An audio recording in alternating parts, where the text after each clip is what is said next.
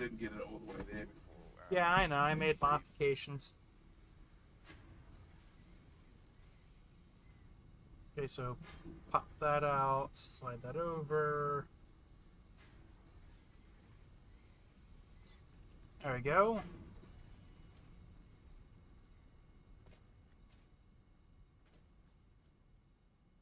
So far, I am kind of eating through a lot of our steel because I'm using it to make the parts.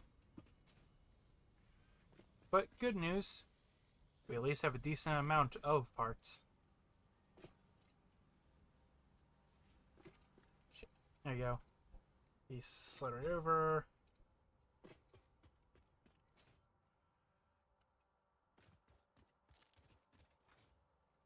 Oh, yeah, never mind.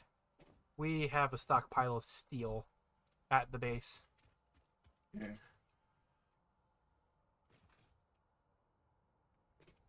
Also, head back to the main base. You'll notice something interesting I did around here.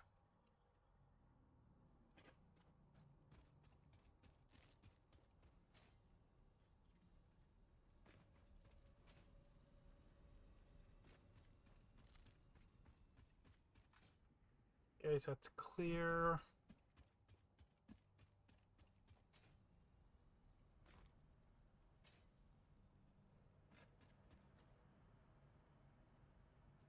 Okay, so why is this not... Oh, there you go. Now it's alive. There we go.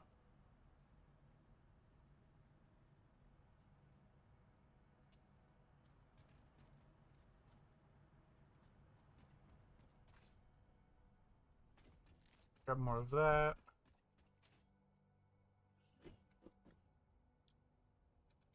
Also, I also unlocked all of the upgrades. You exploring the new area?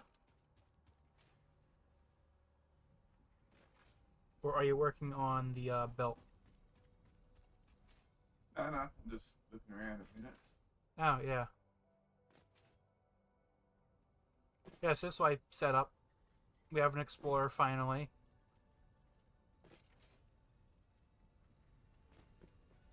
It isn't really the best, but hey, it works.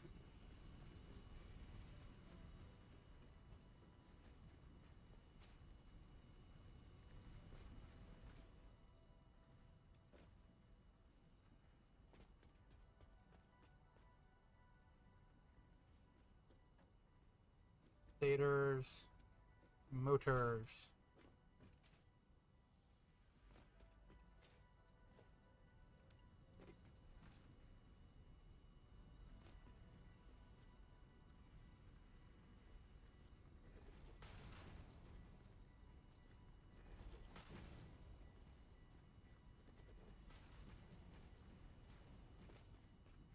Go.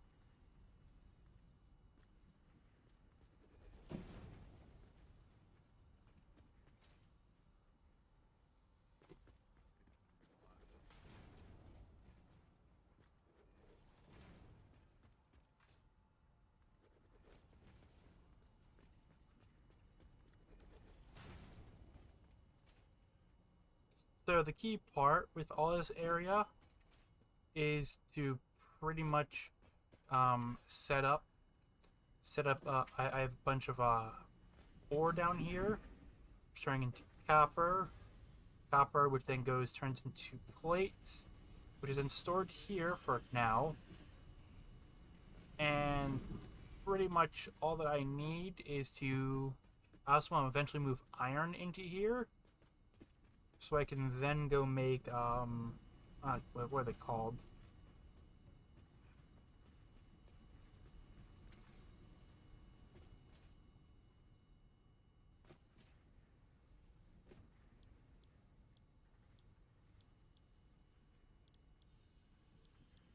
Oh yeah, I also need modular frames to be produced at decent rapid speed.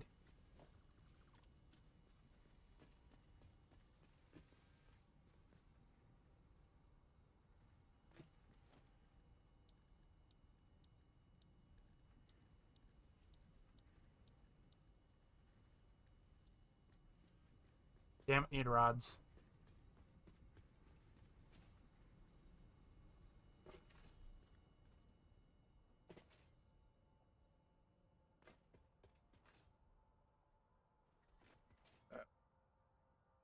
I'm gonna go upgrade the power plant because I think it hit twice. Okay. What's wrong with our power supply? Oh yeah, also I redid power, by the way.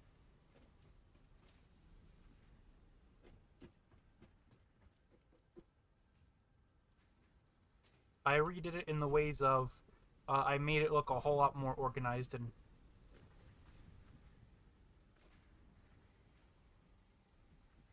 go. That's enough plates for now.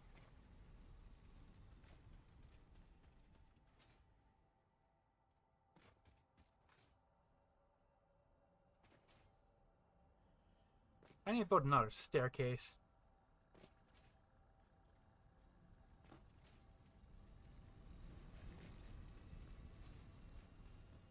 Find our way up here.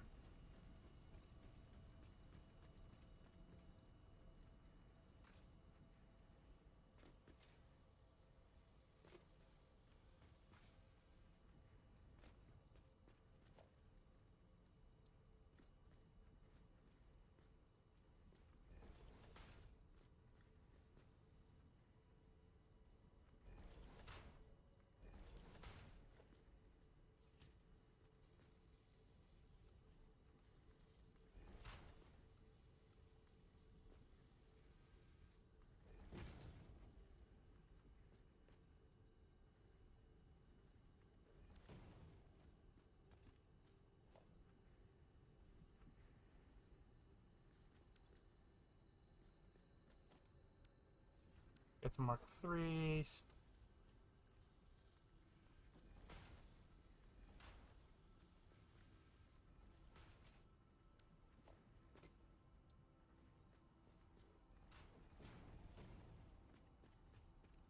Mark 1s.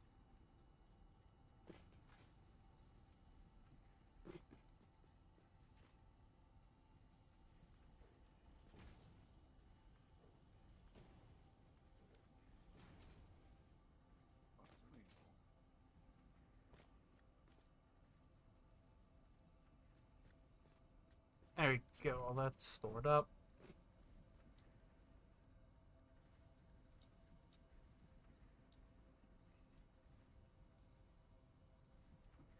Now, assemblers.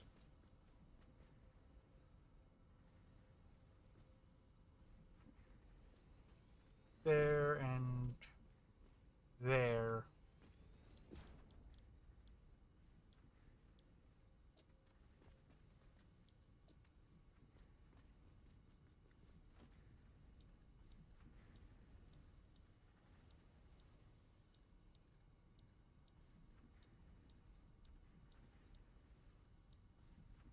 Okay, splitters.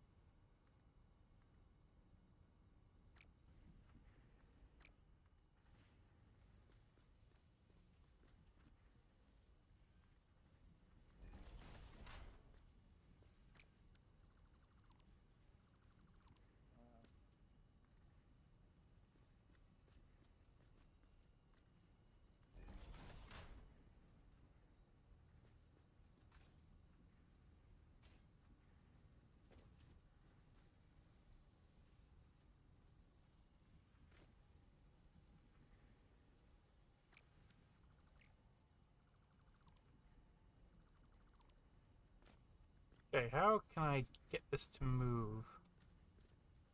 Wait, I can just do that.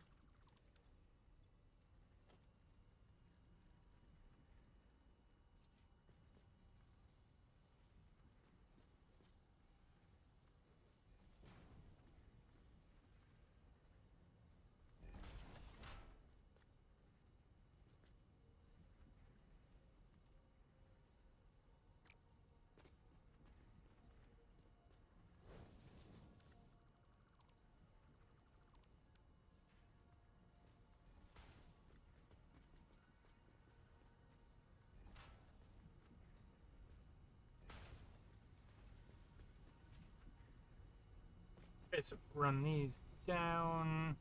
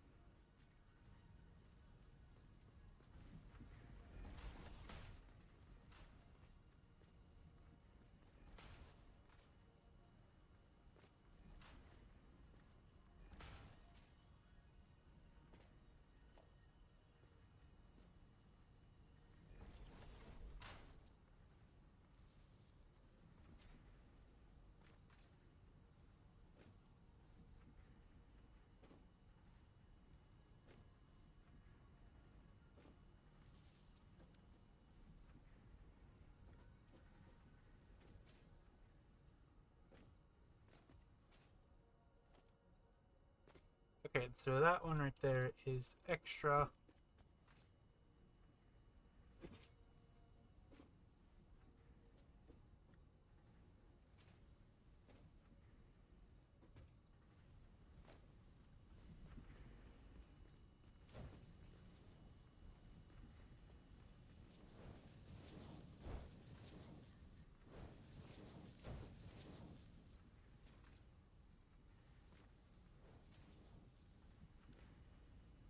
There we go. Maximum 3.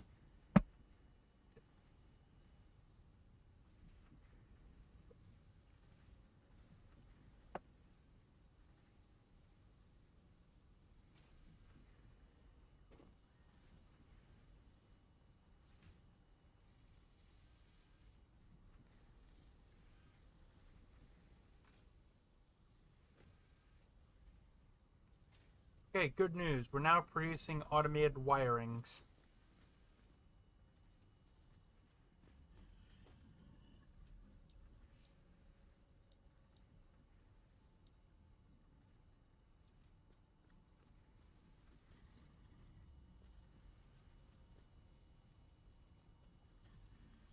Oh, also, we also have maximum hand slots, by the way. Well, almost max.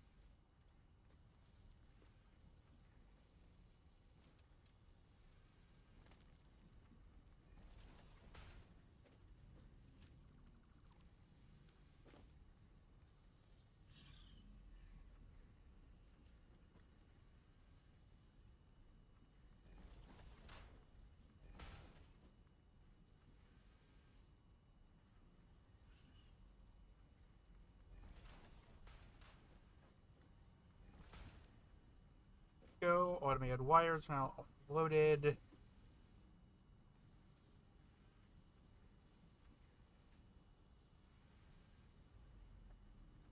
Okay, now we need steel casings.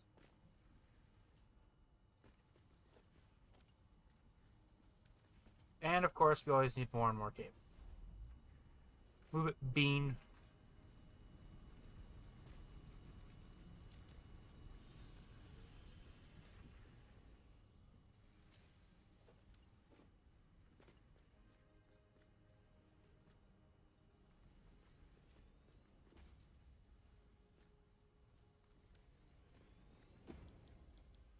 Okay, so that's steel and modular frames. So it's cheaper to just do it like that. Got it.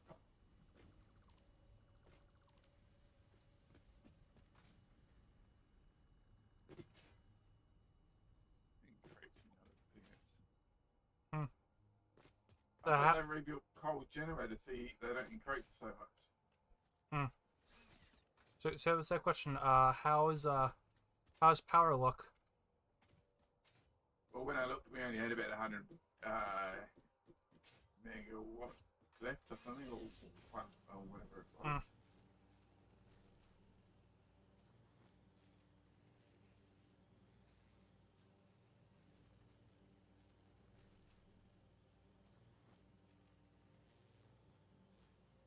Oh yeah, by the way for moving the steel to the main factory floor is kind of a long way.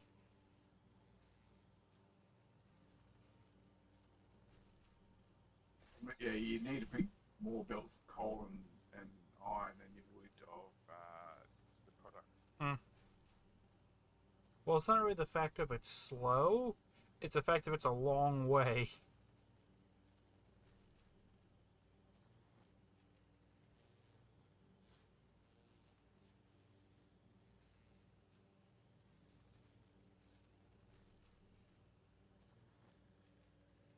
Now we gotta move as slow as possible.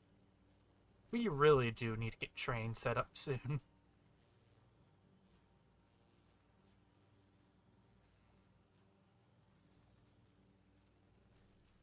Actually, right here would be perfect for steel versatiles.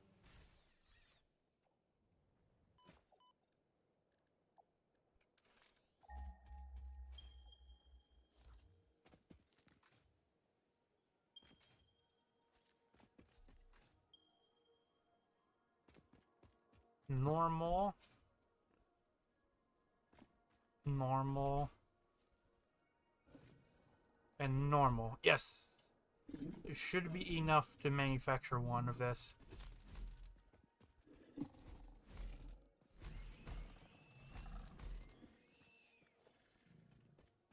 Okay, I know there's either Caterium or what's nearby here.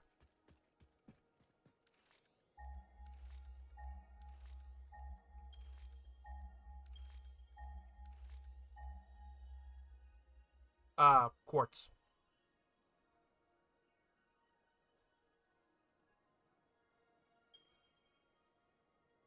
Also, there's more coal near you.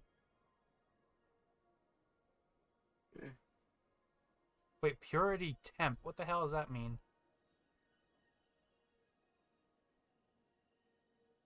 So there's like 3 or 4 nearby you. Yeah, there's 4 here. I'm going to use the other 2 for the Steel. well, actually, technically. Oh. Okay. Yep. Well, if you look at the map where I'm at, I'm in this little alcove area that is perfect for building steel steel frames, modular frames. There you go. Because there's 3 deposits right here.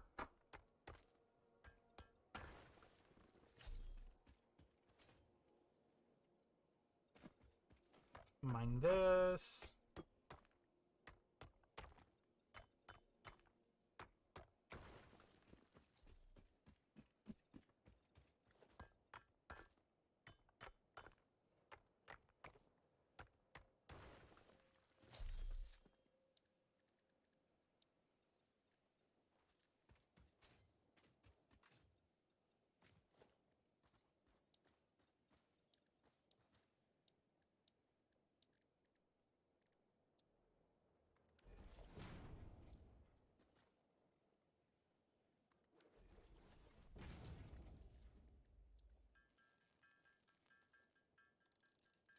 Okay, so question: should I use Mark IIs or Mark I drills? Mark IIs. The plan for Mark IIIs. Mm. Always plan for Mark III for your system. Well, when you come over, could you transfer over some more encased beams? I don't think there's any getting made at the minute. Oh, well. No, I can always craft a few at least.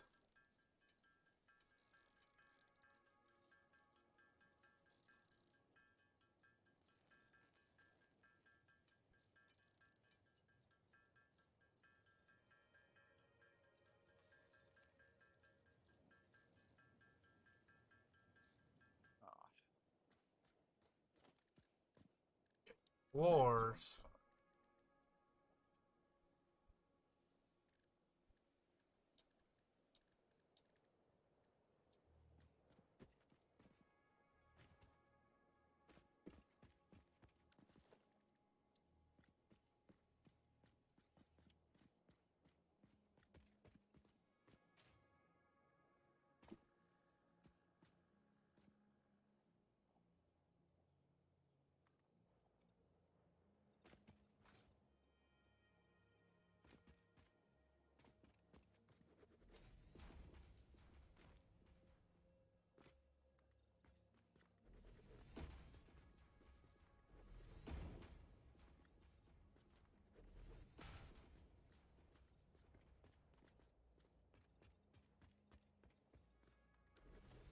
Okay, production drills.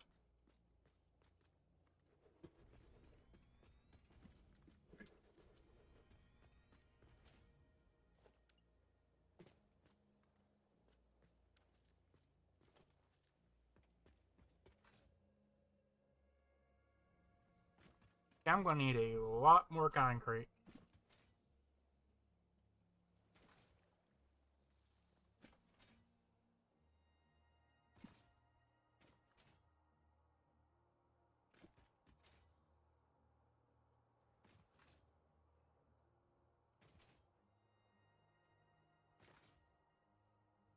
Okay, let's keep on flinging around.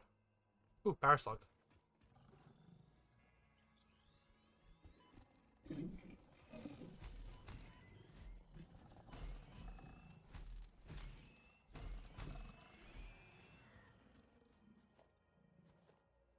There we go.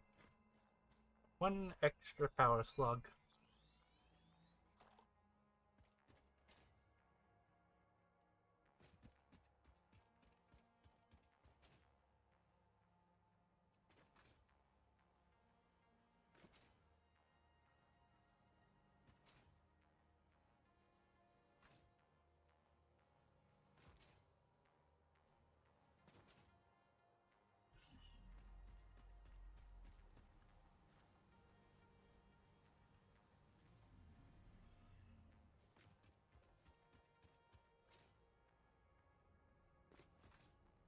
Wonder how many advanced wiring kits have we made?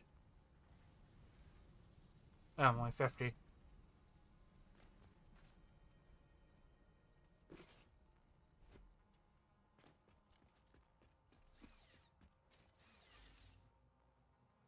Oh yeah, also, I kind of went around and I also installed breaker boxes around the place.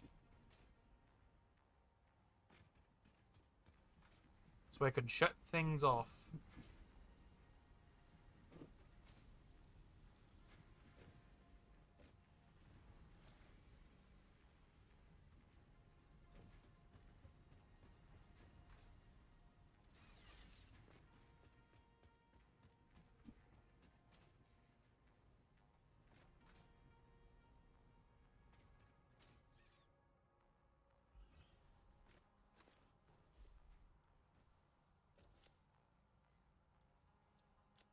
Yeah, it should hopefully be enough items. Hopefully it's enough concrete.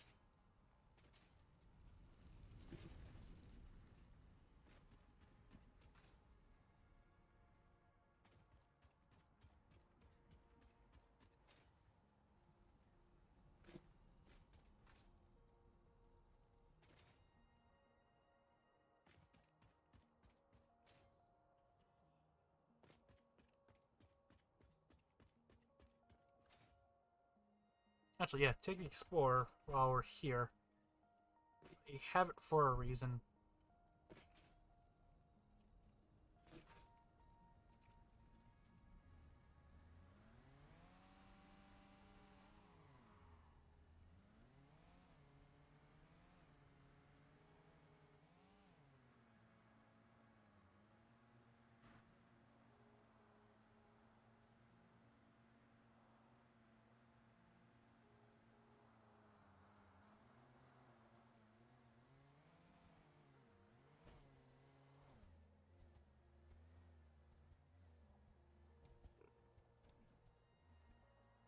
Turn forward.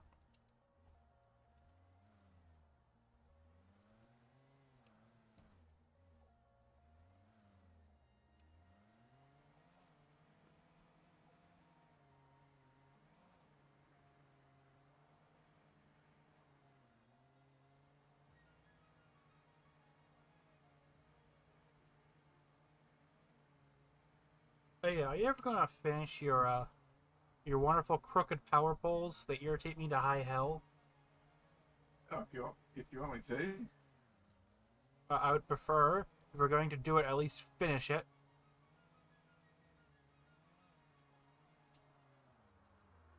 Oh yeah, by the way, are you planning on buying Starfield by any chance? Probably not really. I don't think.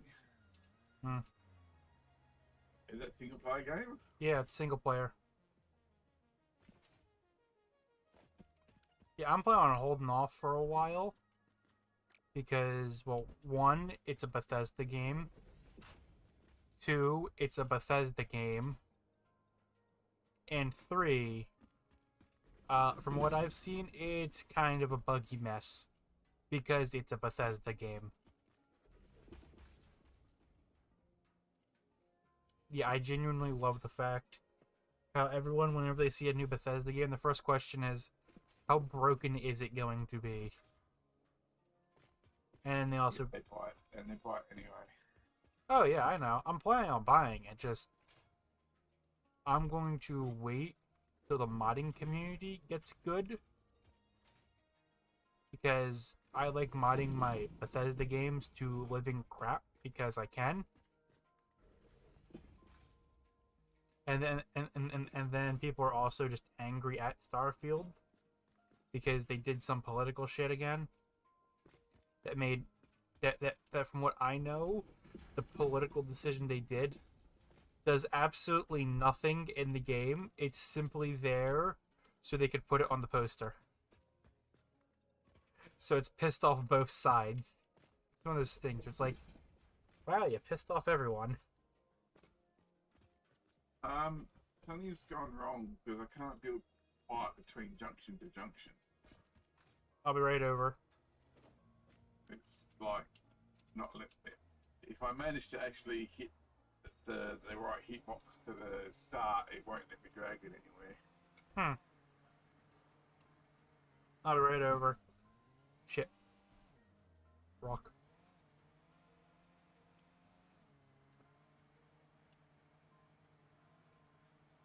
Okay, right through the road.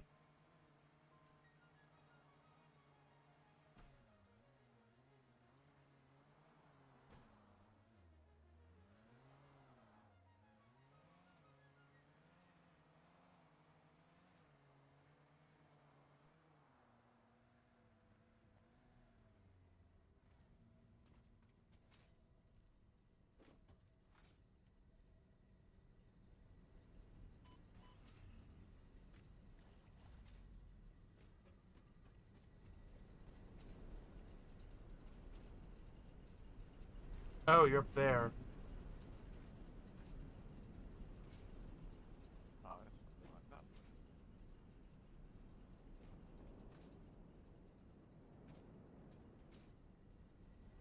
That's not like that either.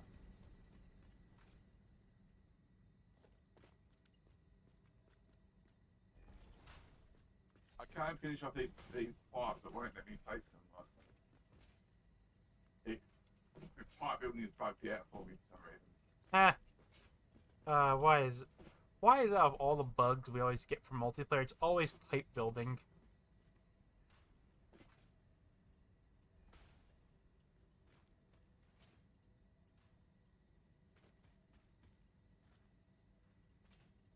Yours will be enough power.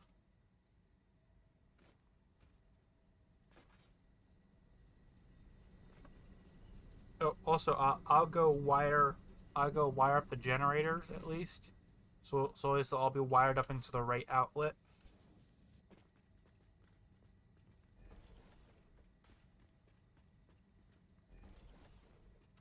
I'm out of reinforced plate. Hmm. Here's some more buildings needing power plants.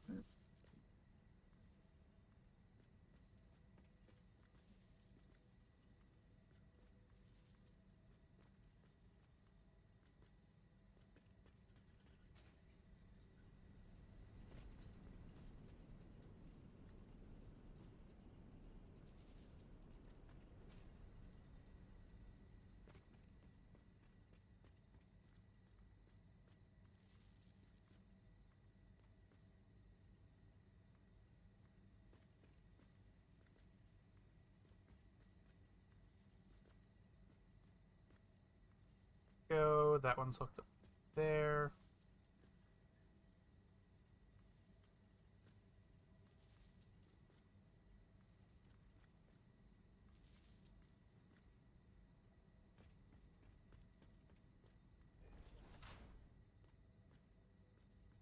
that you just flying over? Not fine anyway. Oh. I saw a giant shadow. So there you go. Everything's hooked up properly. Ah, it's copper. Pure node. Have you got any power shards? I have 2. I want to install them on the cold thing so I can get more coal out. Hmm. So yeah, also I have also expanded the water. Yeah. Yeah. You only need 3 per 8. Yep, and also on top of that, I also made it look a whole lot better. Also, the water is currently 2 per pipe. It's your 2 or 4 per pipe.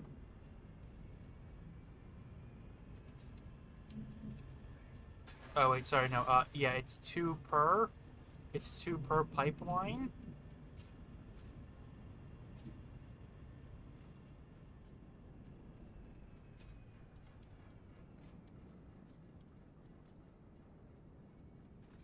Yeah, because it all goes into 3 tubes, which then go all in,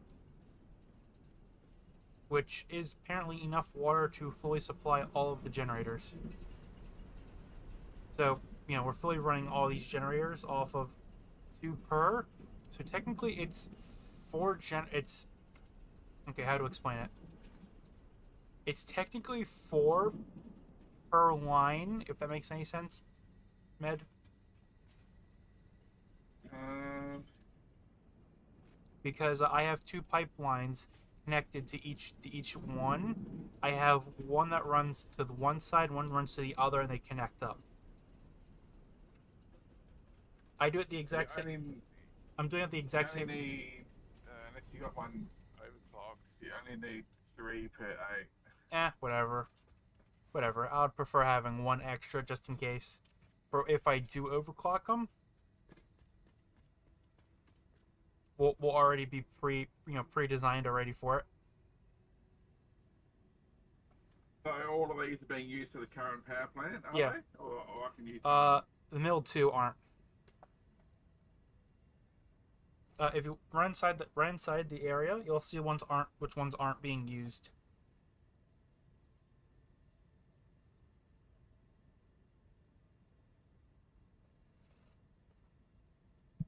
Because if it's not being used, I left it on the wall.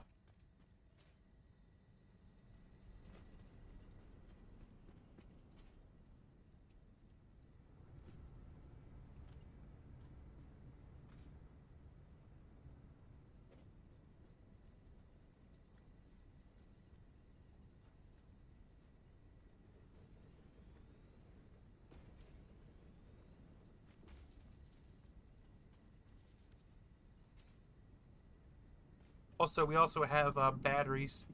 I think I've built over 200 of them.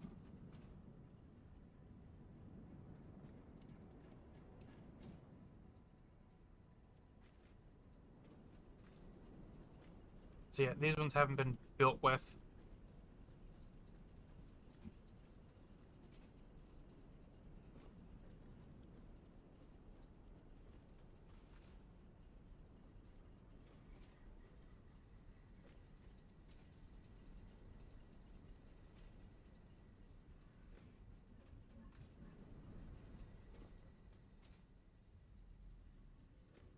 Also, I'm just surprised of just how compact you get this steel. Like, it is extremely compacted. Yeah.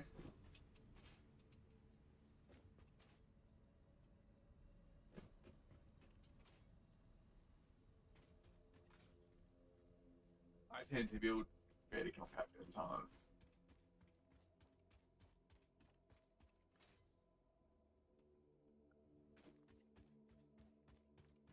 I think that's about the most compact design you can get, though. Yeah, I think that too. Wait, probably grab the Explorer.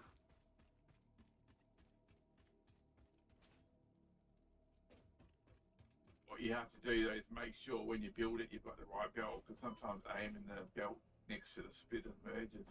and Yeah. machine, it can be hard to aim.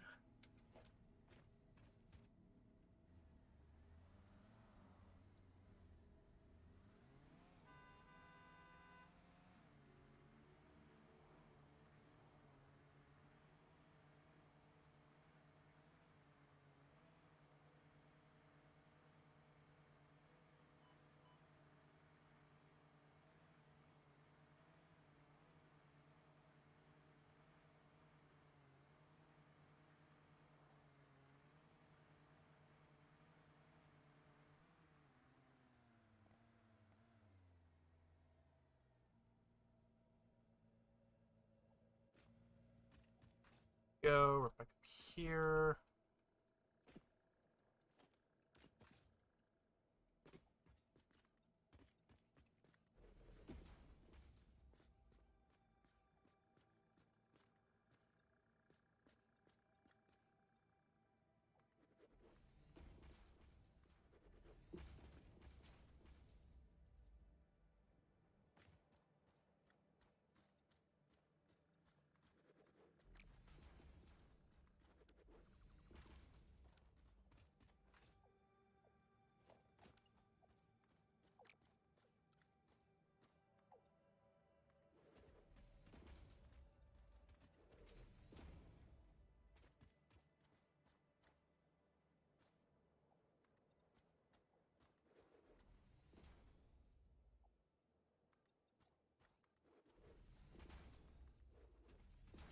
Go. That's reinforced.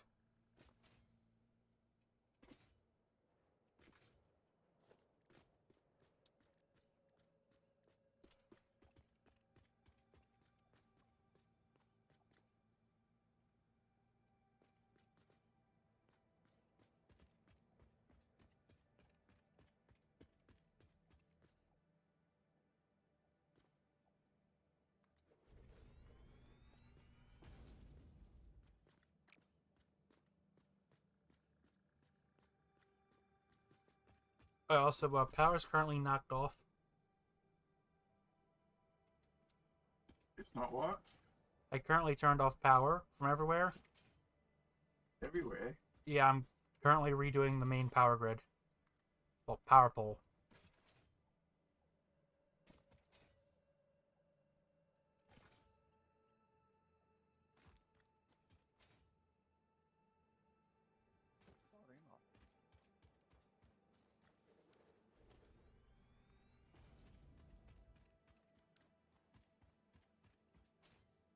There we go. Power's back on. So because where I'm building this modular area, it's literally right next to the main power line. So I'm just going to implement the main power line into the base. If that makes any sense.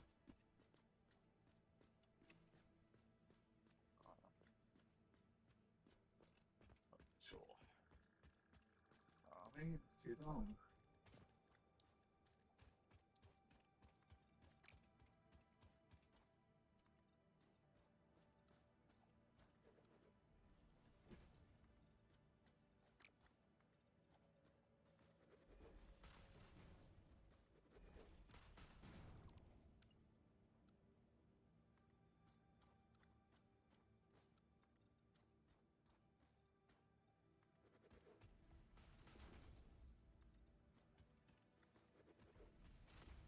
Go.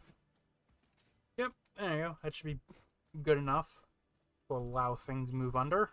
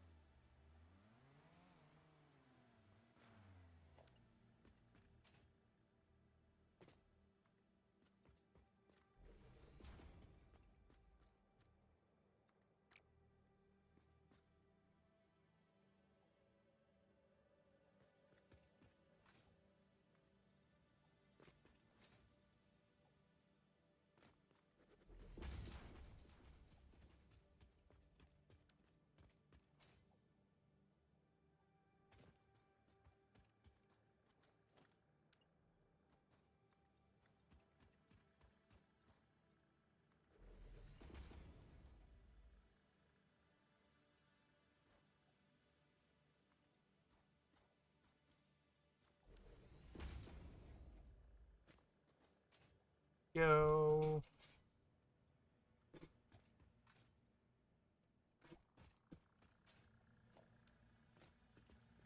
Actually, do we have logistical stations yet? Damn it. What do you mean, like little? Well, good news. Nope, won't fit. Can't fit a truck station down here.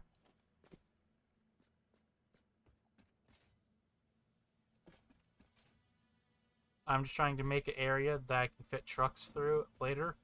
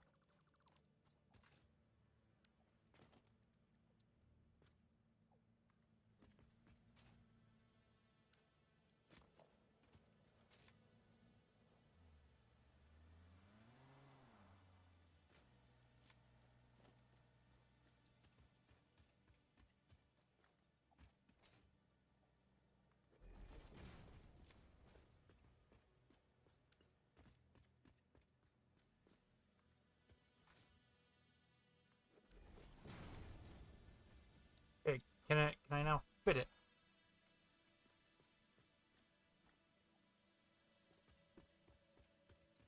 I just need more frames, apparently.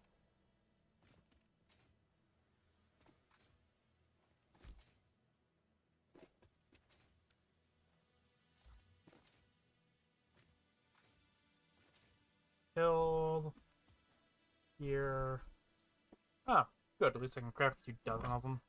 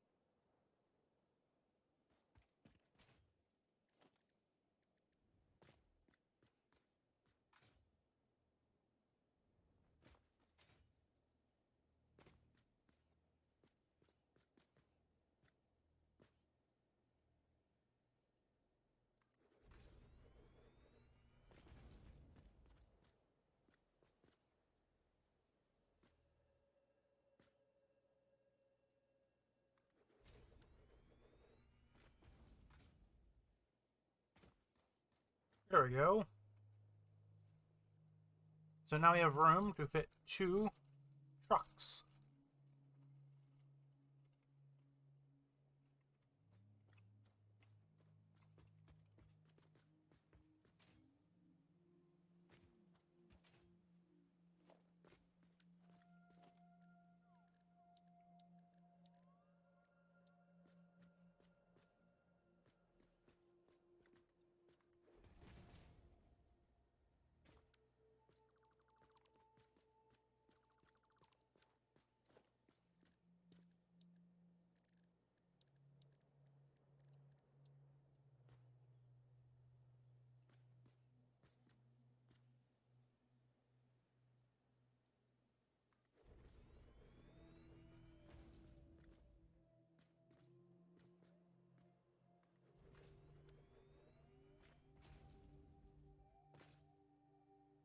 Oh, there we go.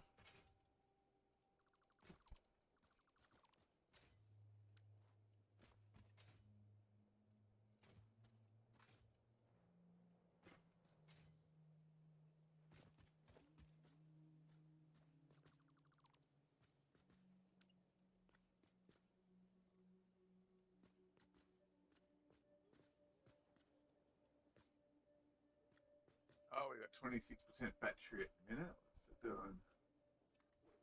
Charging. I just added a few dozen more, so... So we're making 1200 and we're, I suppose we're only consuming 600-ish. Max consumption is over our production though.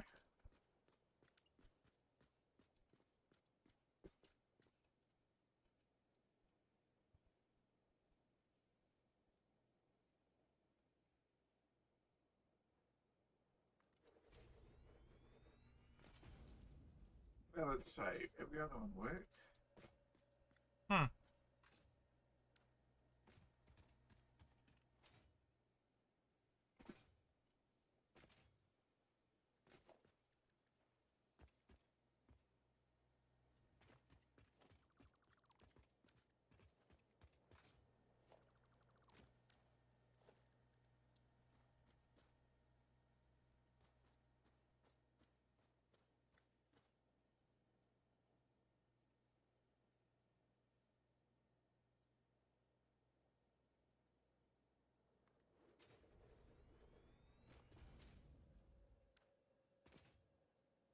Yeah, that should work for now.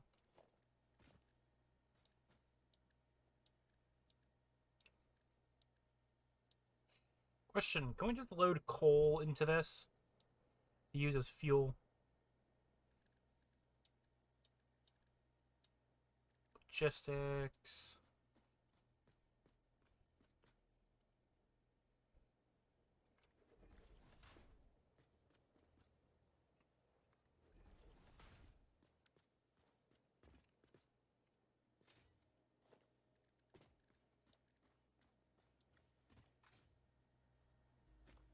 Wow, tractors got smaller, looks like.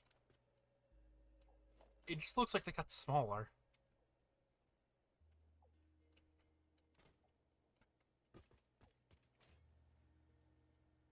That or the truck station just looks massive now.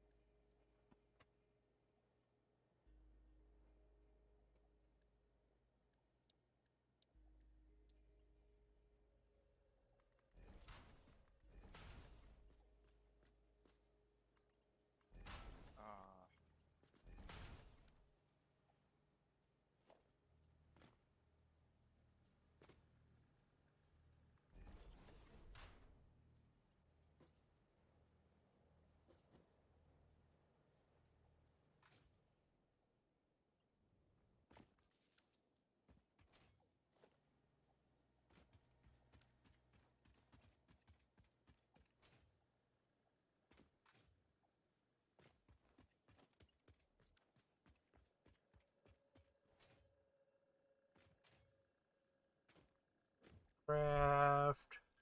more...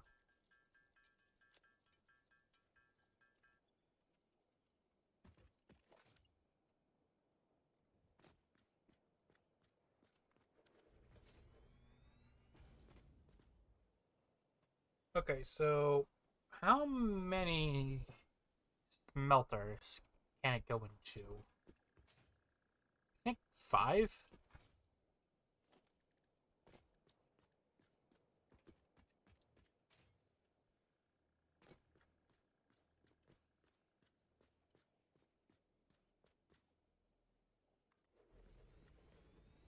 Have any users, like viewers, spotted my conveyor poles and commented on it? No one really, because the videos haven't really been released yet. They're still in the cutting room, I'm going to be honest. I am procrastinating on the cutting, because, do you know how much footage we have I have to cut through? I have done 3 hours out of the 15 hours of footage I have to cut through.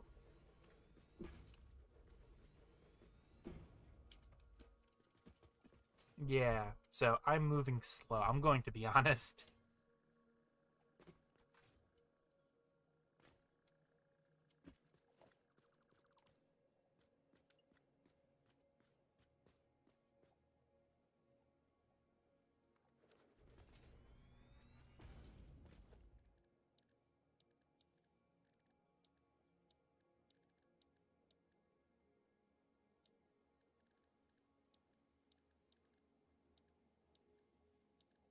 Where's splitters?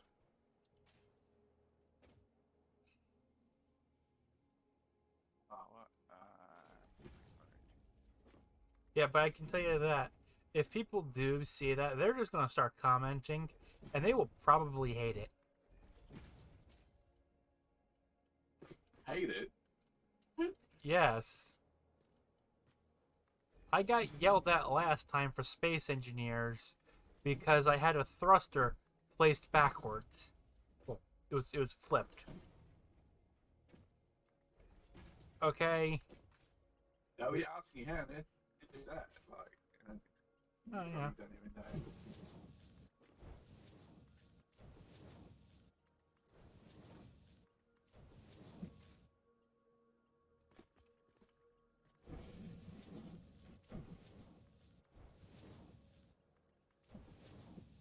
Trying and see.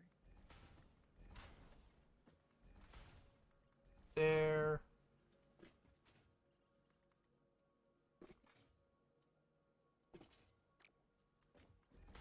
Is that the much to do with it? That would be funny. Get Mark IIs.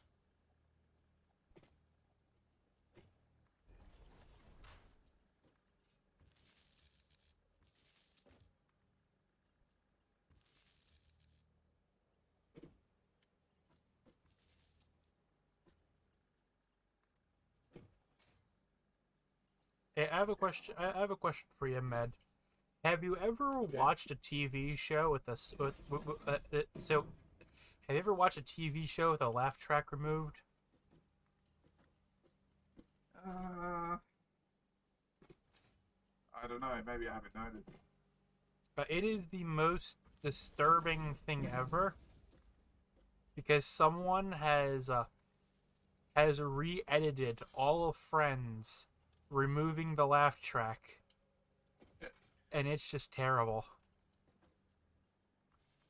Like What about movies? Like movies with that music, like there's oh yeah, these movies that have music playing that aren't happening in real. You know, like the characters that don't have music playing at all times behind them. Personally, one of my favorite edits someone did. They took A Quiet Place and they muted the movie. It was entirely muted for the entirety of the movie. It was to be in a quiet place. So the plot of The Quiet Place is if you make a noise, you're dead. So they literally just muted the movie. It sounded like a really like a drama sort of movie more than a horror. But anyway. Yeah, it's more drama than horror, and the horror elements fucking suck. Simply because the fact of you can't see the enemy. You don't even know what they look like because they're invisible. But but here's the problem with it. The main problem, well, it's not the main problem, but the main draw that makes something terrifying is a good example. Good example is Aliens. Question: how terrifying is one xenomorph? Well, very. If you have never come across it before, you're like, Yes. Yes. But if you know they exist and you're well armed, taking care of one, not that hard. Well, you still got to be on your game. Mm-hmm. Uh-huh. You can't just go, oh yeah, you can't get comfortable. I know. But hear me out. Now we take you and a few people, and now we throw you up against hundreds of them. Exactly. They're back to being horrifying, aren't they? Because it's the entire idea of the threat they pose.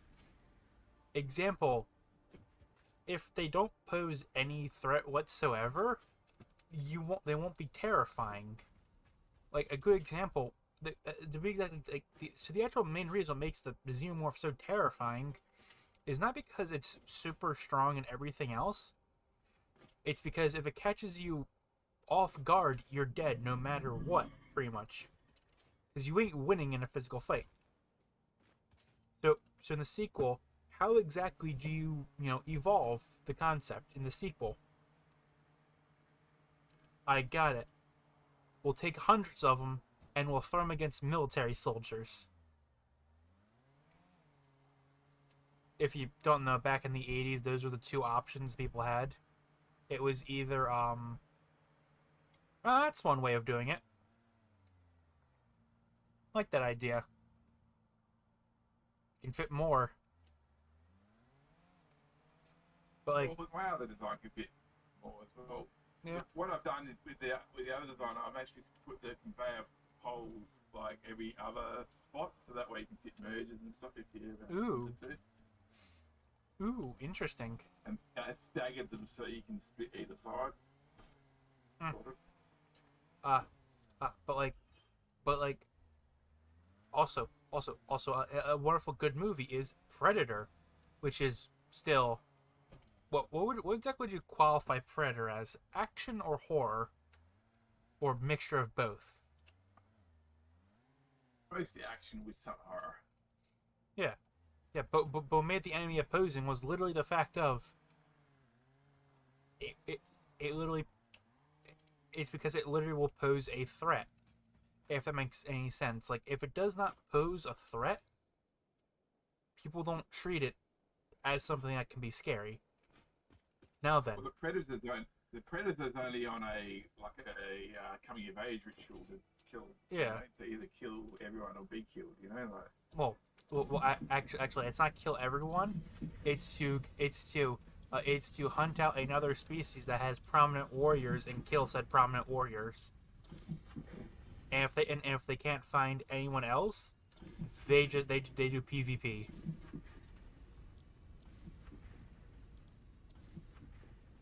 That's the actual war implications. Is that they just want Unless you combine two different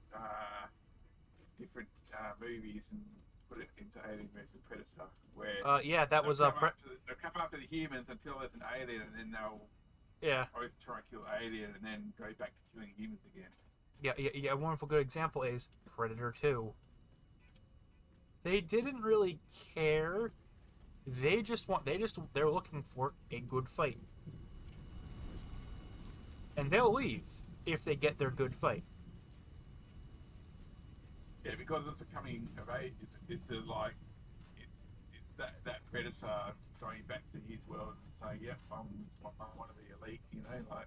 Yep. Everyone's gonna respect me. Yeah, no, but so what makes this even funnier is the actual fact of they all have shoulder cannons, and inside the extended universe, you only get the shoulder cannons if you've actually been proven in battle before. So they're all veterans of the hunt at this point because they all have shoulder cannons, and they hunt with their mask. But I've read a lot of the comics, and they. How's that coming? Oh yeah, they're all really good though. Well, most of them are good. But so each part in the comics they actually explain it. For as a coming of age ritual, they're given no mask,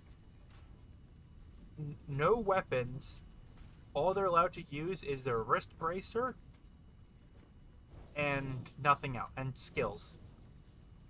And they must take on a near peer, which is normally a group of colonial marines. Or Arnold Schwarzenegger. yeah, which is makes sense. You know what I mean? You need to find a worthy opponent. I got it. We'll bring out Arnold. What will he do? Well, he'll just grab you and throw you against the wall because it's Arnold. Weird things producing. Oh yeah, it's 1-for-1. And to be honest, that is intimidating. The Predator is intimidating because, well, one, it literally cut through his entire soldiers like it's nothing. And he's got a cloak. Yeah. Yeah. Yeah. So like, so how to explain it? You need to set the risk and the threat of the enemy. If I'm starting to make sense, hopefully I am. That's what I'm getting at, though.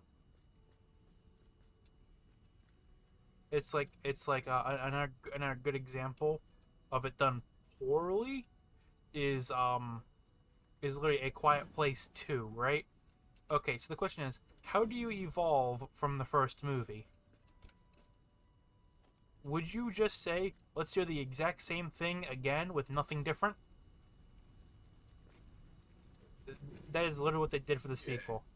The sequel it's just the first movie, but the situation's slightly different.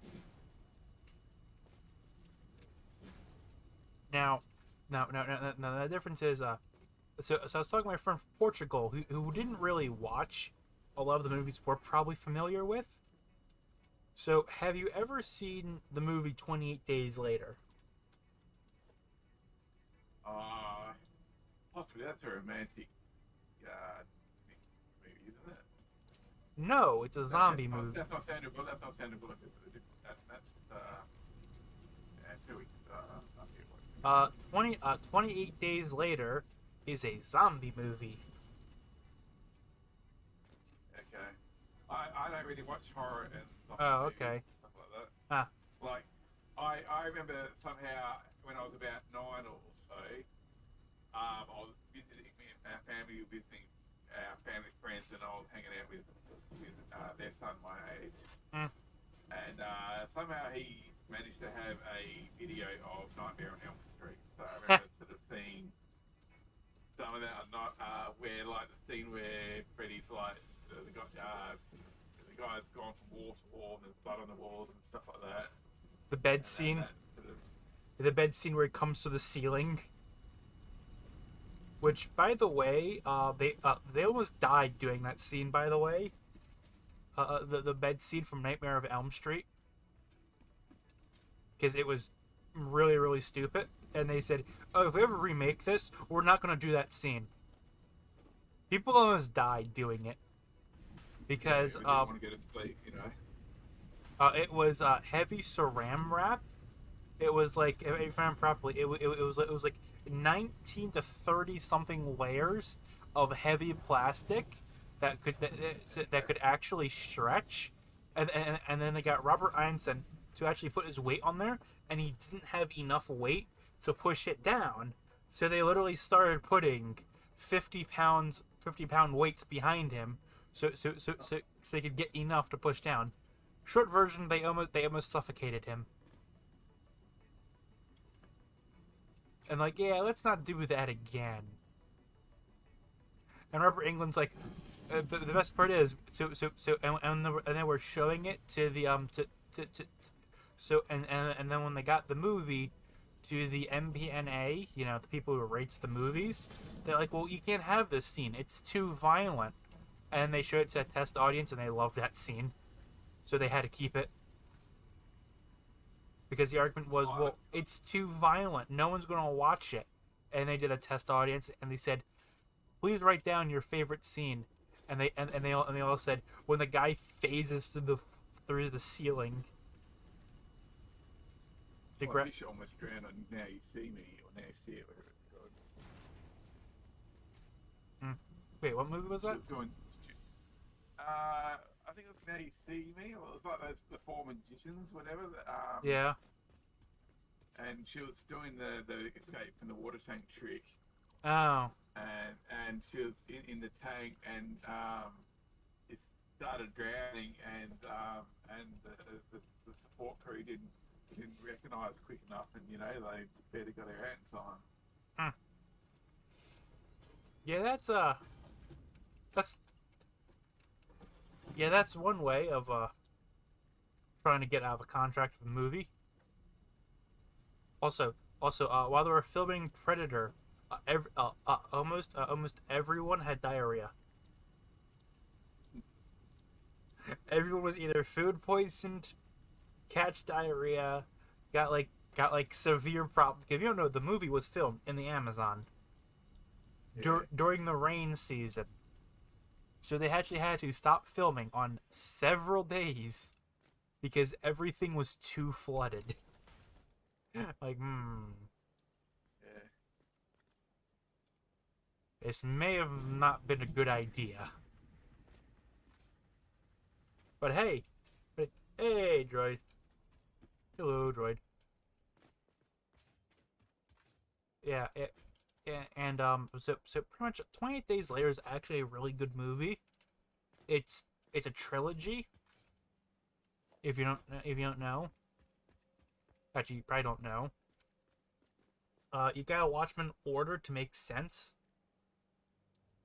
because it makes a lot more sense, sort of. There's also a fourth one, but no one really talks about it because it was never made into a movie.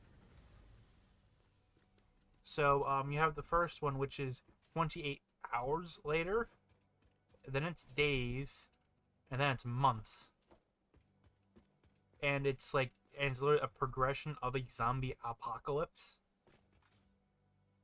And then 28 years later is the apocalypse is over because a question: have you played Left 4 Dead?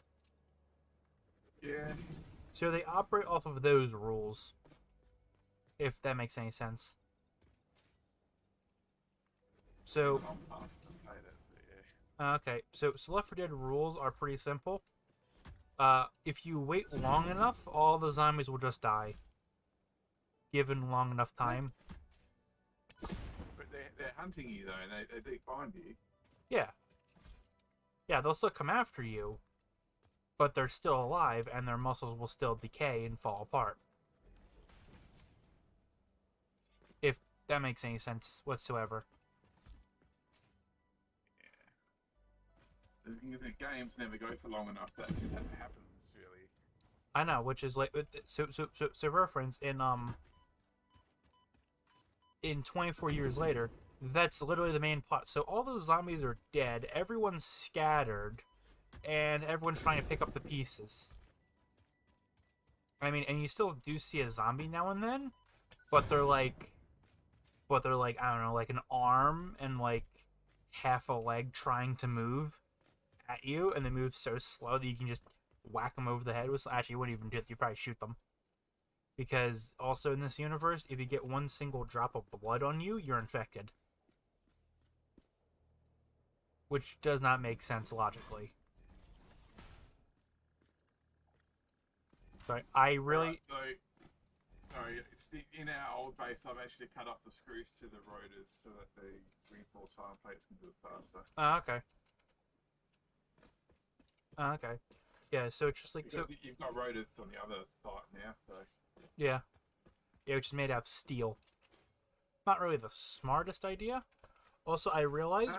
I also realized we have 3 iron deposits at the main base. So I don't need to be building what I'm building over here. You ever just forget you have...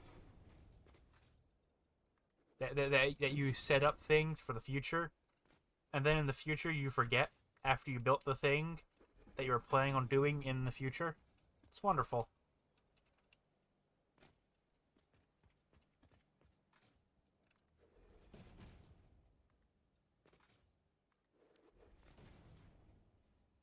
There we go. Actually, I'm only going to use 2 of these because I've got room for more. Production constructor. Why can't we use click and drag for constructors? Someone go yell at Coffee Stain.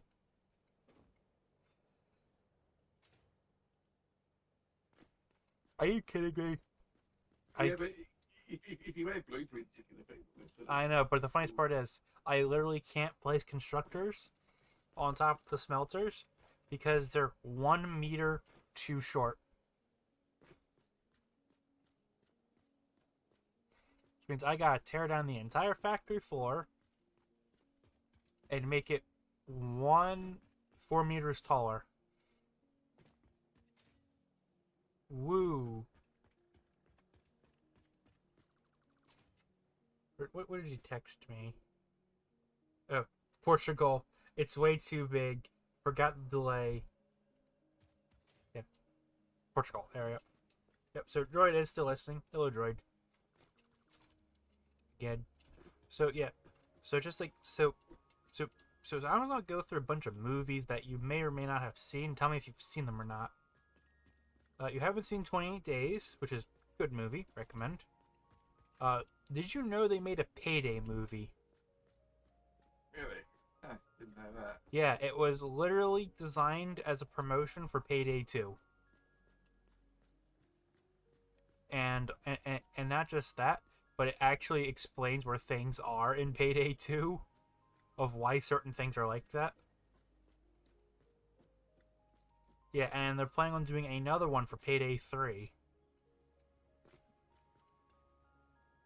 Which what makes me more surprised is the fact that we're getting a Payday 3. And not just more Payday 2. If you don't know, they're still releasing new DLCs for that game.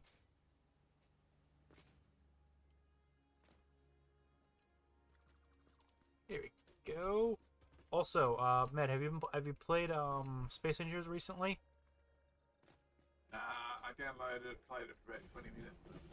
The controls, I can never work out the controls. Good news. They finally added in water. But you're in space. Yes, in Space Engineers, they added water finally into the game. It's great. It's wonderful. It's the best addition they've ever made. I will show you eventually because me and Droid may continue playing Space Engineers soon, hopefully. Droid, I'm drafting you. We're going to be playing Space Engineers again soon, probably tomorrow, if anything. Because, you know, when in doubt, when I run out of games to stream, I always return back to Space Engineers. For some weird reason. It's the wonderful joke. It's the wonderful joke that my friend makes. Whenever he's sad or depressed, he just boots up Skyrim. Or it's like 4 in the morning. I don't know what to do instead of go for bed. I got it. He literally just starts playing Fallout New Vegas. And I'm just like, why are you playing New Vegas? It's like 4 in the morning. And they just DMs me with something just like something like completely stupid. It's just like, I just won the lottery. Matt, have you played Fallout 4? Sorry, New Vegas. I don't think I've even played any of the Fallout series. Okay, so New Vegas is the best one from the Bethesda era. So how to explain it? There is multiple eras of Fallout.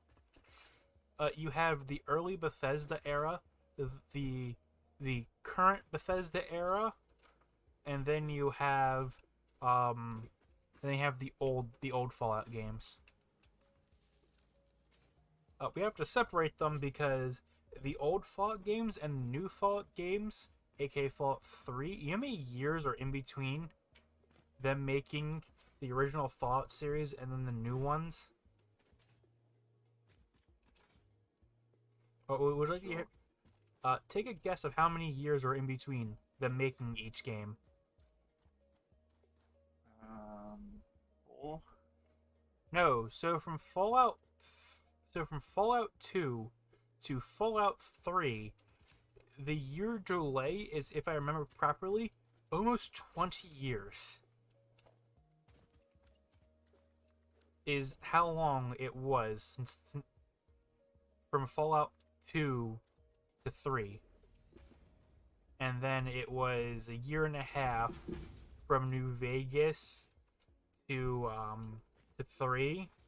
And then it was 5 years from New Vegas to Fallout 4.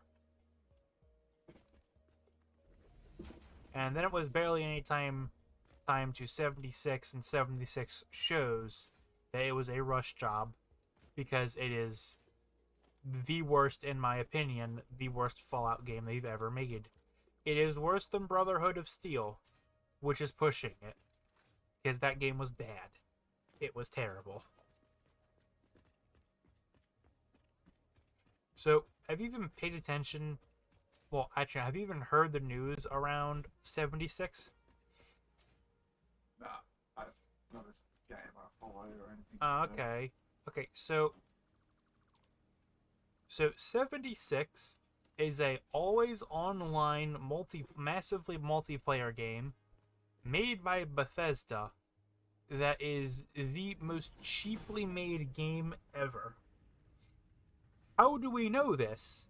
Because it literally takes huge slobs of Fallout 4's code, bugs and all, and makes it into a multiplayer game. And because it's using Fallout 4's engine and most of its assets, it is for reference, in every single Bethesda game, there's a room called the Dev Room, which has every single thing important in it, for development. And normally inside the Dev Room is like all every single weapon, every single item that's important, or that can be important, is always stored there.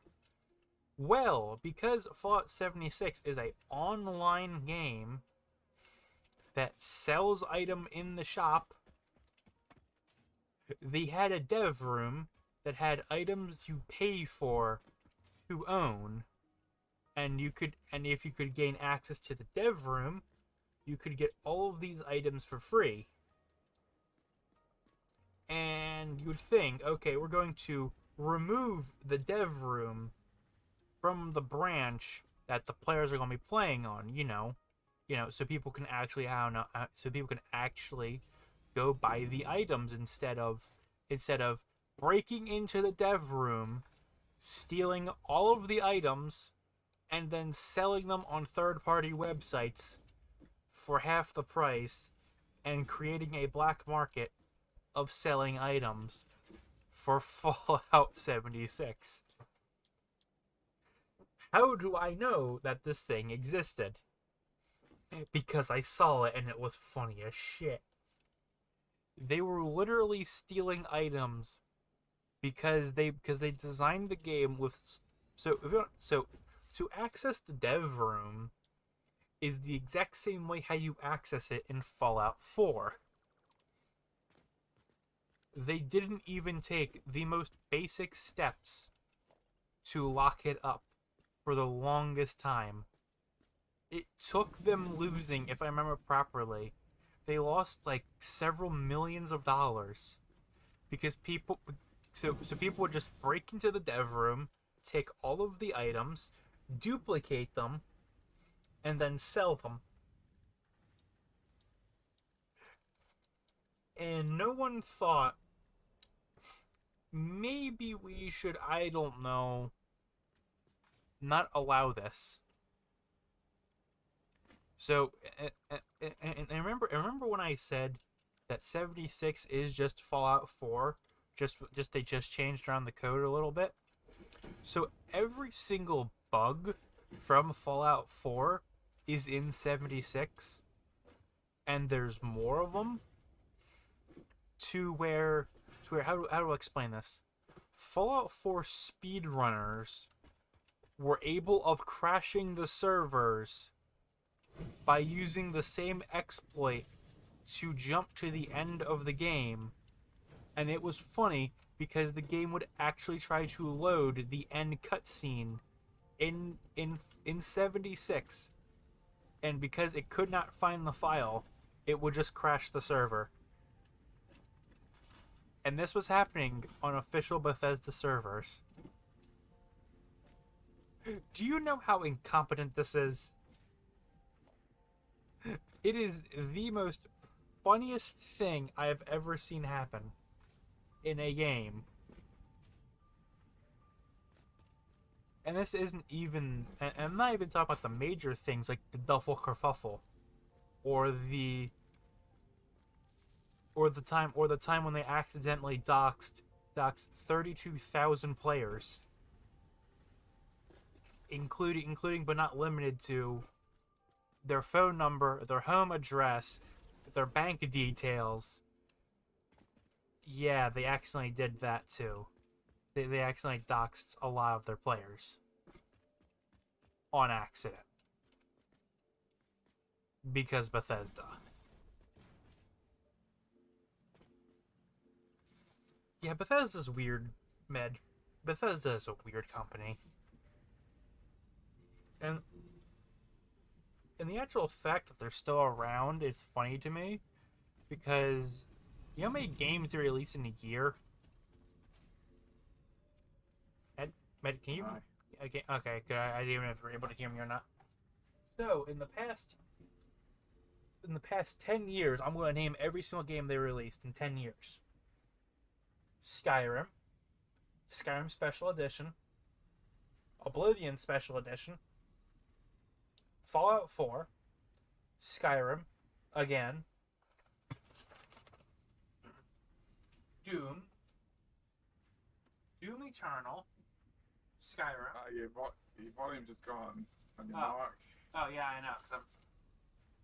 I got it real quick. So for reference, they released Skyrim 4 times for 4 different console generations. For reference, I own 5 copies of Skyrim. It is. That's not an actual joke. I own 5 copies of Skyrim. Between me and my brother, we own it for the 360, the PS4, the Xbox One, and Steam.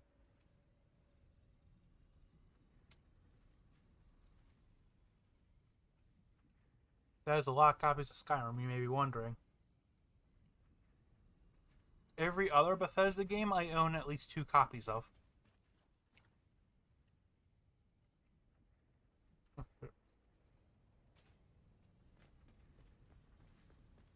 I own 2 copies of Oblivion. I own 2 copies of Fallout 4. If you don't know, the main reason why is because on console you can't mod the games, and if you play them on PC, you can mod the living crap out of them. And Bethesda encourages people to mod their games. That's not an actual joke. It's like Todd Howard, the CEO, literally said, "Yeah, we know." He literally said, "So we know we'll find features that you don't like, and you'll just mod them out or mod them to make them better. We just know you're going to do that because we have faith in you, and because we know what this community has done." But for reference, people are currently trying to remake the original Fallout games in the Fallout 4 engine, and it's somehow working really well, which is more terrifying. And also on top of that, they're also trying to port No Man's Sky into Fallout. Yeah.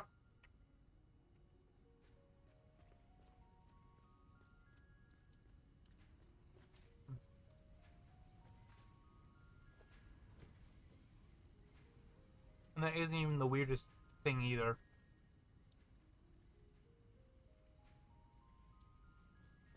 Because Bethesda uses the exact same engine for most of your games, you get this. You can port assets from one game into another, and it runs perfectly mostly. Because, it uses the exact same animation libraries, you know what I mean? So people have started to port Fallout into Skyrim or Skyrim into Fallout or vice versa. You know, they're taking other Bethesda games that use the Bethesda engine and they're modding it into other Bethesda games. And it's starting to get a little out of hand. Now I have a question, Med. Have you heard of the new Armored Core game? No.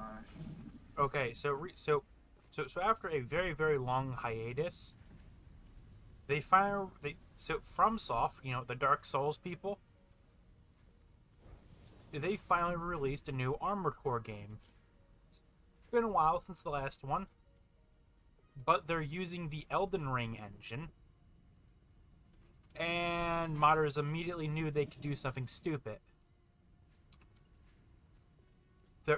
I know friends who are actively trying to actually port over the entirety of Armored Core's assets into Elden Ring, and they're calling the project Elden Core as a joke, because why not decide, you know what would be a fun idea?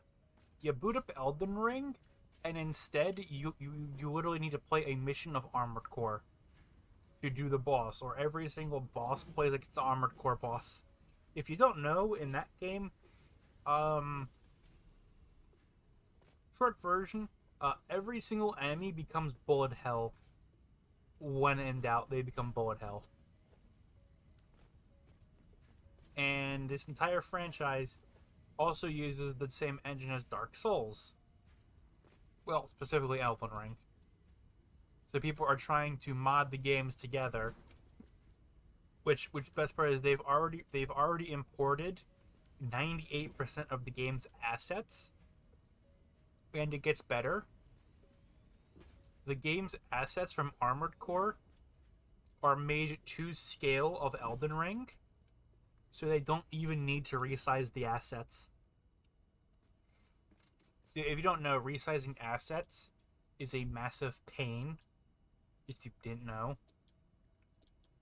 Because to resize an asset, you need to get the texture properly, then you need to realign the texture. If the texture doesn't fit the right size, the texture looks weird. You know, there's 100 different problems with it. But personally, the way how they designed the game, they almost designed it intentionally that they would figure out that modders would try this, if that makes any sense. Droid. We're like, it's that well designed. Hopefully I didn't lose you, all of this talk. How are the modders making their money out of it then? The modders do it for free, or they get supported through Patreon or other things.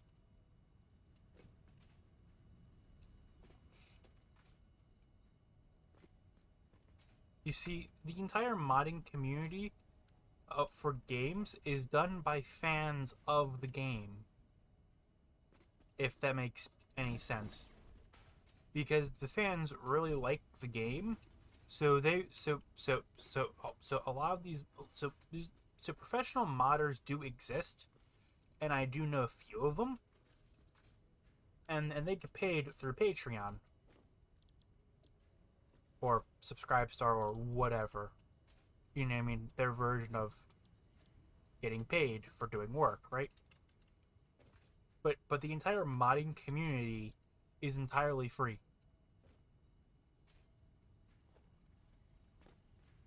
Because, well, if you shove a price tag on mods, no one is going to buy it.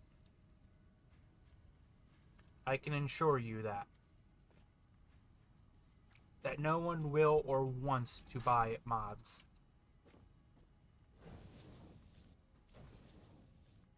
Because Nexus Mod Manager tried having paid mods. You know, it wasn't really paid, but it was more like, you can do this for the mod developer and they get a massive cut of this. And the mod creators were like, yeah, we don't like this. This is just scummy. because I mean, they were actually charging money for other people's free content, because it's a work of passion is the best way to explain it. Any other questions? Uh, Hmm. Okay, so all this goes into there. Now I just need a bunch of screws. So just like, so, so when it comes to the entire modding community, I'm going to be honest, but also like sometimes the most nicest people I've ever talked to come from like the modding community, like specifically the Space Engineers modding community. Because I've actually talked to the actual creator of the water mod, and he's like, "Oh yeah, it's great, it's wonderful." Like, and he's a very nice person. And I literally asked him, like, "Yo, are you ever planning on like actually opening a way for people to support you?" No, I don't want to because I do this in my free time because I have passion for this. And then Keem Software, the creators of Space Engineers, and they come and say, "Yo, how would you like to work for us?" Because that's what a good developer does. If they have a good modding community, they start recruiting the good modders into the development team. If that makes any sense. Because when designing a game with a proprietary game engine, like Fallout or Elden Ring or Space Engineers, the actual game engine is the most complicated thing known to man. And whenever they get new hires, the first 3 to 4 months is them trying to figure out the game engine. but why don't they just use like Unreal or something like that? Because Unreal is really, really specialized at one specific thing. It can't do other massive things. Also, if you use Unreal, Epic takes 40% of your game's profits. 40%. Mm-hmm. Really? Mm-hmm. That's ridiculous. I know. I mean, if it makes... Actually, no. Actually, it's a sliding scale depending on how many copies your game sells.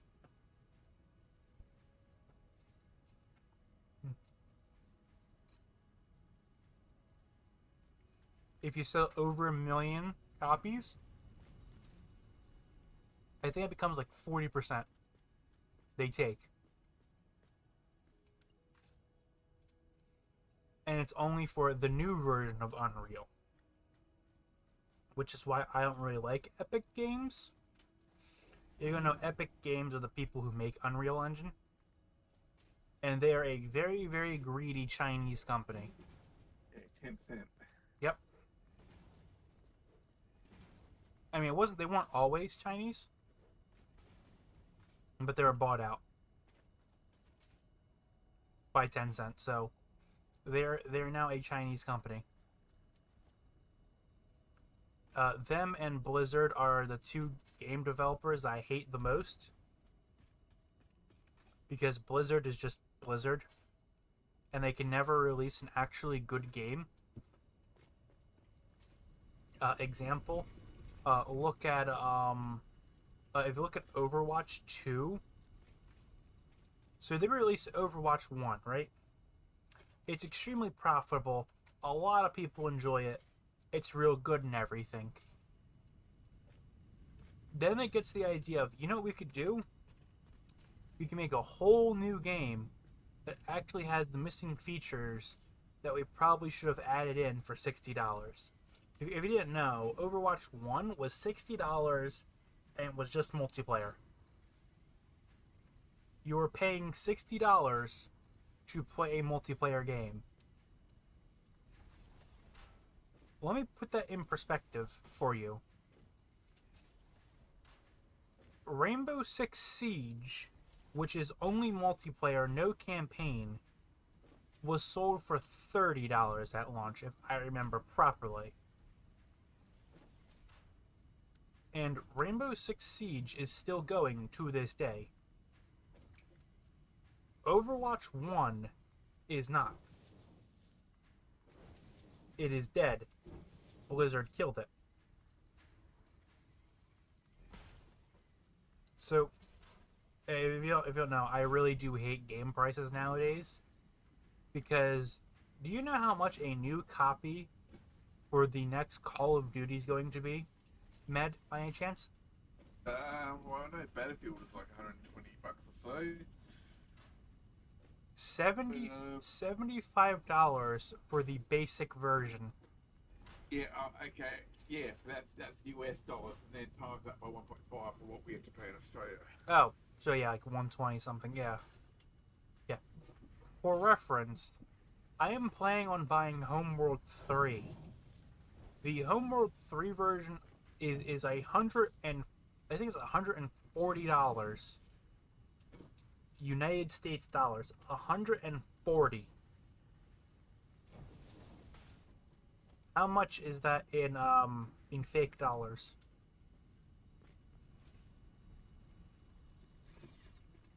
Right.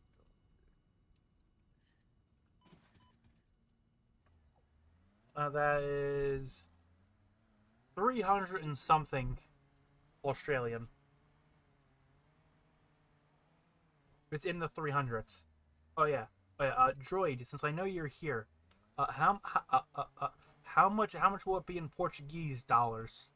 Pesos, dollars. I don't know. Droid, I know you're still watching. How much is it in your currency?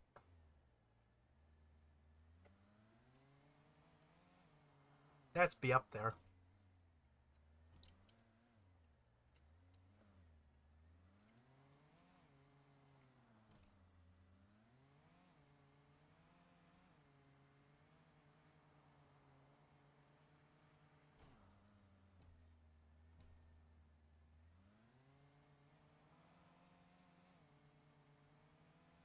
Yeah, all I know is it's going to be expensive. Yeah, and just like with all these games constantly getting more and more expensive, have you ever noticed that all these games we get nowadays are incomplete and or a buggy mess? Like, think about it. Like, when was like the last fully complete game that did have massive bugs?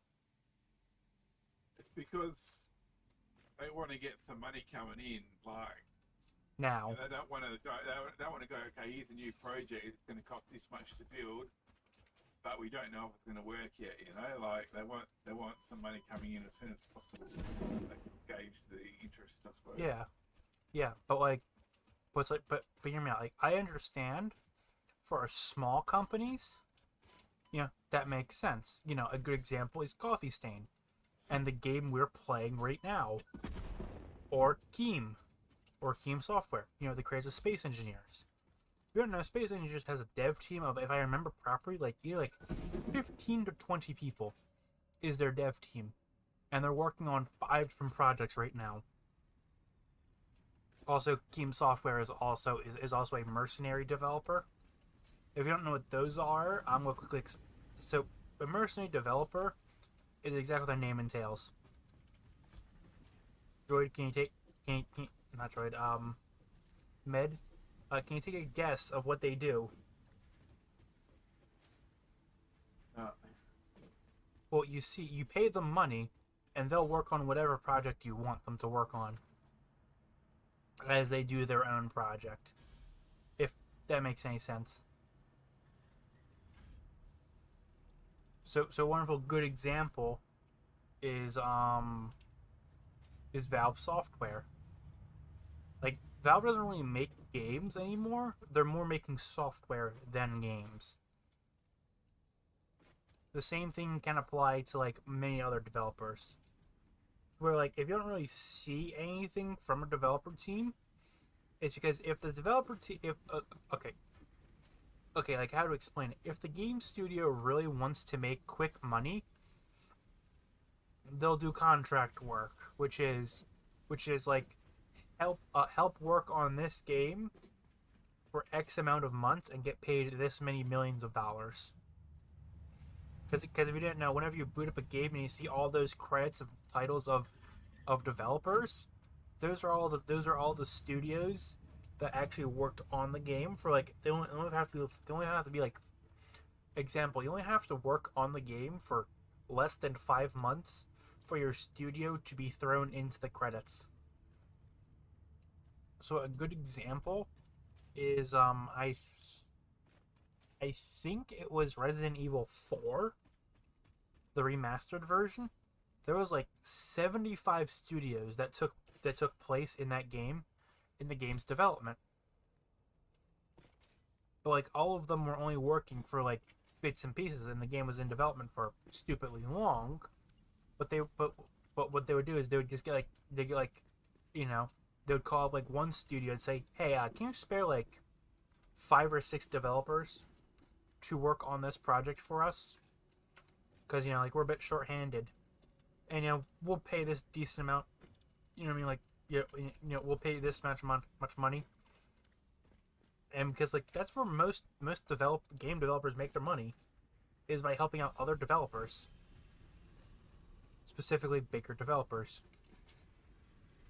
Or if a small developer is lucky enough, they can get a contract to make a AAA game on behalf of a company. A wonderful good example of this is the people who made Aliens Dark Descent. It was made by a very, very tiny developer team. Like, I'm talking, I think, like, it was either, like, 5 to 6 people on the development team.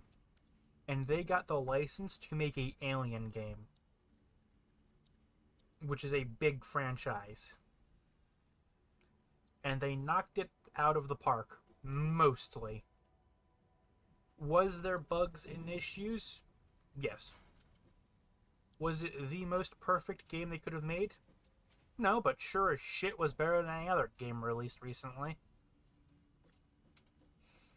And also, if a game developer team really wants to make a lot of money, the answer is there's also something a lot more easier they can do. That's a whole lot more cost effective. You don't need 900 employees to make one game. I am, at this point, specifically yelling at Blizzard and Microsoft.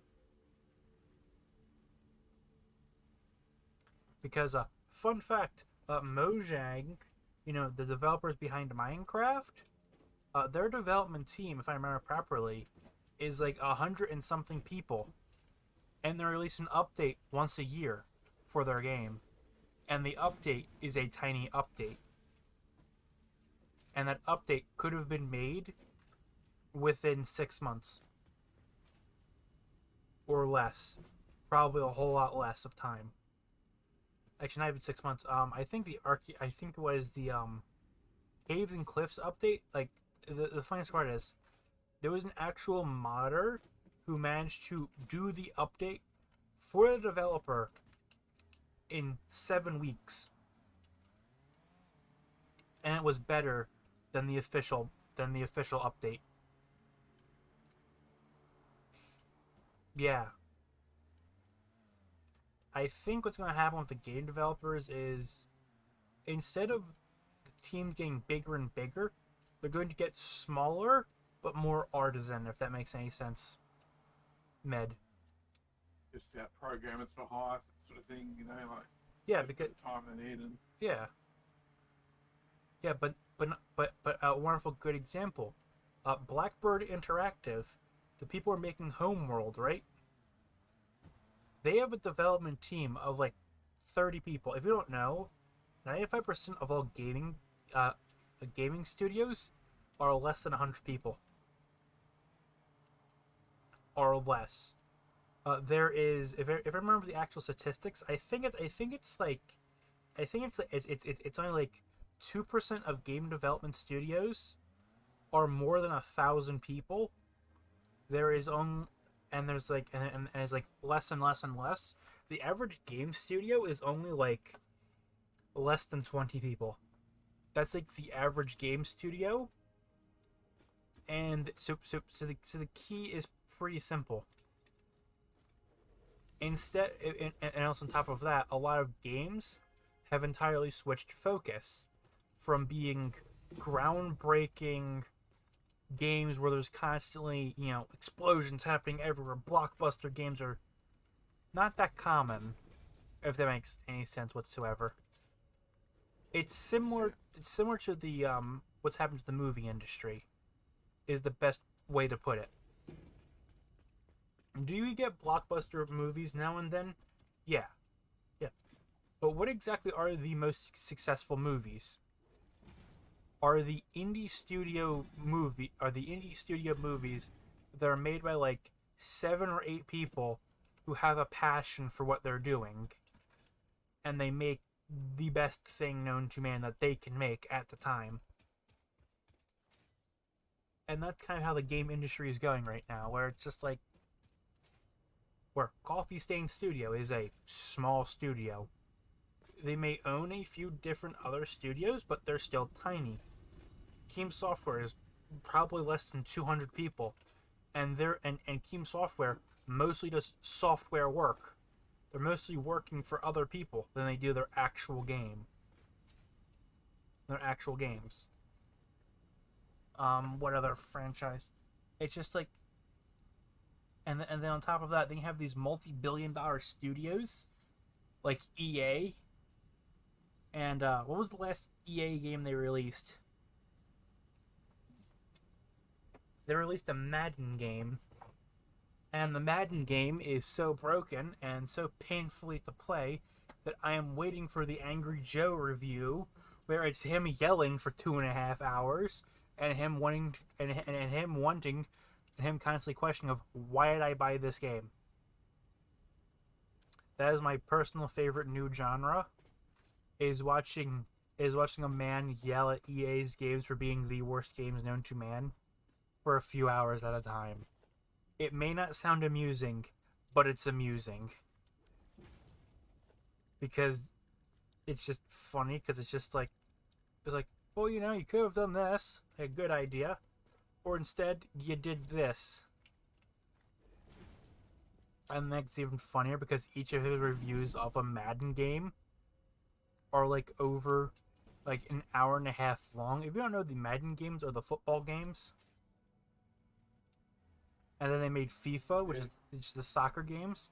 And the best joke is, it's just the same game, but they changed the color and updated the player roster. That's all they did. They changed the player roster and changed the color. And then they make $4 billion off of these games. Like, I'm not even joking. If you actually Google the amount of money FIFA makes. Yeah, I think it's like $1 billion per game or something like that. Yeah, and it's all from microtransactions and gambling.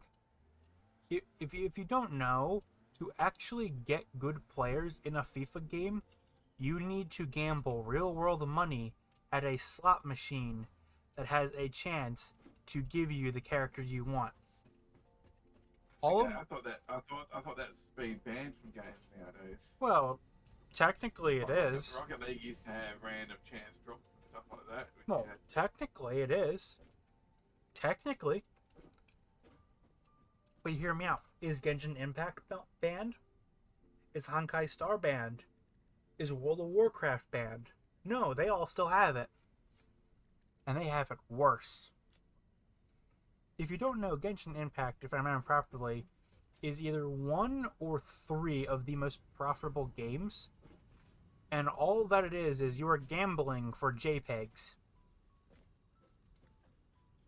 That is not a joke. You are gambling over a JPEG. And it has made more money than some of the best games ever.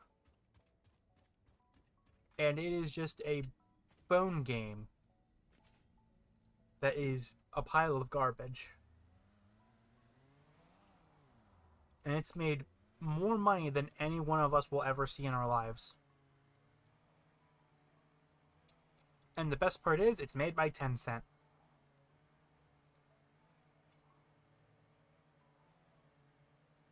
Yeah, it's great. It's wonderful, isn't it?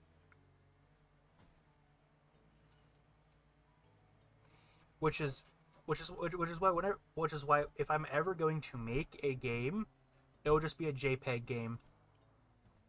And it gets even better, you can gamble like hundreds of real world dollars, and you'll have a 10% increased chance of getting the JPEG you want.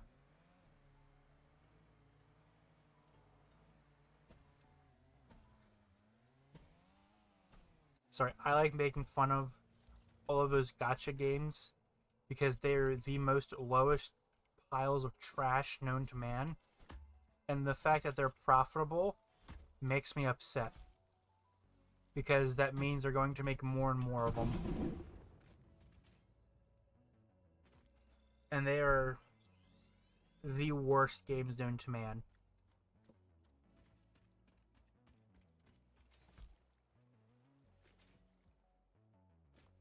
Like, Med, if you don't believe me, if you just type in, like, if you just type in any gacha game opening thing, it is literally just 98% pure gambling. Like, it's not an actual joke. So the most profitable games are the games that are just like casinos.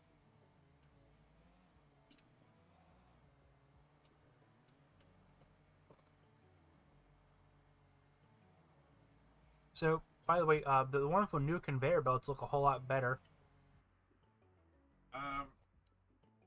These are just normal power switches, aren't they? Yeah, the normal power switches. I would have just put priority power switches. Well, we don't have those unlocked yet. We need plastic. I just want to have manual. I just want to have manual switches because I can for now.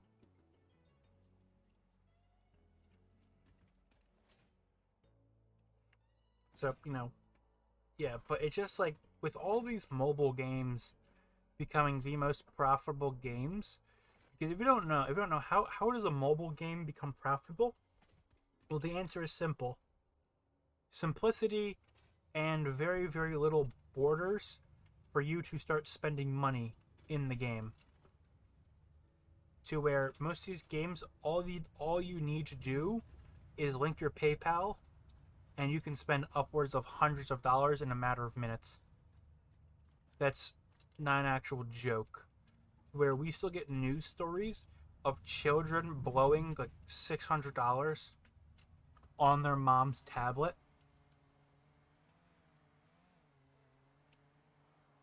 And the way you contact the company, say, yo, can we get a refund? You know what they say? No.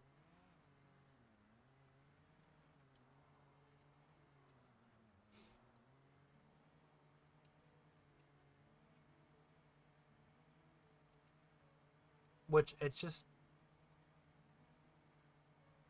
You see, in the gaming industry, it's both a kind of dead industry and also not one at the same time, if that makes any sense. Med. Where the big studios are entirely incompetent and will never release an actually good game or product anymore.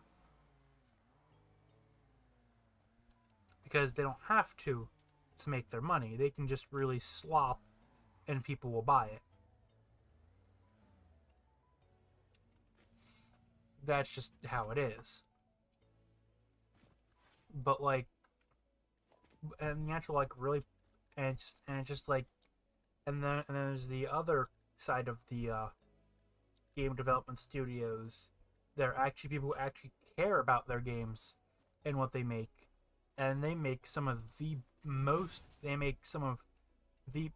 best and well-crafted games that you'll ever play, and they sell it for like $2 on Steam or $5, and they become like really impactful games that have a massive lasting stand on the gaming industry, where they're still around to this day because they're that impactful. I'd love to see some older games that are really good, but with updated graphics and stuff. Like, oh yeah, I know. Railroad Tycoon 1, for example. That was a really good game. Yeah, if we talk about something funny, I am currently replaying through Resident Evil 4 on the Switch, which has tank controls. Have you ever played any of the older Resident Evil games? Nope. Okay, so in the older Resident Evil games, you move on a square. Pretty much, your character moves on a square in a 3D environment, and everything is so stiff, and you have to aim a gun that only that and the gun on in the game and the gun only turns at 15-degree angles. It's great. It's wonderful. I hate it. Did you ever see on Steam a game called, what was it called? Green Cheat, I think it was. Green tea. Green Cheat. No. It's like a 4-player first person shooter 4-player, but you see all 4 screens. Oh, screen cheat. Oh. However, you can't see your own screen. You can only see what the other players see. Oh, that's great. So when you're trying to shoot them, you have to try and see them looking at you, and they're trying to work out where to aim to shoot them. You know. I have a really dumb idea for a game mode like that. You can only see the other players, and not your own screen. So, and it gets even better. Actually, I have a really dumb idea for a game now. It's similar to mechanics like that, but instead it's also similar to Portal. So you have to do puzzles, but you only see the other person's screen, and you have to guide them. That sounds like a complete shit show of an idea, but I know people who would actually play that, and that does sound interesting as a dumb joke for a little bit.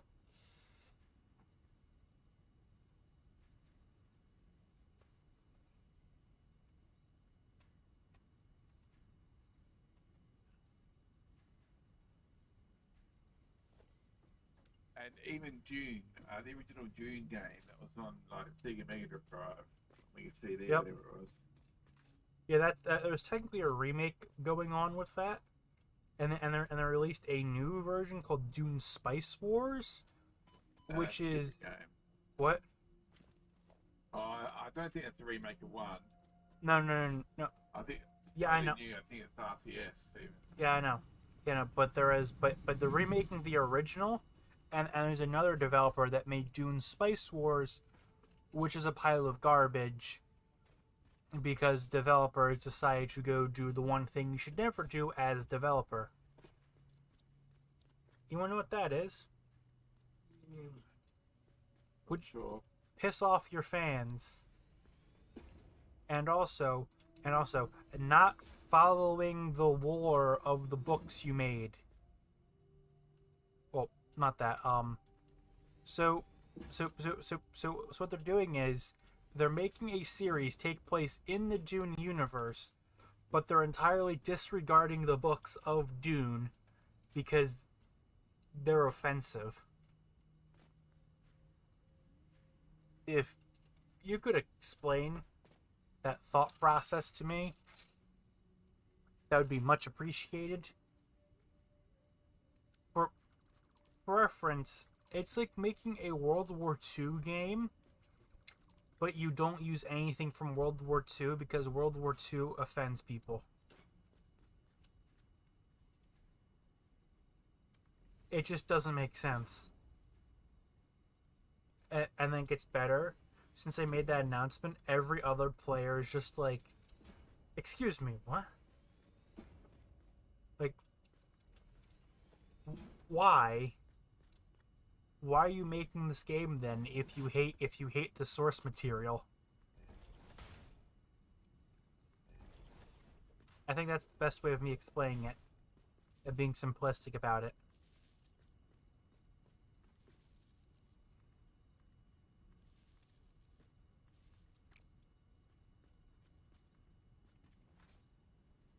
Okay, over power pole. Click it there.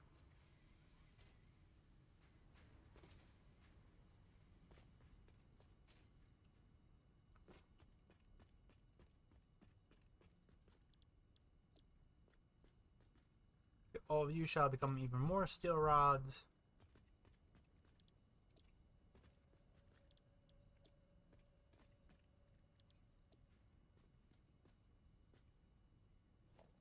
Yeah, it just like recently, all the games they're releasing anymore are either remakes again. It's like all the movies are remakes. All of the video games are remakes.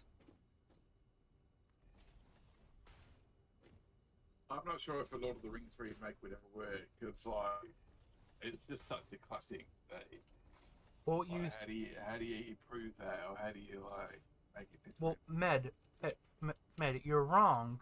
They already remade Lord of the Rings. It's called The Rings of Power. Not War of the Rings. Lord of the Rings is like the movie. I know. They did. It's called The Rings of Power. Did you know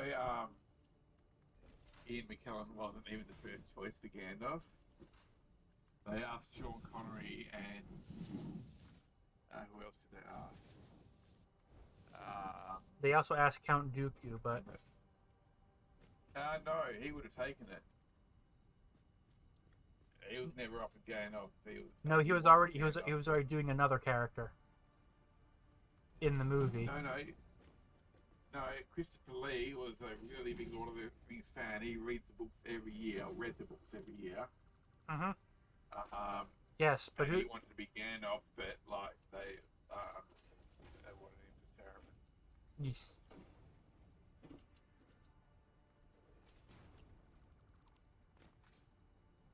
Now hear me out. There is technically a version of Dune laying around there somewhere that had the music composed by Freddie Mercury and Michael Jackson. And I kind of want to see that version. I want to see that version. And also, if I remember properly, also Tim Curry was also supposed to be in the movie. It was never finished, but I want to see that version for some reason. I just want to see it. For some reason, like I genuinely find like cinematic shit shows amusing. Is the best way of defining them. For like to where like a movie is being made and everything surrounding the movie is a complete disaster. I find them to be like the most interesting things ever. Because you just stare at them and you're just like, why?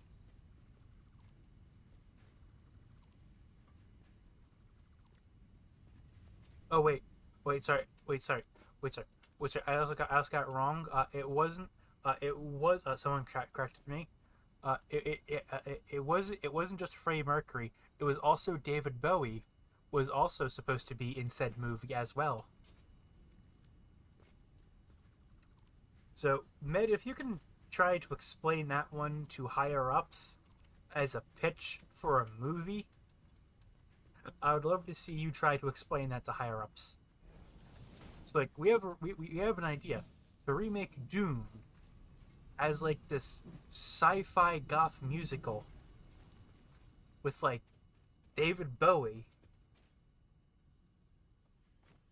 They're not doable now. Both of Mercury and Bowie and Jackson are gone. I know, but just imagine like trying to pitch this in the '80s to like Sony, a Japanese company who has never really heard of half these people.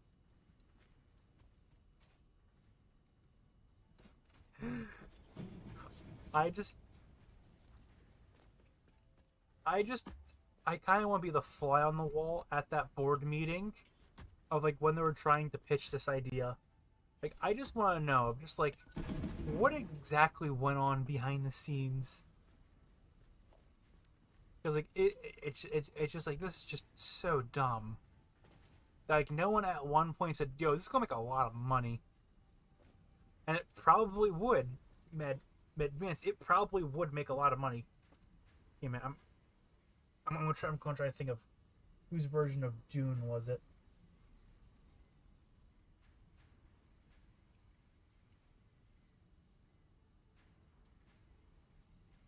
Oh wow. Alright, it's all getting taken over there.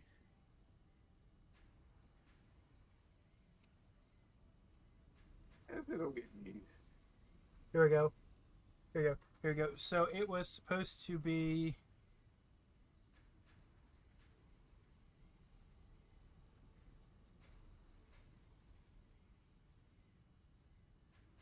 Give me a minute. Got the wrong one. Got the old Dune. Wow, Dune was 94. Oh wait, sorry, no, 84. Yeah, okay. Oh, sorry. It was Frank Herbert's Dune, which was. Dear God, this had a lot of people in it. So David Bowie was supposed to be doing the music. It was going to have Christopher Walken, Gary Oldman, Benedict Cumberbatch, Robert De Niro. Benedict Cumberbatch, what year is this? Yeah, in Frank Herbert's Dune, which never got off the ground. Danny Trejo,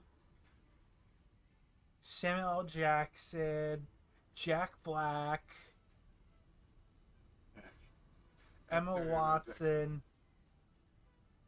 Emma Watson. Yes, yeah, What? yeah. The movie was almost. It was Frank Herbert's Dune reboot. It was almost fully done. They got the soundtrack done. They got they got all the script writing down.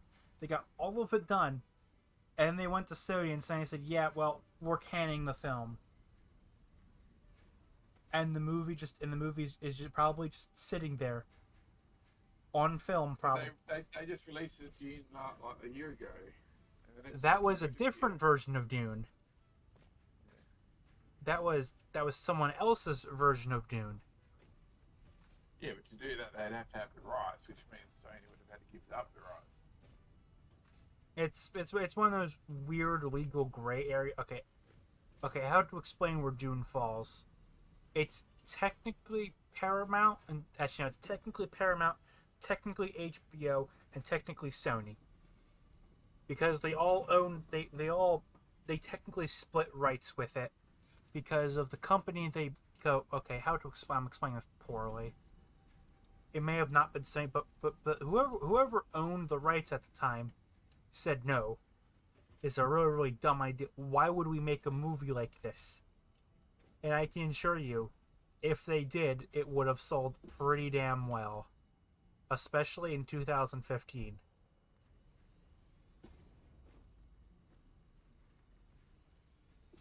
So, New Dune is, I think, made by... Is it Paramount, or... Not sure.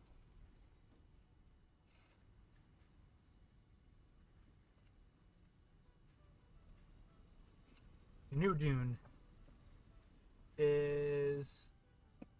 Yes, I got that behind me. New Dune is made Warner by... Brothers Oh, it's Warner. So it's HBO, and Legendary Pictures. which is also HBO. Okay, so it's all HBO. Okay.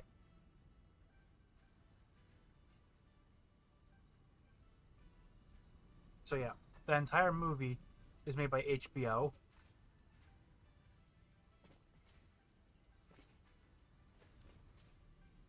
Which also, one of the most funniest things that happened recently is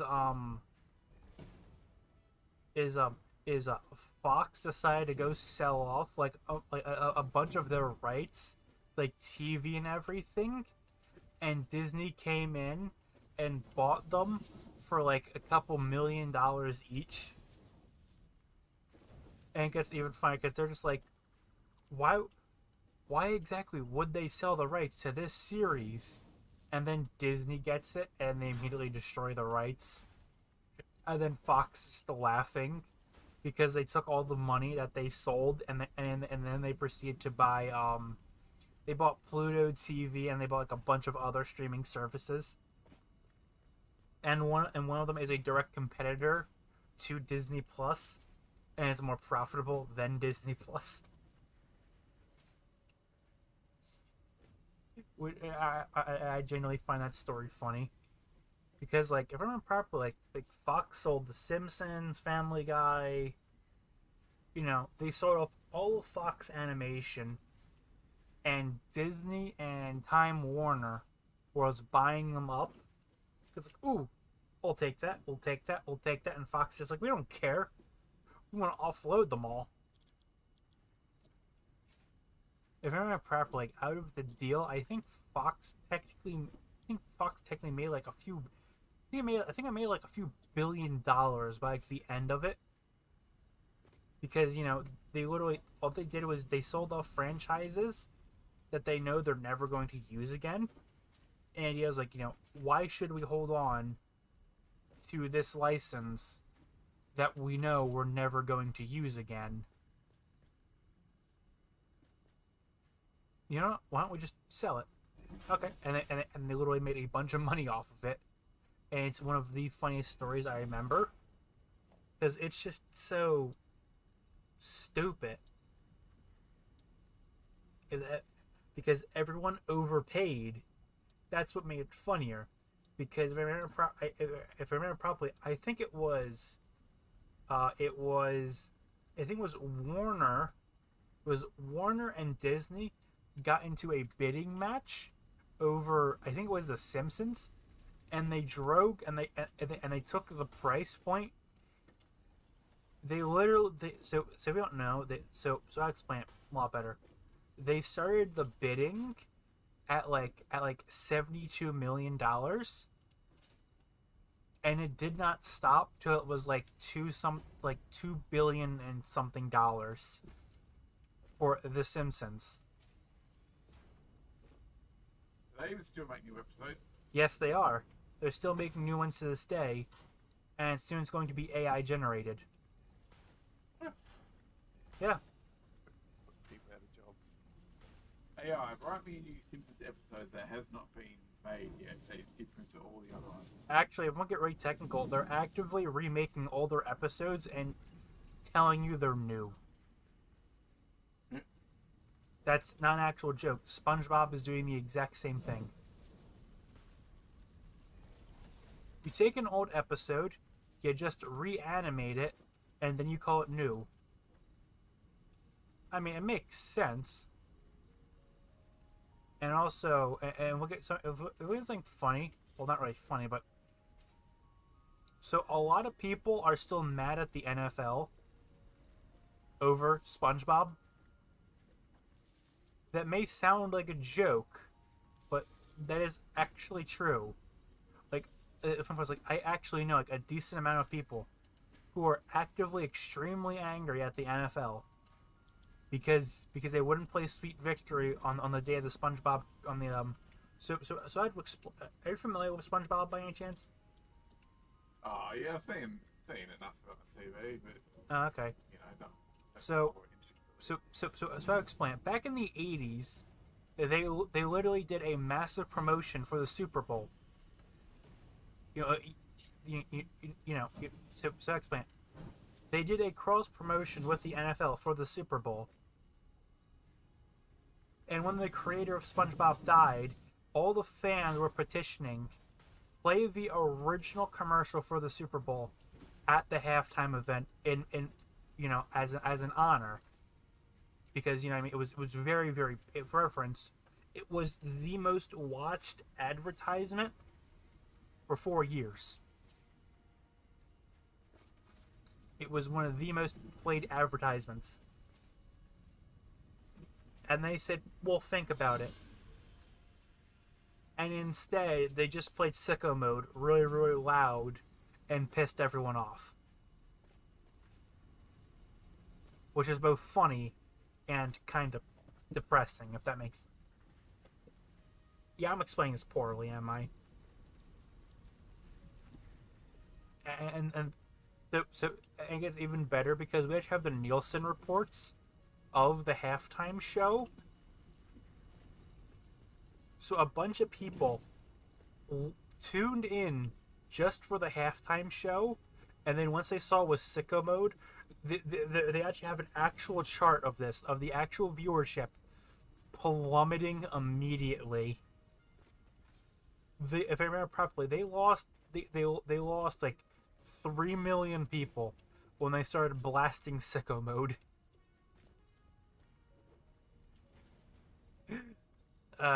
Med, do you ever just make a decision and it immediately backfires and everyone is just laughing hysterically, and then it becomes a meme on the internet for the longest time, where it's still a joke to this day of the No. okay. But yeah, for reference, that was how destructive that entire thing was. It literally was just like, well, we asked nicely, and then it gets better. The NHL, you know, the National Hockey League, did it instead, just to make fun of them. Like, oh, you can't do it, but we can. And that entire thing was the highest views they've ever gotten. And the fact of this was all over a relatively dumb joke is funny to me. But also totally understandable.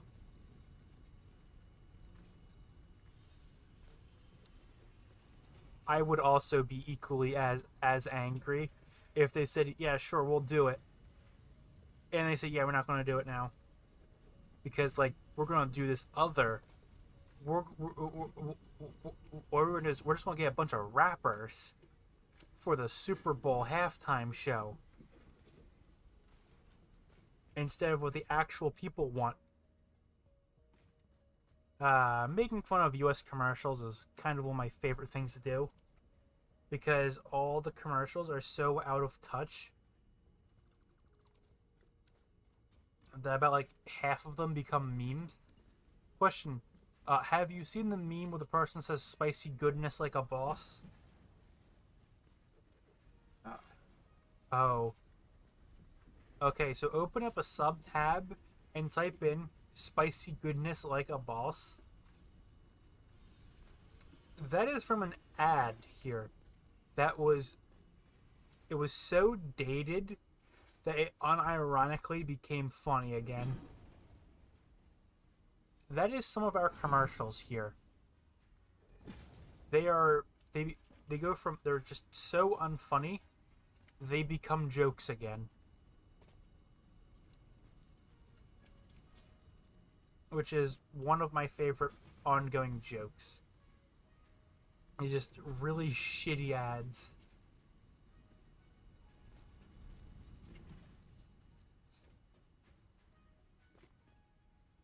So how's your project going right now? Well, I've upgraded the steel belt to Smart 3, and I'm now laying like more belts to the quartz area and maybe sulfur as well, so we can get some sulfur and quartz across. Cool. I'm still working on modular frames, but I'm also kind of setting it up so I can produce like, I don't know, like 30 a minute. And also on top of that, so we can quickly pipe this into so we can quickly turn this, pipe it into a advanced heavy modular frames factory, if that makes any sense. Yeah. Or we'll just need to do a little bit of transportation, because whenever I make heavy modular frames, my always biggest problem is the modular frames. Also, I have a question. Are you going to see the FNAF movie? FNAF? Yeah, the Five Nights at Freddy's movie. Me and my friends, as a joke, we were all planning on going to see it together. Because We know it's going to be a disaster, but the question is, how much of a disaster is it going to be? So, how to explain the FNAF franchise for someone who grew up around when the first game released? It's kind of a big cultural thing for young people. Think about it as our version of Friends, if that's the best way of putting it. And also, for some reason, the franchise has officially outlived most other franchises by like 30 to 40 years now. Actually, no, not that long, but like. Okay, so how to explain how the franchise got so popular is a very, very simple reason. YouTube. That's not an actual joke. So I'm going to quickly explain the actual game here. So the game was made by one person who made the entire game out of spite because people said, "Oh, all the characters you make in your animations look like horror show attractions." Like, fine then. Fine. If everyone said I look like a horror show attraction, all of my animatronics and everything, fine then. I'll make a horror game. And he made the first game in a week. And then within a few months, it became the most successful indie game of all time. And then he made a sequel to the game in less than 6 months. And then he made a third game in less than 6 months. He literally did not really sleep. He just made the games constantly.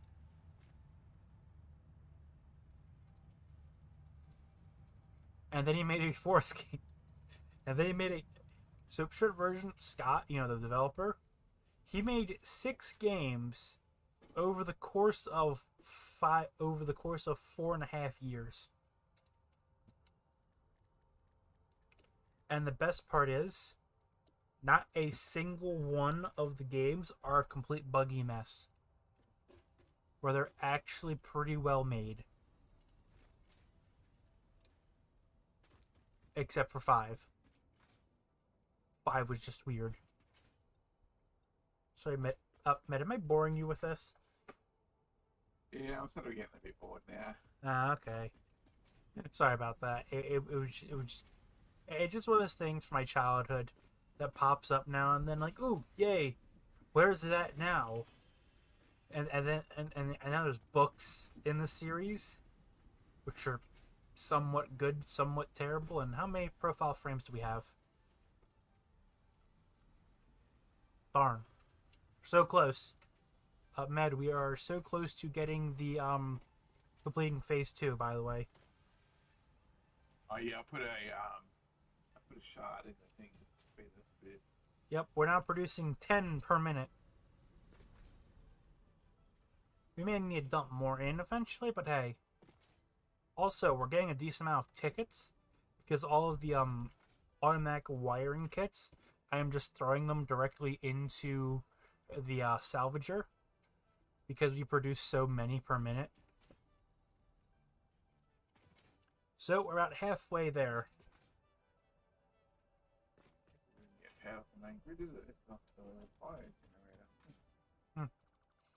So the question is, what exactly research am I going to go for first? Probably oil, maybe. What do we need for hover packs? That's the next tier up after that. Oh. That is? You need to complete phase 3? Or is it tier? Which one are you talking about? 3, whatever. Yeah. Oh. Actually, no, it could be. But you need aluminium, I think, to get it, though. Which you need all the oil stuff to do. Yeah. Yeah, aluminium is phase 4. Actually, no, that's a lie. Phase 4 is nuclear. Phase 3 is computers and everything.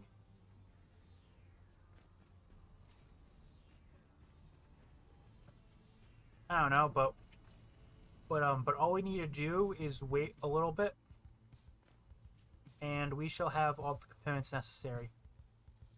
Because I just dumped a bunch of new heavy modular frames in.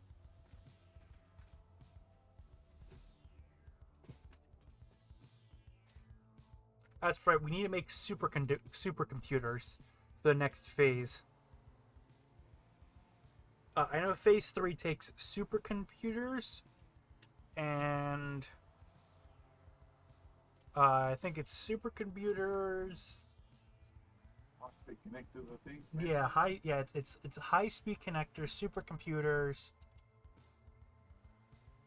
Because if you don't know, tier 3, for those who don't know, once you need to start getting stuff for phase 4, phase 3, Caterium and Quartz is both unlocked, so all of the expensive crap is unlocked.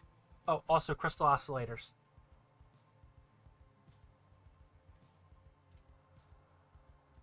You also need to make a bunch of oscillators, which is going to be fun. I hate oscillators, I'm going to be honest.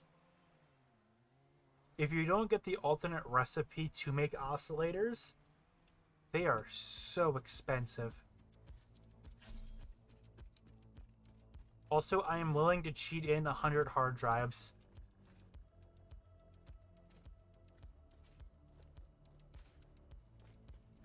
Because go laziness.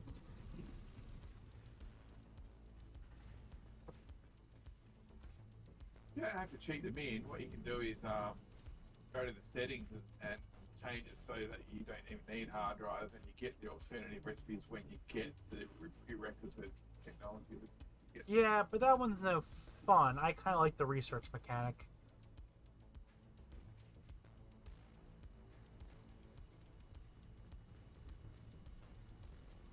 All these need to get piped into there. That's right, that's what I'm doing on the next floor over. Why can't I see the Milky Way galaxy from here?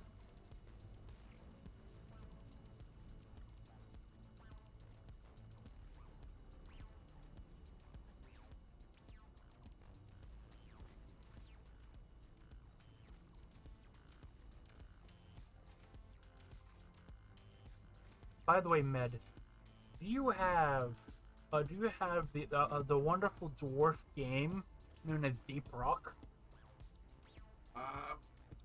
I've looked at it in the store at times, but I haven't bought it. Okay. Because I'm planning on actually assembling a team, and I need more people to yell at a block of gold your financial status. So in the game, the actual game has callouts depending upon what you ping, and there's a wonderful thing that if you actually ping a bar of gold, everyone just starts shouting, "We're rich," and it's become a joke in the community that even developers have started getting in on it. To where if you literally spam "we're rich" too many times, the game's narrator says, "Yes, we get it. You're rich. Get moving." And there's also a voice line for mushrooms. That's in the Coffee Stain family, isn't it? Yep. That one? Yep, it is. It's made by Ghost Ship Games. Yeah, but I think they just Coffee Stain publish it, whatever. Yeah, Coffee Stain publishes it. But it's a really fun game, though. Alright, so I've got silica and quartz crystals coming in on a sushi build. Oh Together. boy. Oh boy, sushi, my favorite.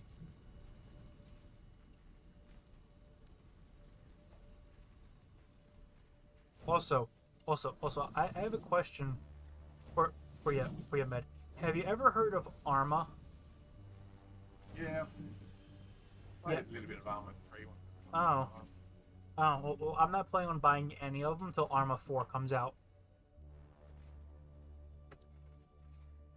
Because, simply put, I may be a boomer when it comes to some of my games, but I'm not that big of a boomer when it comes to milsims.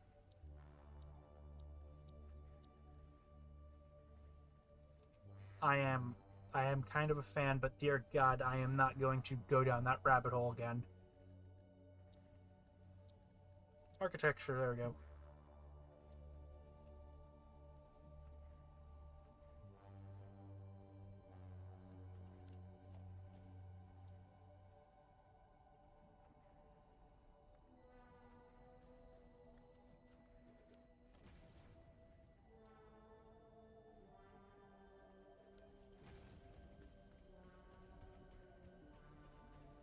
That is one way of getting up here. Huh? I made a weird staircase to get up to the next floor.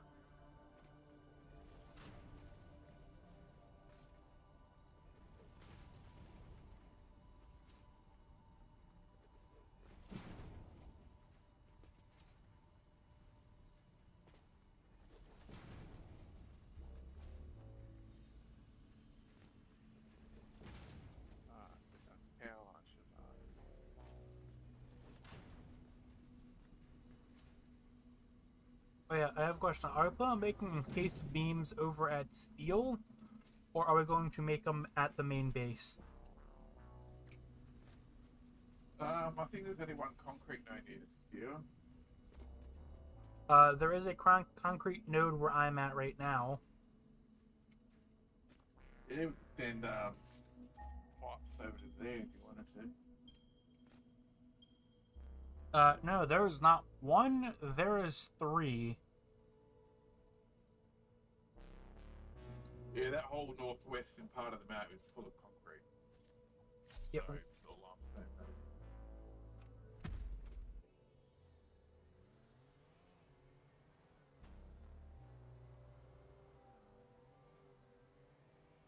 I am out of quick wire. Oh, and there's also quick wire Coming through on the belts? down too on the belt, but it's not directed anywhere at the moment. Okay.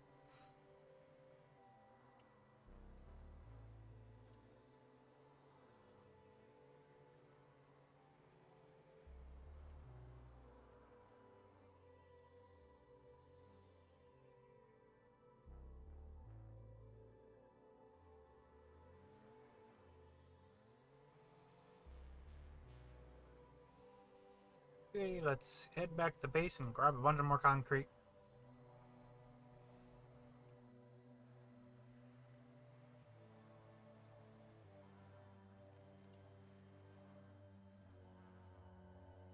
Oh yeah. Also, did you hear about the update to TF2?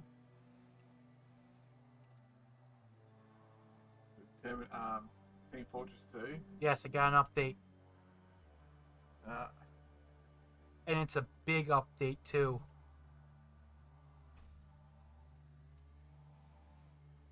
Guess what they added in? More microtransactions. I don't know. No. Seals. They added in seals. Is it in ocean dwelling seals or Yes. Navy seals? Ocean dwelling. And then you can like morph yourself into that and run around. No. No. You feed the seal. You feed it to get points. And it's in the game, like Yes. in the game there's seals. Yes. And you feed it to get points in one game mode. And whoever gets the most points wins. yes. Yeah, and you get the points by killing people. So I'll explain it. You kill the enemy, they drop fish. Whenever you die, you drop fish. And the more so whenever one person dies, they drop 1 fish. You then pick up your fish. You then pick up the fish that gets dropped. And now and all the fish you pick up, and let's say someone kills you, you then drop all of your fish on the ground. So if you have 100 or something fish, you die. Now there's 101 fish. Yeah, so what? So you don't feed the seals until the end of the game, and the point that up. No. The seal shows up now and then throughout the map, and you feed the seal fish. Okay. And I think it's the first team to like 300 wins. And the other team can't kill the seal, so that you can't feed it. No. The seal is invulnerable, but both teams need to go to said seal. Okay. And on top of that, the seal eats the fish very slowly. To a funny part. So I've actually seen I've actually seen several matches to where simply put, like one team, so a good example is like one team will actually have an advantage.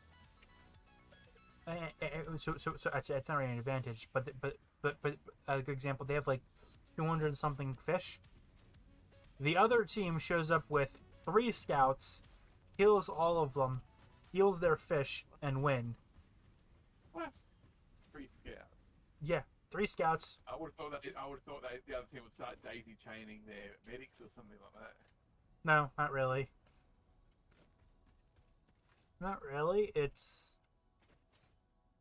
more along the lines of the dumbest solution tends to win again. So all you have to do is target the person who holds all of the fish, because you can tell how much fish someone has, because if they have more than 1 fish, it shows the number above their head. So all you gotta do is go after the person who has 100, steal their fish, and run away. But you kill them when the fish drop, and you have to run over the fish to get them. Yes. Yes, the fish drops So their teammate could know this and try and pick it up. Yes. Yeah. So the strategy is pretty simple. You show up, and the person who has all the fish, you kill them, immediately steal it, and then you run away back to your team. To where, how to explain it? You just do hit and runs, pretty much, is what it devolves into. And it's extremely fun. Because, like, how to explain it? There was more... Time event, though? No. No, it's... So, okay. How to explain it? When TF2 does events that adds in a bunch of new maps, as long as the maps aren't Halloween, when they're done, when the event's over, they get added back into the regular player queue. They just don't have their special tab anymore, because the current tab is called the sorry, I'm gonna rephrase that. It was if I remember properly, the event was called the Summer Festival, and it has own little special tabs with all 12 new maps they added in, and 1 new game mode they added in 1 update. Also, New map. yeah, 12 new maps. They added in 12 new maps, 1 new game mode, and 3,000 new voice lines. That's not an actual joke. Most of it, though, is all used for that 1 game mode. Do you want to know what game mode they added in? Nope, what's it called? What? Nah, I don't know. They added in Versus Saxton Hale. Oh, versus. Okay, how to explain Versus Saxton Hale. So, one person is Saxton Hale, who is the equivalency of a boss who can one-shot every other person, but the enemy team is 24 people. Okay. And it's... And then whoever kills them changes place or something like that? No, it's team versus team, but it's basically like it's heavily one-sided, to where there is only one Sexton Hale, and there's 24 of you.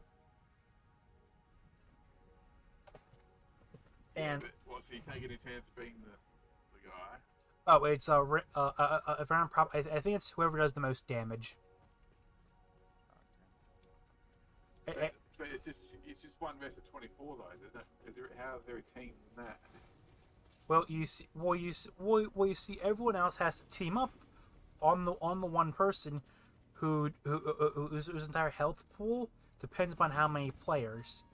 So if you have a full match of 24 players, his health pool is, I think, 27,000 HP, and he can one shot you, and he can jump across the map and fly around and do a bunch of other crazy shit. That's what I love about tier 2. They come up with some random like. Well, you also gotta remember, Game so this game mode was actually started by the community, and this is it being officially added into the game. Versus Saxton Hale was a community game mode that the community made.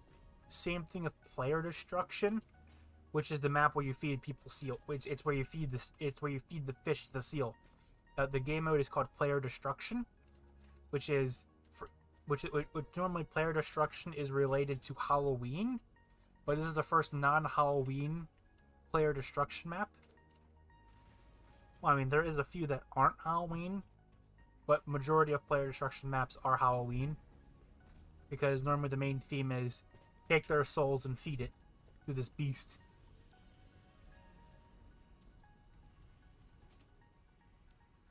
But this one wasn't, so. Alright, so we got Sulphur coming in on another build. Don't think it's all the way there, but it gets most of the way out. Hey, at least it's progress.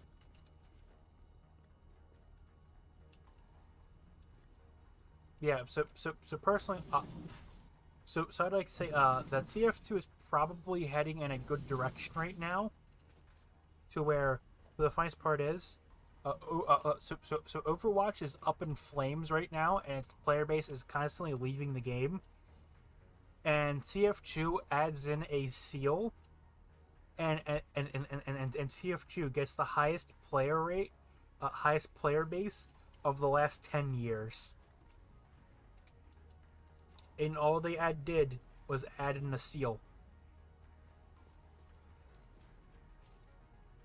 Imagine trying to explain that to the investors. Well, you see, the game... Well, you see, no one was really playing our game, but then we added in a seal, and it's outselling our number one competitor. What'd you do to outsell your competitor? We just added in a seal.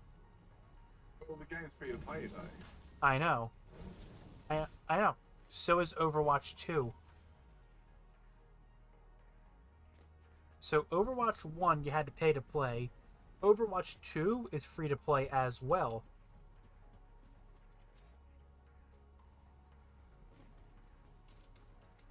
But now that it went free to play as well, and it's extremely funny because TF2 is just like so the TF2 community, when the update got announced, they literally posted the meme, "We are not dead. We are going to live forever."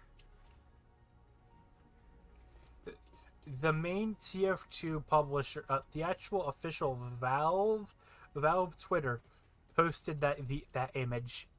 We are not going to die. We are going to live forever. Ah, God, I love that Soldier quote.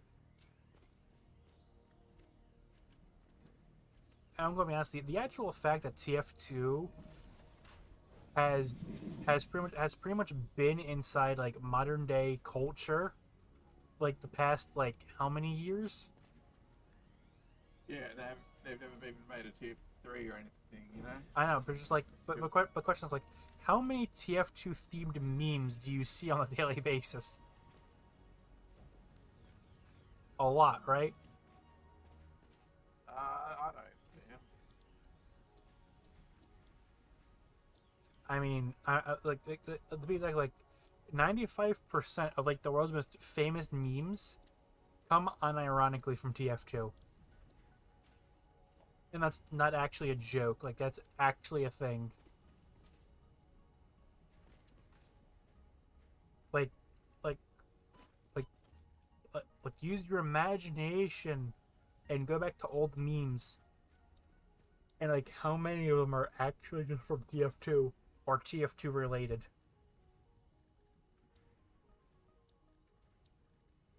Or blew up because of TF2? The answer is It's usually only the heavy dude that's like memes. the what? Heavy, what's his name?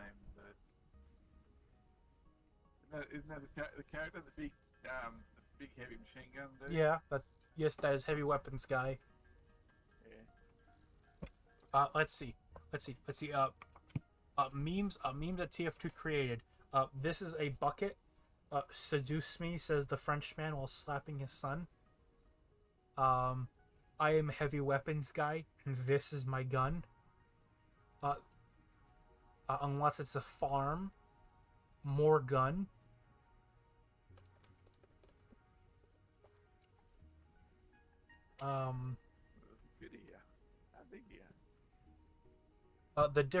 Professionals have standards. I've never seen a spitter there before. Ever. Wait, which one? Oh, just on the way down to the sulfur from the main path. Mm-hmm.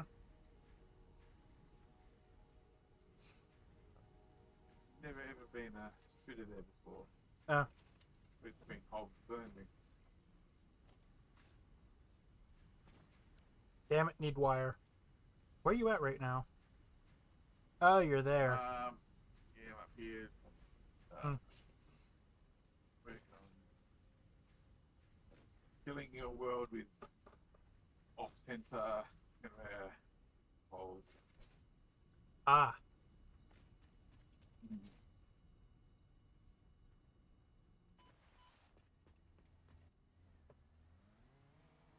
And whenever I walk around, I hear like sound like rustling leaves and stuff like that. Yep. Foraging. That's called ambient noise. Makes me feel like there's an enemy watching me. Like turn around, there's nothing there. Oh yeah. To be honest, the spiders make the exact same noise, by the way. Until you start hearing them walking around.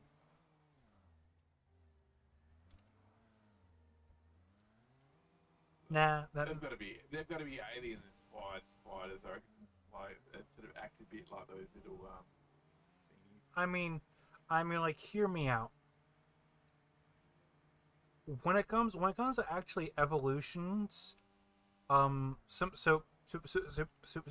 funny when it comes to actual evolutions. 95% of all evolutions become either three things, which is extremely funny. They either become crabs, spiders, or humans, or birds.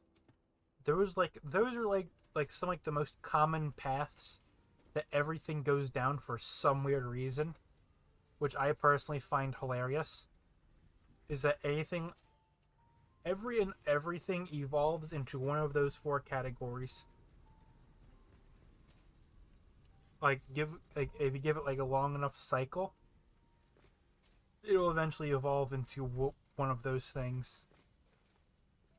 To where the actual, so like what I mean by that is, there is actually a thing that scientists are actually observing, that a bunch of random species that have nothing to do with one another are evolving into crabs.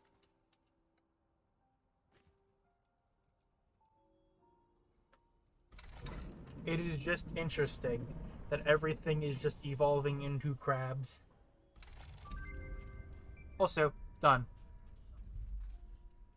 Also, personally, I wish the space elevator kind of changed each time you complete a phase. I just think that'd be nice.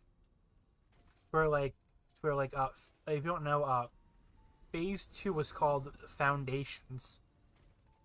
I genuinely wish that would actually change a little bit.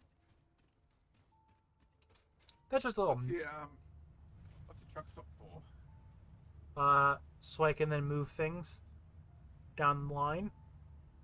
I'm just putting it there for now. I mean, we already got a big belt system. We can always pack it on there. It always goes past the door. Oh, yeah, I know.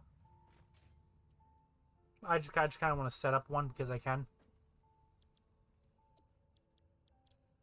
The reason why I build them so high is that way you can drive under them. You know? You don't, Yep. You drive your vehicles and you don't get stuck on a belt anyway. Yeah, so what do I need for this? Computers. Rubber. Computers.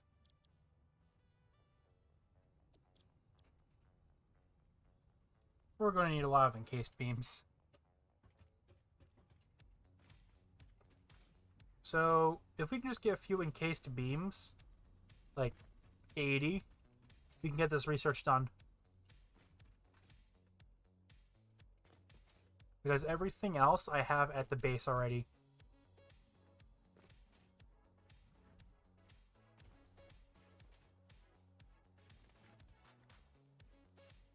Sort. Curses. We're out of tubes.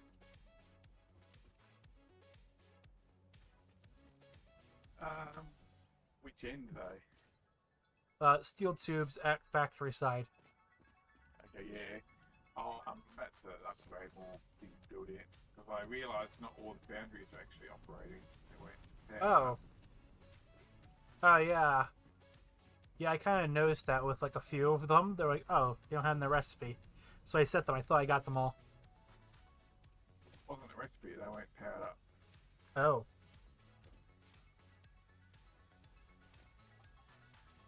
Well, I'll just pillage them from our Sado production.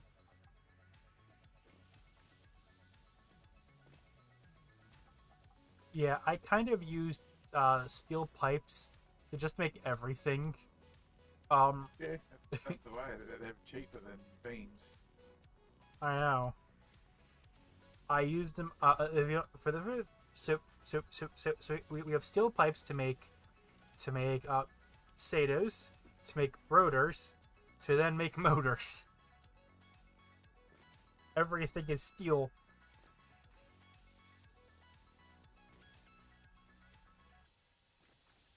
When we could probably be more efficient actually using other parts.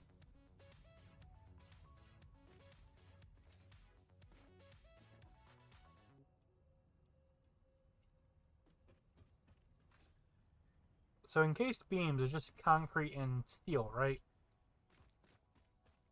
Yeah, steel pipe with the alternate recipe. The better one. We don't have the alternative. I think we need it. Okay. So hear me out. We're gonna set up a tiny oil operation for a little. So plan is we're gonna set up a tiny oil operation till we can get trains.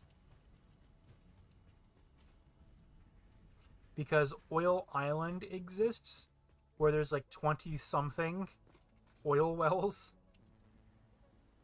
There's only got 4 over there. In the Spire Coast, they got a lot more, but they're not all pure. I know. Also, I think there's more than 4 over there now. I think there's like 5, maybe 6. So where we put the base, there is an area nearby that has a bunch of them. And I think they're like normal and above.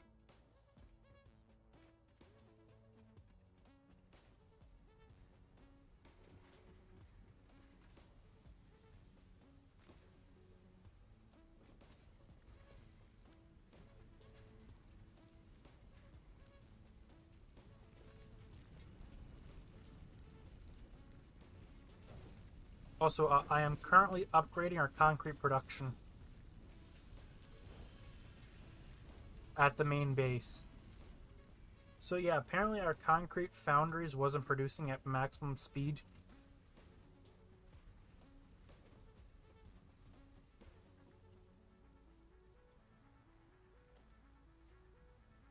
Yep, just needing cased beams. So, do you want me to take care of oil? You go work on your thing? Yeah, up to you. Because I kind of like oil. Because, so I've actually found a wonderful system that uses every bit of oil. And it's real simple.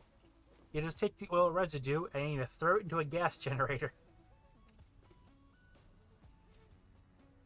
Problem solved. Heavy oil residue. It can power a what?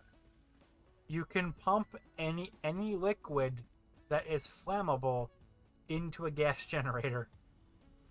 Yeah, we don't have those yet though. I know, it's the tier right after. I think it's tier 4. Actually, I think it's tier 6, sorry. Also, if you're making cased beams, there is a steel line inside the factory, right next to the steel tubes. So all that you really need to do is get some concrete, and we can start making encased beams. Shouldn't be that hard. If you don't mind setting that up. Oh yeah. Also, we also have the emergency concrete facility, which is right behind the steel factory. There's a concrete well area that I kind of am using to make nothing but concrete. It's the in case of emergency, I need 700 concrete now area.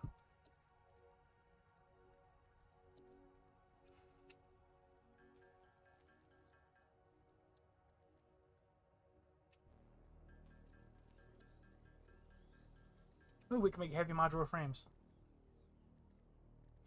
Encased beams. Now we sit back and craft a few hundred encased beams. Because I'm going to need all of these for oil.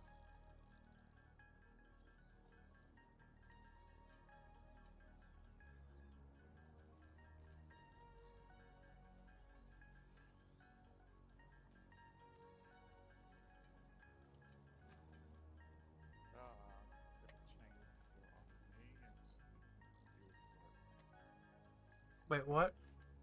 Oh, the steel's got the trees. Oh, yeah. Probably in the way. Yeah. Oh, so try to get to work like a storage room eventually.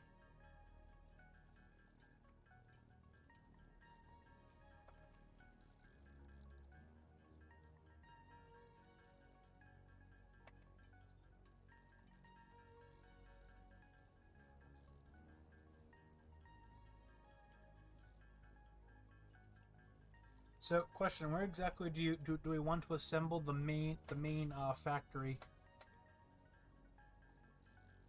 for building everything? I'm not sure. Or the real question is, or do you want to do scattered factories, or we just build, or we go to like one area, and this area is going to be dedicated to building this and this, and then everything else is shipped around. Because what I tend to build is I have my hub factory which builds all my building materials effectively, everything I need for building. And then when I have my big projects, I choose an area based on what resources it has, and then I build a high-end factory with all its inputs in that area. And then for each project I like work out what zone that has what's the best factory for this area, and then Yeah, so I understand what you're saying. So you just build a bunch of satellite factories, all dedicated to building this or that thing, or a few dozen other things, and then if you need it somewhere else, you'll just ship it. for example, in my big world, I use all the grasslands for all nuclear only. But then within that, you know that cold valley with the lake in it. Mm-hmm. That's power. That area there, I build all my steel products all the way up to fuse module frames in the area, and literally I used all the iron in the area. I think there was still coal left over, and I literally had to build one refinery for pure iron just to get an extra few iron ingots out of it. And the real question is, why don't you just go straight to pure iron instead of using regular smelters? Because I mean you've got all the nodes there anyway, like. Oh yeah. And then you need to set up water and pipes, so it's just like, I choose the recipe based on how much of the pain is going to be total resources for each resource in the area, and then I work out can this support this number, and then yeah, I'll build it, and then I'm like, oh, I'm about 8 irons short with smelters, so I built one refinery and refining unlocked. and underconfident whatever I need Can to now do. be made. Caution. This is a reminder to minimize the chance of expiration during out-of-base activities.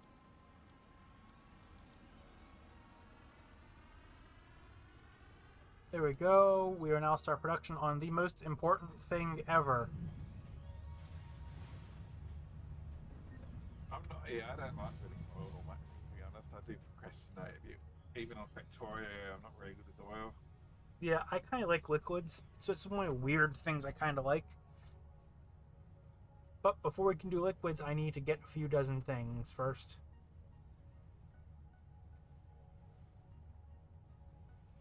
Grab you.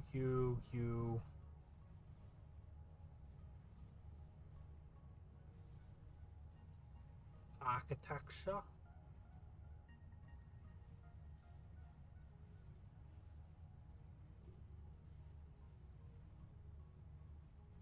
They're all one of those multiplayer trees that doesn't disappear when the client. Oh, yeah, okay.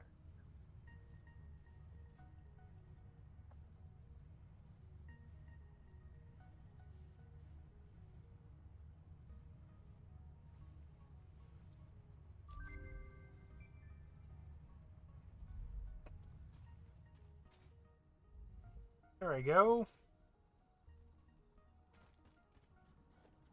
We now have a decent chunk of new items to play around with. Also, the modular frame production, I am not going to continue building it yet till we unlock the large assembler, the 4-slot assembler. I am Manufacturer. Yeah, manufacturer. Yeah, I'm holding off a little bit so that thing can go. My rationale behind it is that area can produce light and heavy modular frames in the same building. Because I also kind of ran out of I'm gonna be honest. And the reason why is also because I ran out of cables. Okay, how many of these can I build? I need at least 6. Okay, that's going to be a lot of resources.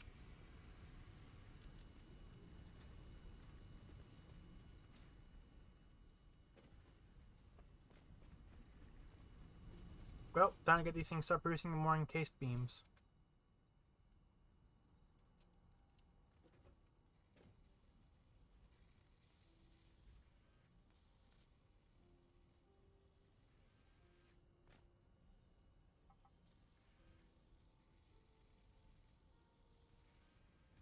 There we go, 100 of those each should hopefully be enough.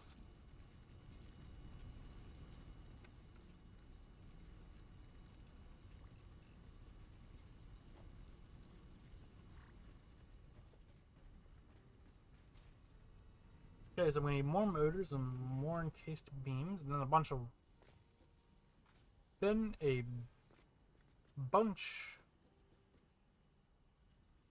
Why can't I think? I think of their name. Sheets, there we go. Also, copper sheet production. I kind of maximized, so we can just go straight into computers and not have to worry about it.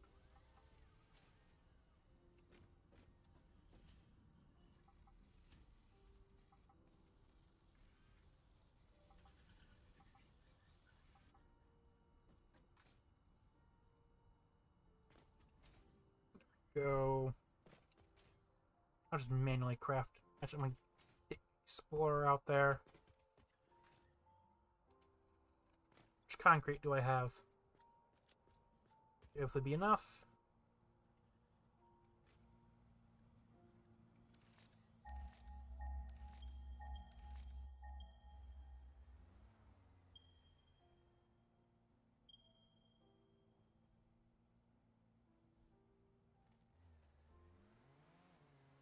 Now we head forward.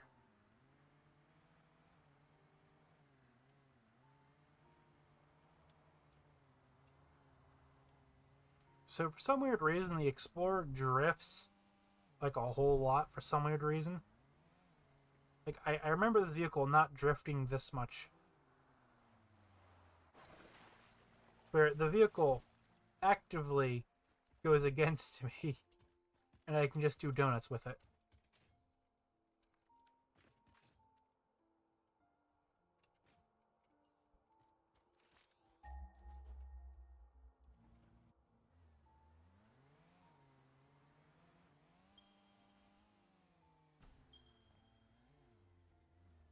There was 4 of them. I swear there was more than 3 wells here. If they move them. It's only take 180. 90. Oh yeah, Matt, I have a question. Do you own Sons of the Forest by any chance? Sons of what? Sons of the Forest. Nope. Ah, okay. It's a good game. The game is a glorified log cabin simulator. Sometimes, and then the other part is a good horror game. But in between the log cabin simulator, it's great.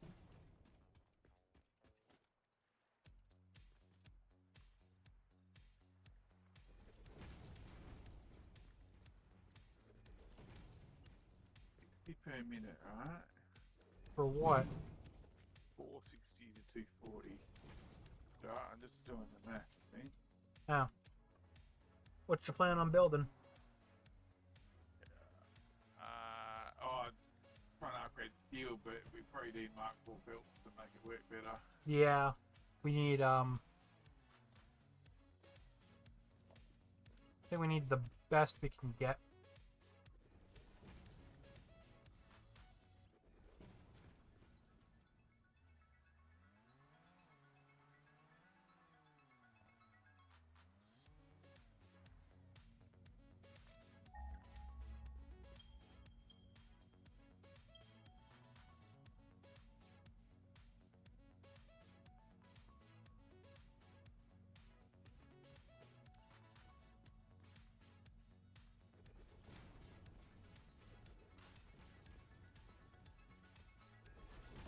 Now I can upgrade.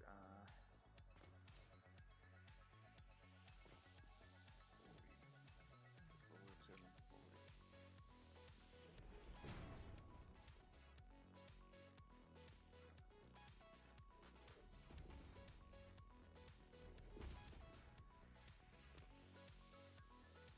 40. Okay, hear me out. This game needs... So this game really does need to add in corner pieces that are like a 50-degree angle for making turns. I know that may sound weird and why I'm bringing that up, but I just think it needs to add that in. Unless it already exists, then I'm just an idiot for forgetting that it exists.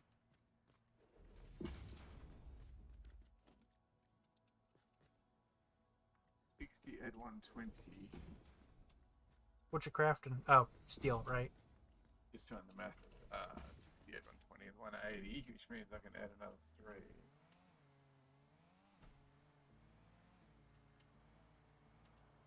Question, is this still... Okay.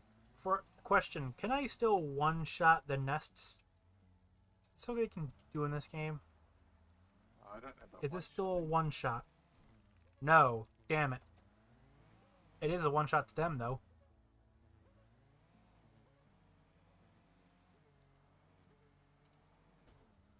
Game, you disappoint me.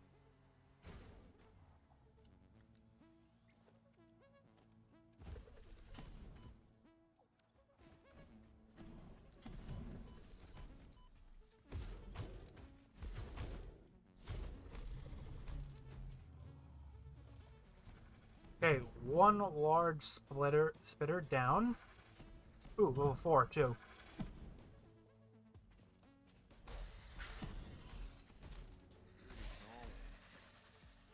Okay, one level 2.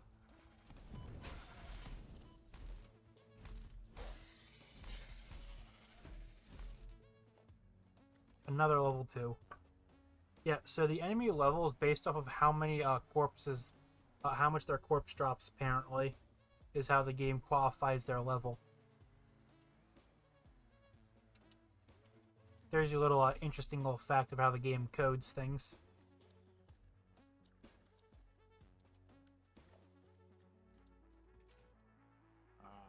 There's 2 holes there. And they want to sit on the node, so you can't kill them on the node. Can't kill what when it's on the node? Well, I don't like killing mobs on the node, then you can't pick up the drop. Oh, yeah. So it's kind of a problem.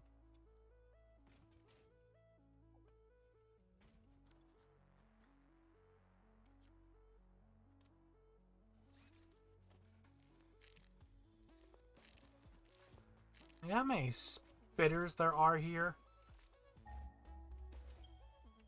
Don't know where you are. Oil Islands. Oh, yeah.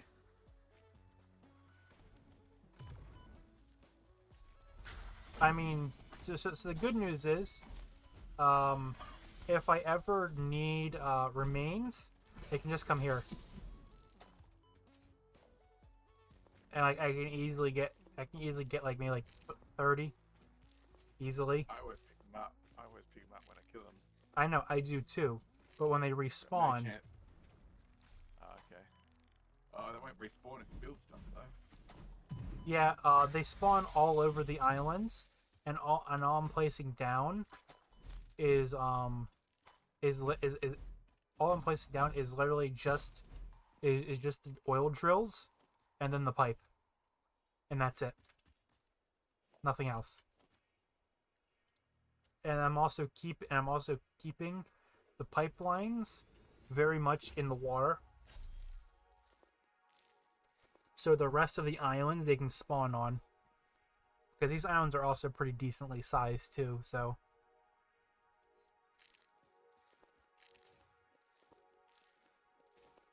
because I need to go this way straight over there.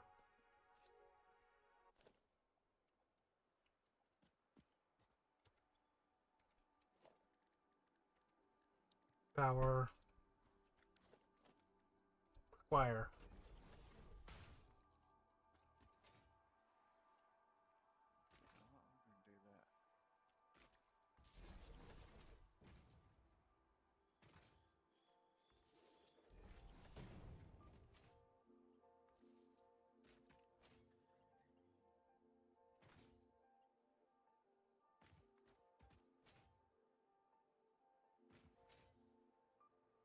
Up on top here.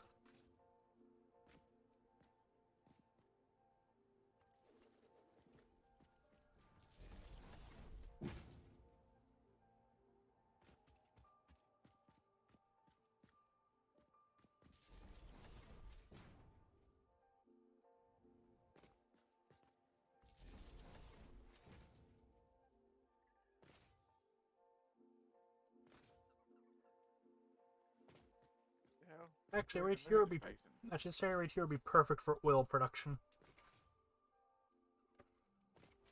Instead of this area being just for pipelines, this shall be early area for oil production.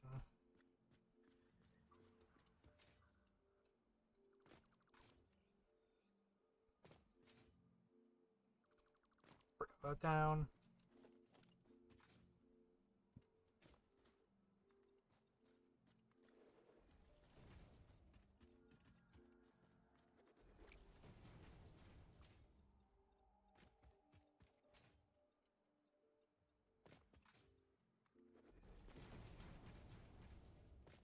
There.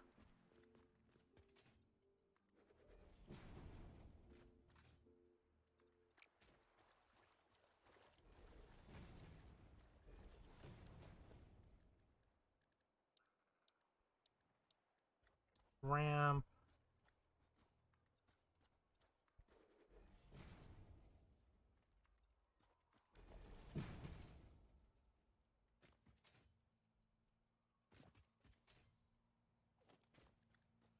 Okay, so I'm going to stack all these up.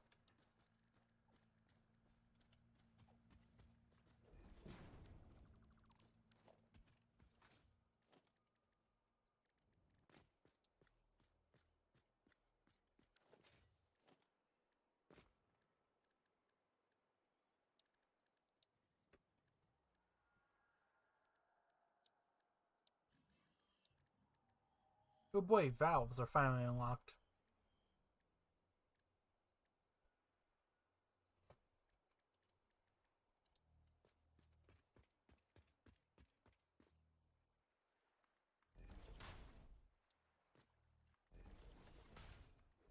There.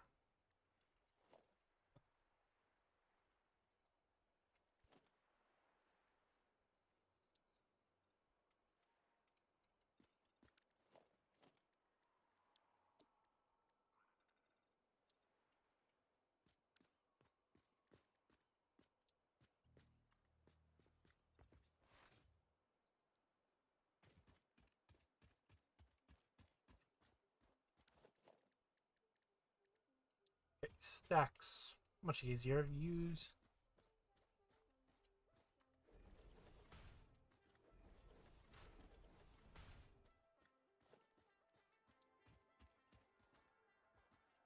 Yeah, just a reminder for liquids, make sure they stay color-coded. It'll be much easier later when we need to remind where the hell does everything go.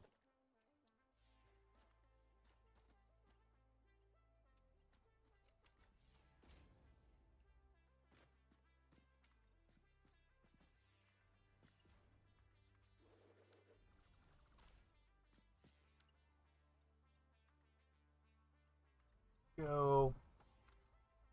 Yeah, this is gonna be a bit tall, but whatever. Is there any other resources out here I should know about?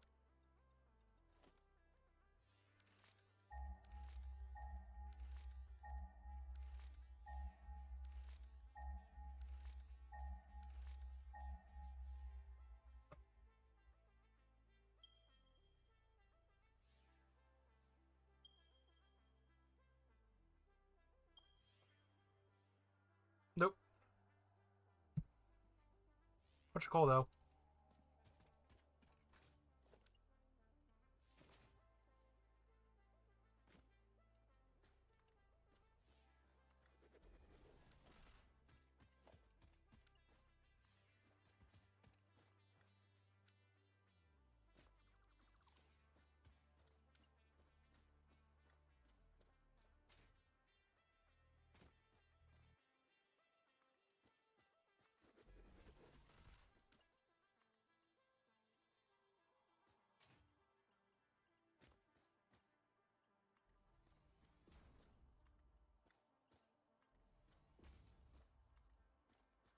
Yeah, hopefully these oil pipes are tall enough where it won't really interfere with things.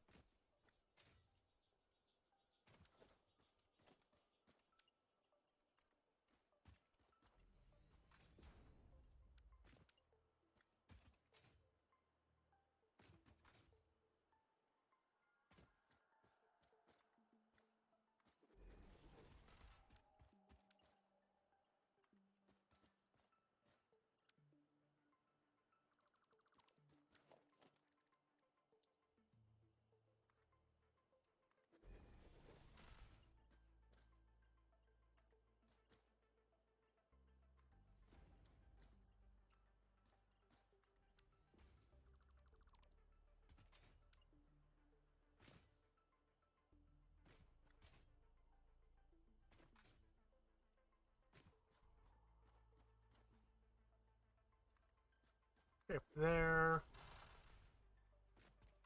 Oh yeah. Oh yeah. I have a question, Med. Have you heard about what streamer's been doing again, and getting in trouble for doing? Med. Was it Speed was doing some dance or something? Was it Speed or was it someone else? iShow Speed decided to reveal himself live on stream. Yeah. Yeah, like an idiot. Which it did become a meme though. What do you do when? He's just a YouTuber. He's not like did he ever play Rocket League?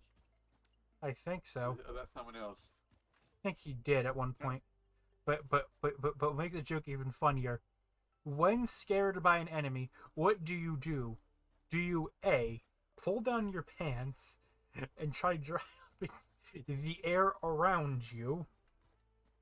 B, be scared? Or C, all of the above? Yeah, he did all of the above, which is funny. How are they not spitting seriously? Mm-hmm. I don't know, but I just find it funny because I'm just like, you've been doing the game longer than I have, and I know the rules that you don't tempt fate.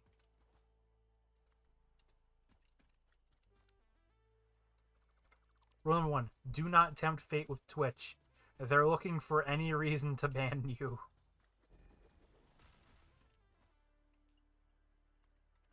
They're looking for any reason.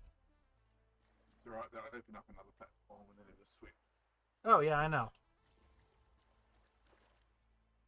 Oh yeah, I know. I'm also on Kick too, so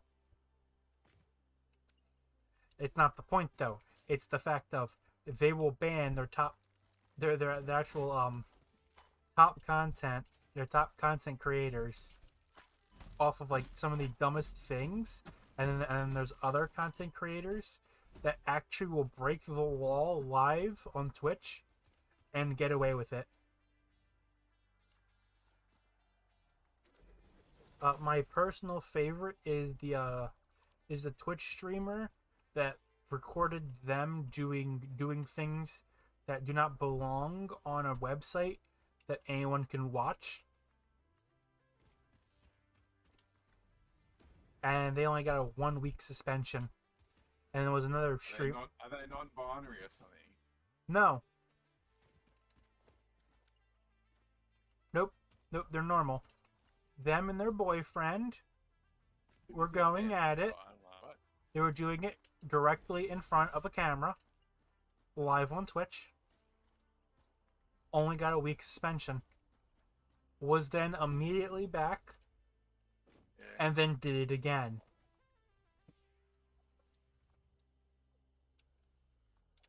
And then there's other people who do much less things and get permanently suspended. And they're like, what the hell did you do? I don't know. I don't know. I woke up this morning and I was banned. And I have one of my friends is like, yeah, so I just got banned for like no reason. How big's your channel? Well, pretty big.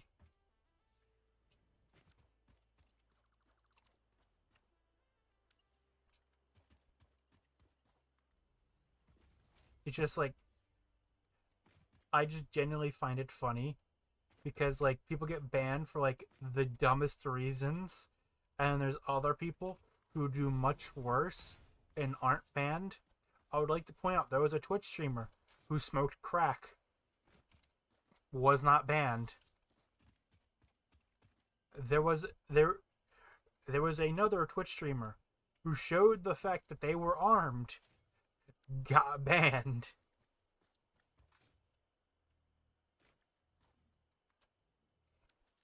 Which is just confusing to me. Now, Matt, if you could explain that one to me, that would be wonderful. My current theory is that certain Twitch moderators have their favorites, and it's entirely nepotism.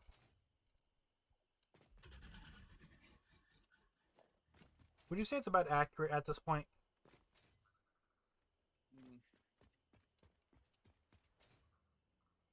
Because like my For You page is always just like the weirdest shit known to man, and it's from people who I'm not even following. And their front page, and then if you don't know, to be on front page, you need to have X amount of views, active views, and these people only have like what, 50 active views, which is just like, what? And they're on front page with other people who have who have like 2,000 people watching them.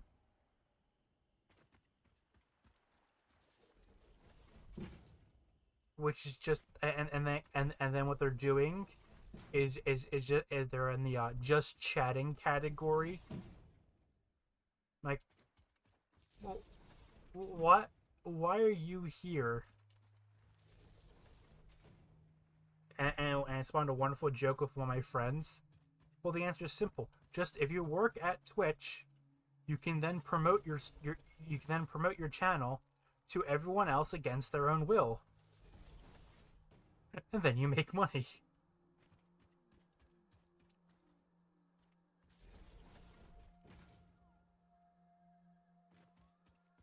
Which is, they're not wrong. That could work.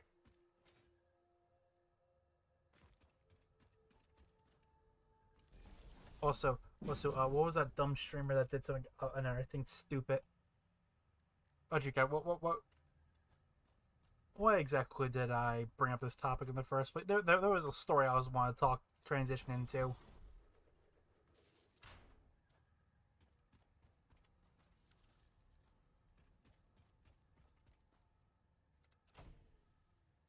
Also, oil's on, by the way.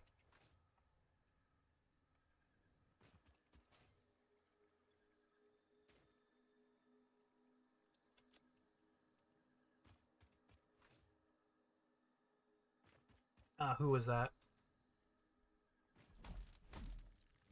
The numbers aren't changing. What's going on? Huh?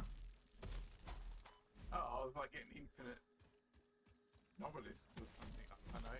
Maybe I ran out of inventory, possibly.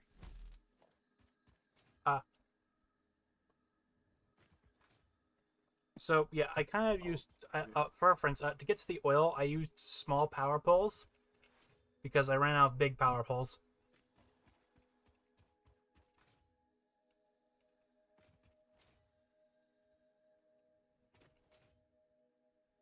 Right, I had the means to destroy these trees, theoretically.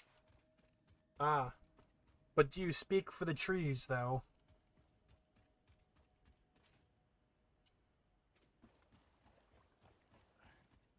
Are you the Lorax? Do you speak for the trees? Didn't work. Maybe Yale want to clear them, or maybe they're bugged out and they are cleared, but they're still there. One is affecting my spitter placement. And the ability to walk through it as well.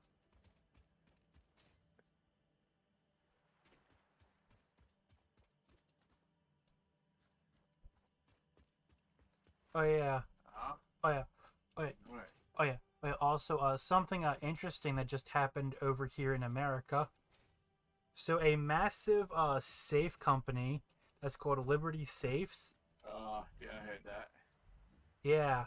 They gave the government CIA access. Was it? Yeah, gave the CIA access to someone's safe and But wait. had evidence that. But wait, it gets better. It gets better. They didn't even have a warrant. They just asked, like, hey, could you give us a password? Oh, yeah, sure. Oh, yeah, sure. Here's the master key. Here's the master pin for every safe we've ever sold.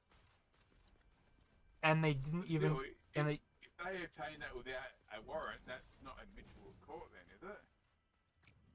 nope, they can use it in court because it was freely given. Not by the owner of the safe. Doesn't matter. Doesn't matter. What you don't understand is that pretty much if the feds want to charge you with something, them coming up with a reason of why they're charging you is a nicety. Because they don't have to charge you with anything. Because they charge people with the actual feds will charge people with like nebulous terms.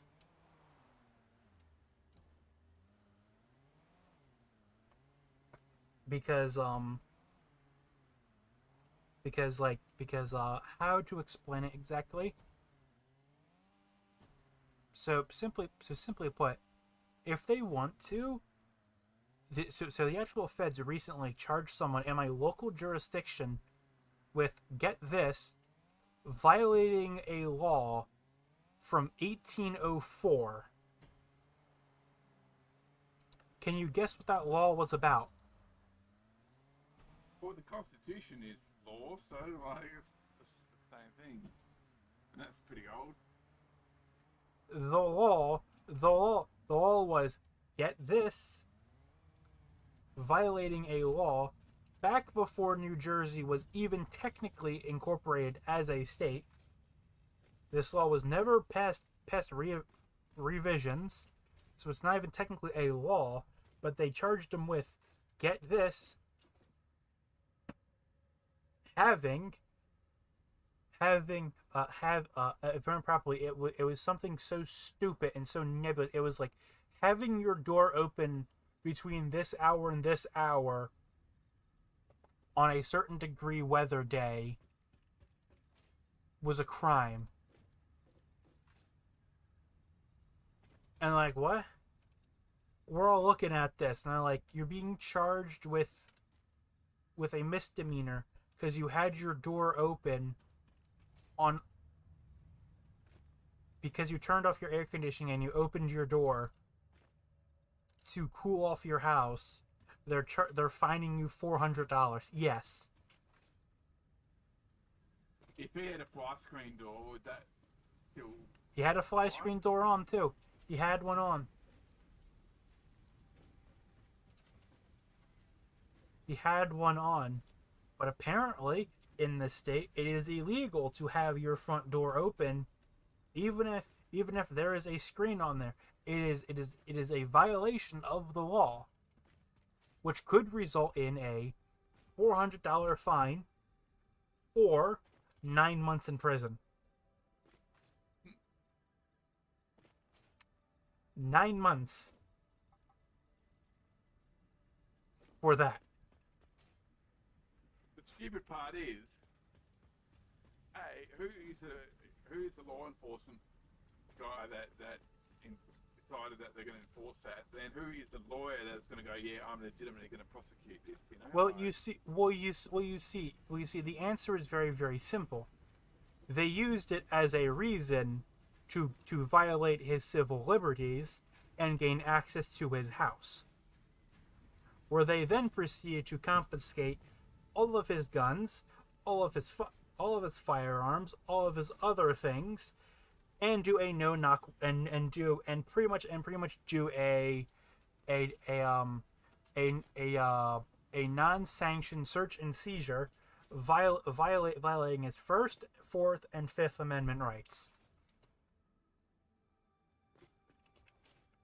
If you don't know, all that they need is a reason to break into your house. That reason can be as nebulous as your door's open and it violates this law from this time. We're now going to force entry into your house, arrest you, point guns at your children, and drag you all out. He is now suing.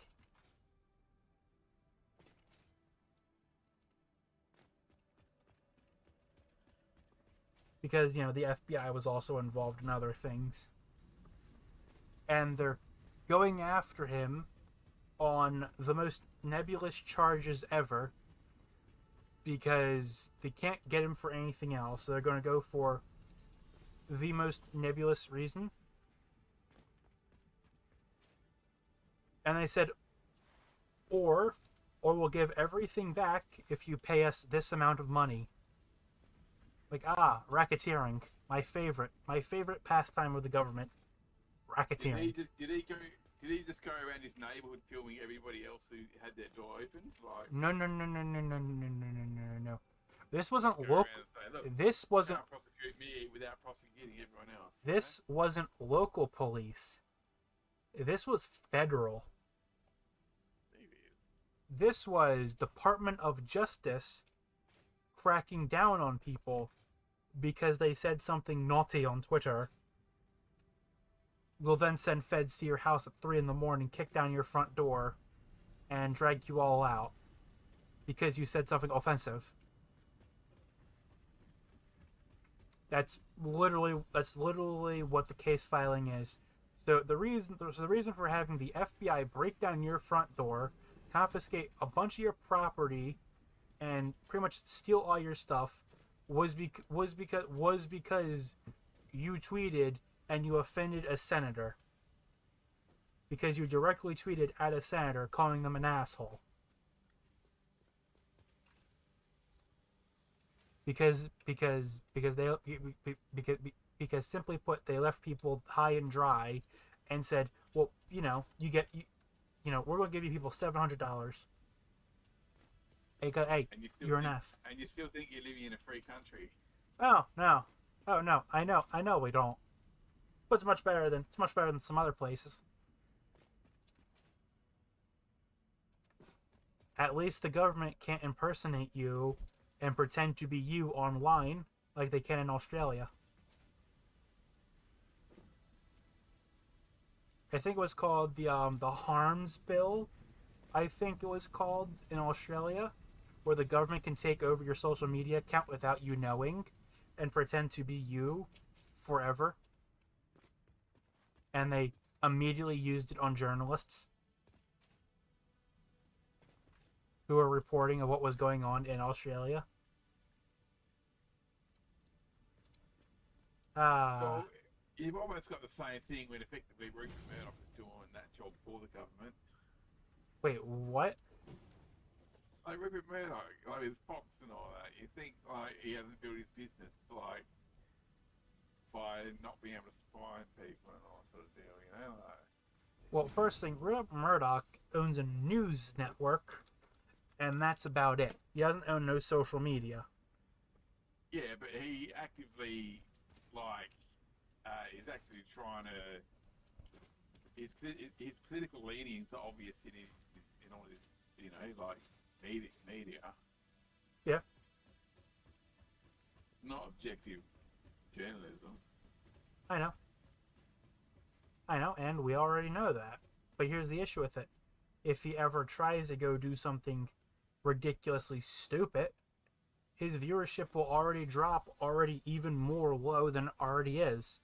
If you don't know, Fox News lost, if I remember properly, I think 32 million viewers when they kicked off Tucker off the network. And the people who watch it are already low already, and out of the corporate media, Fox News is currently the best one in viewership. It's where more people watch Fox News than they do CNN, MSNBC, or C-SPAN. So, yeah. And so shared between all of the corporate media outlets that have that have TV shows and everything, doing TV networks, they in total get the average viewership per day, maybe 2 billion views in total per day, which that number may sound massive, but it's not. For for reference, a network that's running 24/7, like all days a week, that is barely a massive viewership. For reference, PewDiePie, if you take PewDiePie's numbers, if sorry, let me for reference, to get an equal number of that on YouTube, you would have to take 100 of so I'm explaining this terribly, but the total viewership of cable news is the equivalent of what PewDiePie gets in one day in viewership. PewDiePie gets more views than the entire corporate press does in one day.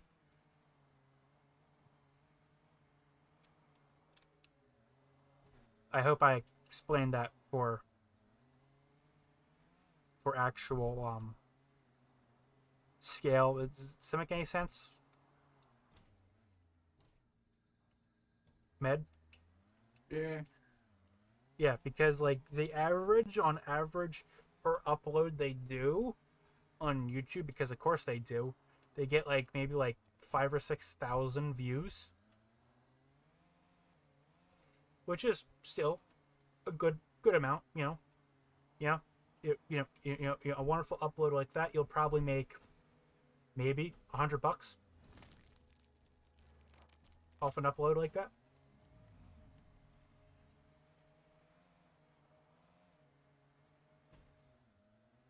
But yeah, but I'm also going to be really honest though about over here in America.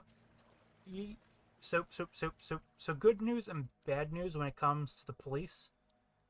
So the DOJ, the Department of Justice, which is like the feds and everything, yeah, they've been weaponized for like a while now, which is pretty much, we don't like you, we're going to go after you because we don't like you, is pretty much them. But then you have like the local police that actually routinely get into fights with federal police, which is the most interesting thing constantly happening, because you have the Texas local police fighting with the feds over nebulous terms, and which is just extremely interesting.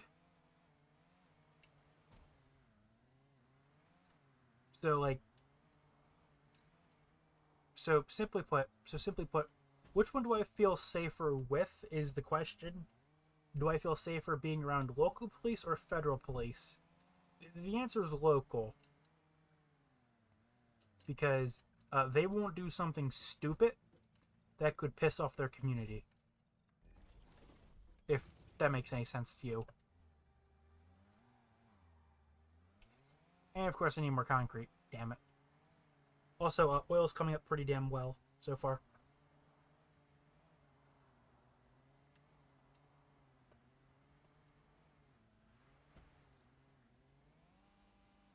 Yeah, also, the Dune Beach right here is extremely fun to drive with an Explorer going at top speed. You get so much air.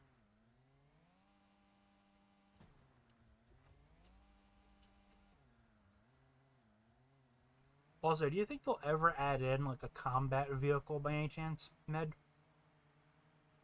Nah, combat's not the name of the game. I know, but hear me out. They make a vehicle that two people can hop in. One person drives, the second person is on the turret. Are you near the main base at all? I'm at the main base. Can you tell me which side the steel beam comes in and which side the steel pipe comes in? I've removed some containers and I've forgotten which side is which.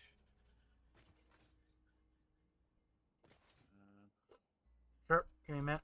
Let me throw my I think stuff. the pipe was on the right. Okay, so on your left is beams, right is tubes.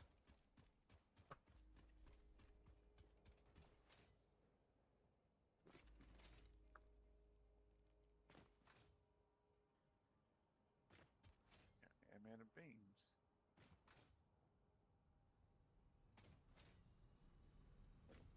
Oh yeah. Also, inside international news, Xi Jinping has a Twitter account. He just started his own new Twitter account, and it's funny because everyone is going in the comments and posting stuff like, posting a bunch of like anti-China things and things that'll get you censored. And then he's tracking you because of it. It's the easy way for him to start tracking people. Nah. The other YouTube video, a guy is like, he opened up a mop that was from China, like I don't know, a power mop or something, but he found a chip in there that was connecting to the internet. Yeah. Mop. Yeah, doesn't surprise me. Why the hell would a mop need to connect to the internet? Well, we also gotta remember, China has actually banned Teslas because they fear Teslas may spy on people. Like, yeah. And they're so scared of that. If you don't remember, so yeah, because they're doing exactly what you're doing. Yeah, I know. But so something funny though. The Pentagon leaks like a little while ago was just like so it's an ongoing joke that a bunch of Americans know. It's like America, we tell you we're spying on everyone. You don't believe it till you see the data. Like, yeah. So the Pentagon Papers pretty much revealed that the U.S. knows where Putin is at every moment of every day, and they have 7 satellites tracking him constantly, and like 14 cruise missiles ready to hit at any time. Like, and whenever I was reading this, like, there is no way. You're like, yeah, we have an infinite defense budget. What the hell did you people expect? We told you we can do this. You just don't believe us. The best part is it was just like if I remember properly, it was like a bunch of like generals that they were getting angry of. It was a bunch of like people yelling at them. And it's like journalists yelling at people like, and they're like, "Why do you do this so inhumane thing?" I'm like, "We told you out in the public that we do this. You just never believed us." And they're like, "Oh my god." I'm like, "Yeah. Yeah, we know when you people shit. That's not an actual joke." Bolton literally said that. The government knows when you shit. And it's not just Americans they know. They know everyone in the world whenever that happens. And it's through weird predictors. Such as, one of them was every single time someone looks at food, it's statistically proven that within 2 to 3 hours they go to the bathroom. After they look at a picture of steak, it's just a weird coordination relay thing that pops up when you look at massive data sets. Which is also very interesting too, by the way. Example, 100% of all humans who breathe air will die.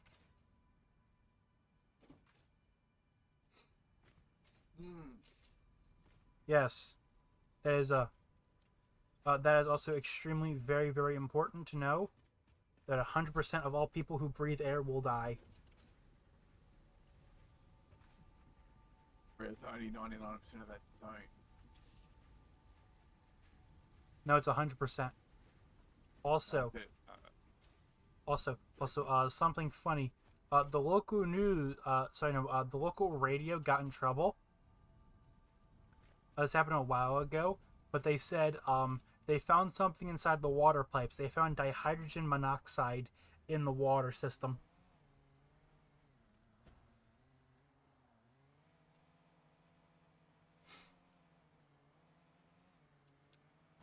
Med, do you know what dihydrogen monoxide is? Not really. Dihydrogen, which means hydrogen, 2 hydrogens. Monoxide, which means 1, and monoxide, which is carbon. Wait, sorry, no. Wait, sorry, no. Wait, sorry, no. Wait, sorry, no. 2 hydrogen, 1 oxygen. What is that? What element is that? H2O. Yes. Or dihydrogen monoxide. It's the scientific term of water. They literally told people there is water in your water pipes, and it almost caused a riot. Which is funny. Like, you're a bunch of idiots.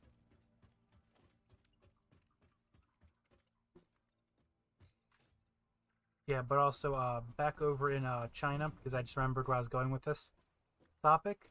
So the CCP is really terrified right now because they're looking at possible rebellions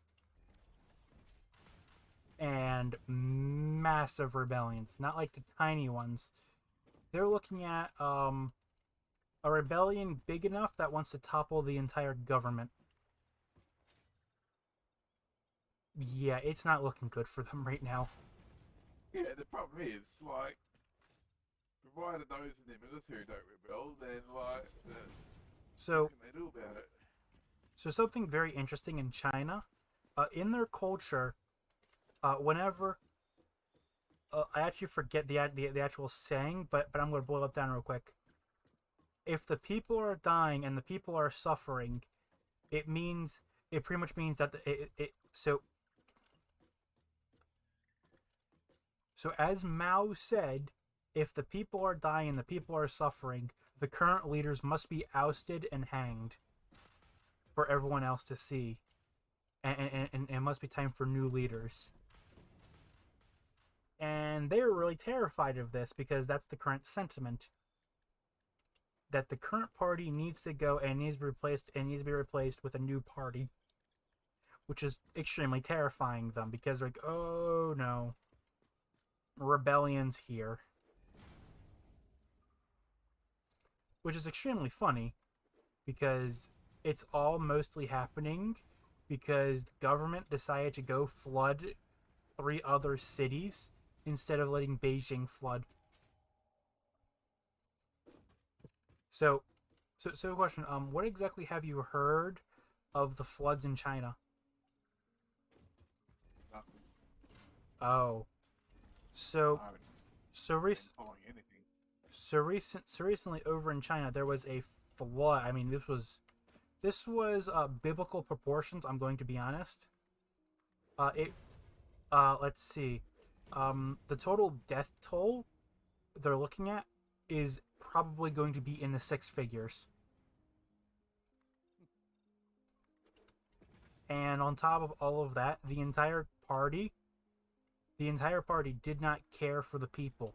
It only cared about its assets first and literally left the people to die. And so that really didn't help with the sentiment of the anti-party sentiment, as well as Hong Kong is trying to regain its independence by being Hong Kong and being very, very forceful. You gotta remember, Hong Kong is also British, so you know how English people are when it comes to rebellions.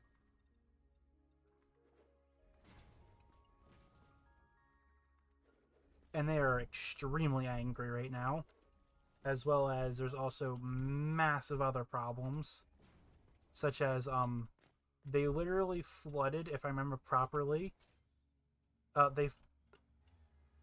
Because of, simply put, all of their shortcuts they've been doing to get to okay, how to explain it. So China's been making a bunch of money by literally, it's called tofu construction, which is literally when you cut corners everywhere. They're not even building their projects out of concrete anymore. They're building it out of some weird concoction that's similar to concrete. And it's causing a massive amount of problems to where actual infrastructure is falling apart in real time. And it's hurting a bunch of people. And not helping sentiment of people getting really angry. I am explaining this very terribly, but so to pretty much explain it in a nice, simple way, all of the problems they created in the past 30 to 40 years, all those chickens are now have come home to roost. Is pretty much what's going on, Med, if that makes any sense. Their entire housing bubble is about to collapse in on itself because of so they have a massive issue of everything must be government run, and they had a and they had a business that was producing more homes than there were people in the entire nation by like 5. So if I remember the actual numbers, the average person, with all the homes being there, the average person could own and they're able to buy like 5 homes, and there would still be a surplus of an extra 1 million homes. But the issue was they were all made so cheap that they were falling apart not even within like a month of them existing. And it was a massive problem. And then on top of all of that, and the company who was making all of it was responsible for China. If I remember properly, their so the actual company I think was Evergreen, and that company is responsible for, I think, 8 or 9% of China's overall GDP is from that one company, and that company just filed for bankruptcy, pretty much. And there's and then this other company which does the exact same thing is also filing for bank. You know what I mean? Med, am I making any sense, or am I losing you entirely, or boring you with all this?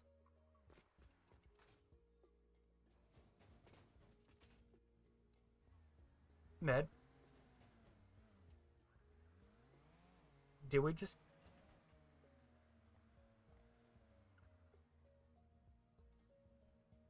Oh, wait. So, here. I'm so confused.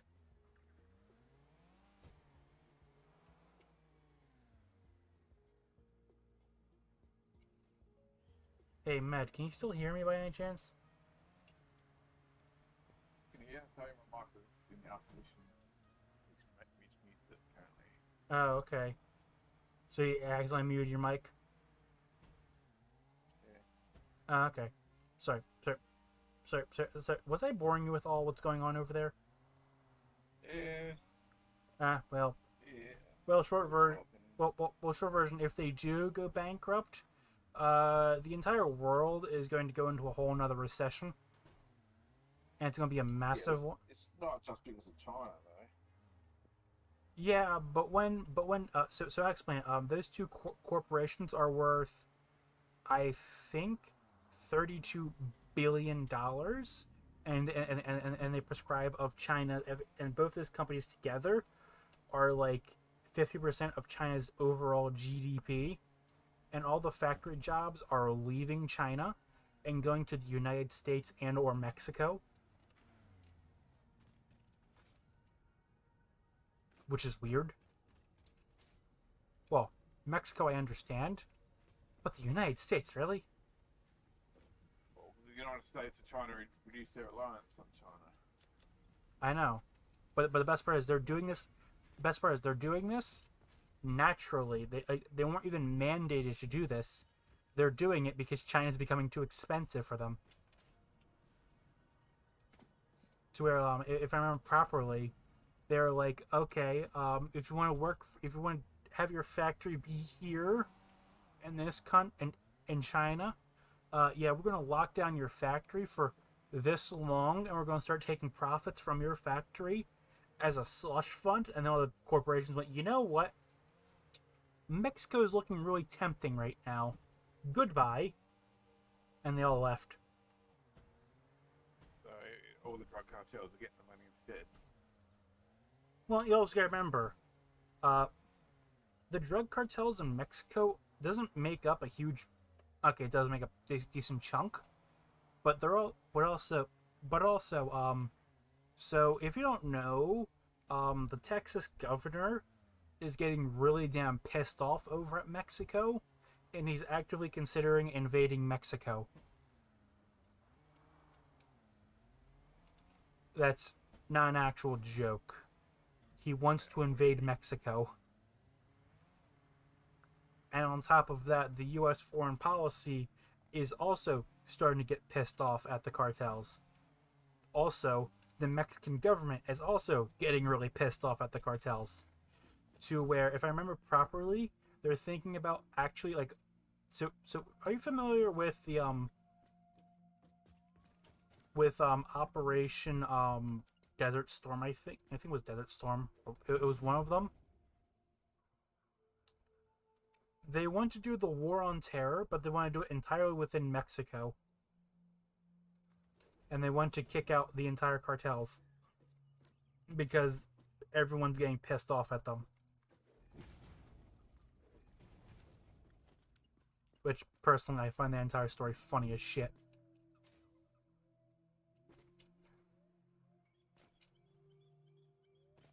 Because, like, if I remember properly, I think the only reason why they want to actually stop them is over the dumbest reason known to man. Because it's like something stupid, like they recently like tried firebombing an embassy, and like, okay, that's it, we're going to invade.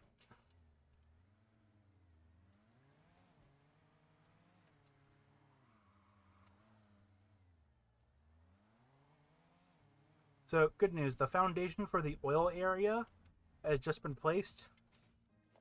And now we need to start building the refineries. Okay, how many refineries do you think I need? Oh, as much to use as oil and get. 3 pure.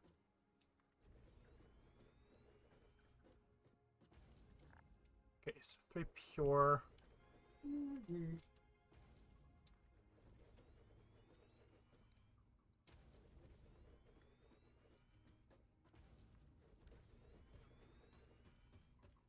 I'm gonna go with 2 per.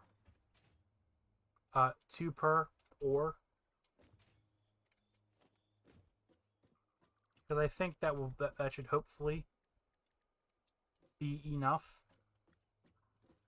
Because if anything, we'll probably be pipe limited on total oil we can move. Oh, for now, once you get Mark 2. Yeah. Then I think I could maybe bump it up to 3, maybe. But also just generally trying to do 3. Sometimes a pain in the ass. And of course, I need more encased beams. Also, should we make oil storage? Not really. Oh yeah, that's right. I don't need to crack them. So I can just go straight into plastics.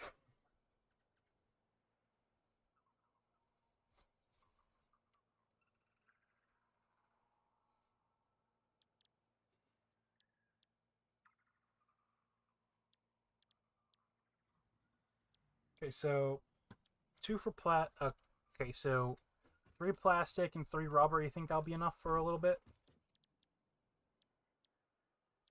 Yeah, that should be enough. And then the rest I'll turn into fuel.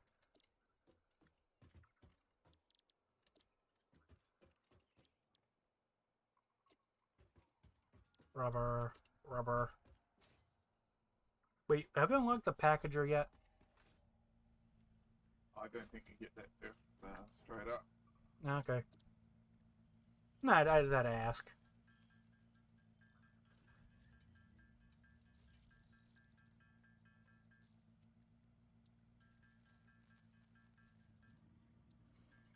Okay, I'm going. Question: how many encased beams are we producing by any chance?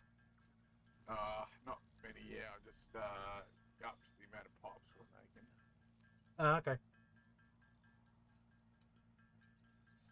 We're gonna need at least 15 per minute.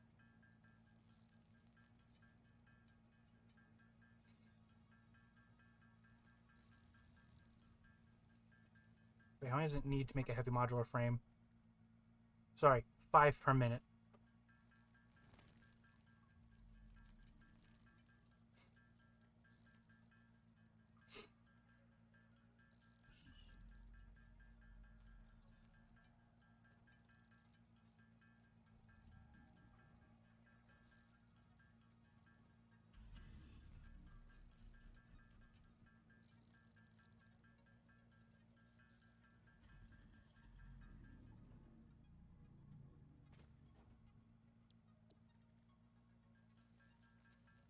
There you go, 50.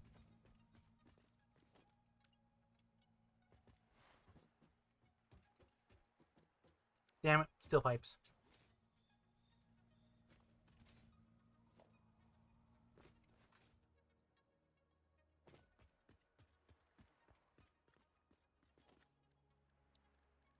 Walls.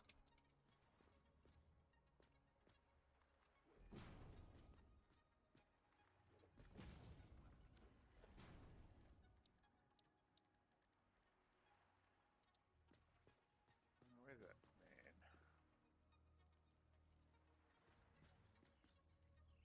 Oh, if you can bring back 100 polymer resin with you too, that'd be good. I'm not even producing anything yet. I'm still setting up foundations here. Even if you could get some going, that would help with the ultimate fabric recipe. Oh, yeah. Oh, yeah, I'm just kicking off production now.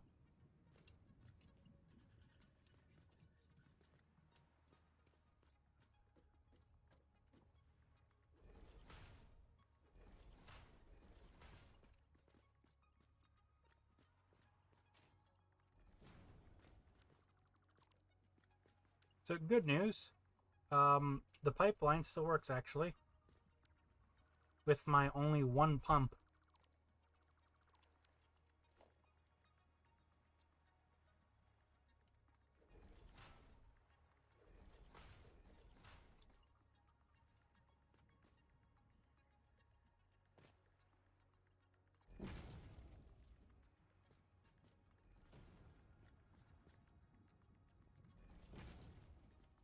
Go, fuel incoming.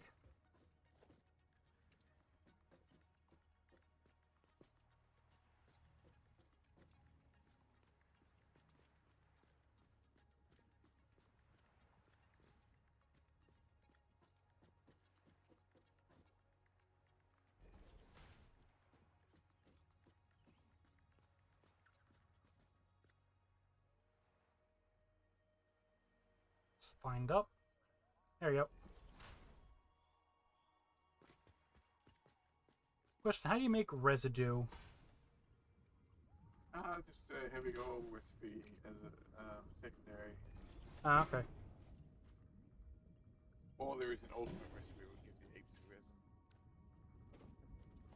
With a little bit of HLR. Yeah, yeah, as you can tell, I don't really use oil residue.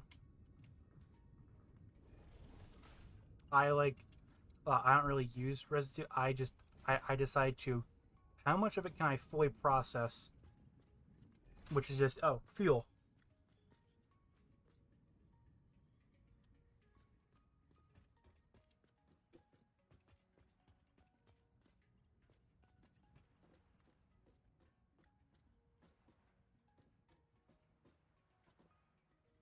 Okay, right there. 2.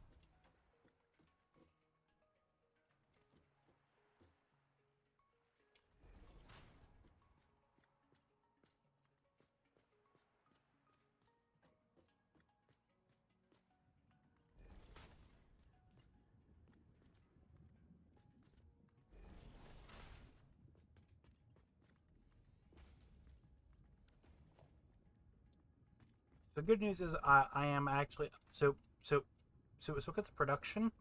I'm just going to have 2 of them go straight into a regular refinery to make components, which is just your rubbers and plastics, and then they're all just going to go straight into either fuel production. All the leftovers going to go into either fuel production or residue for petroleum. if that makes any sense whatsoever.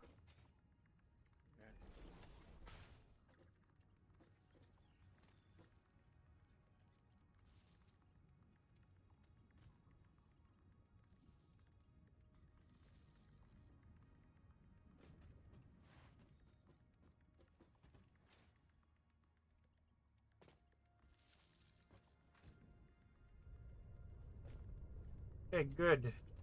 Well, four out of the 5 refineries are active.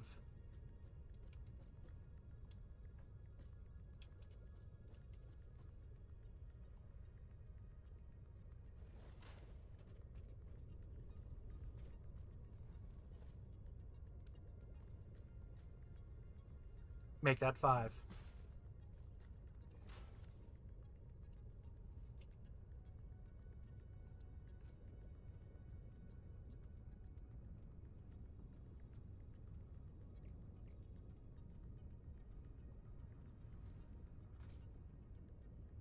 Now, paint the pipes.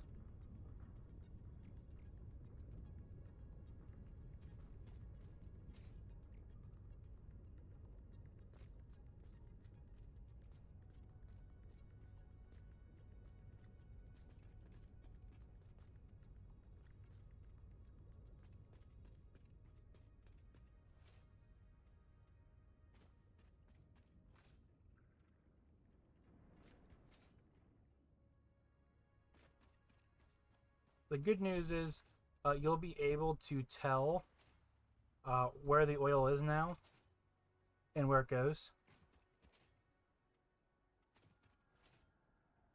Also, we are producing.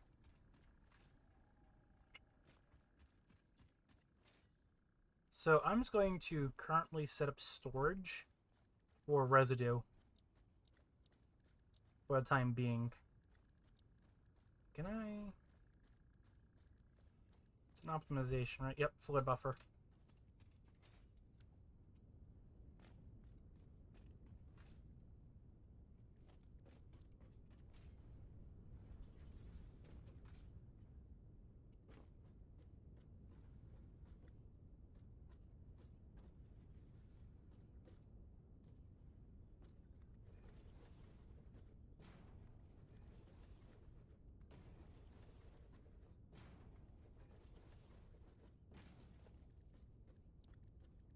Logistics, that there.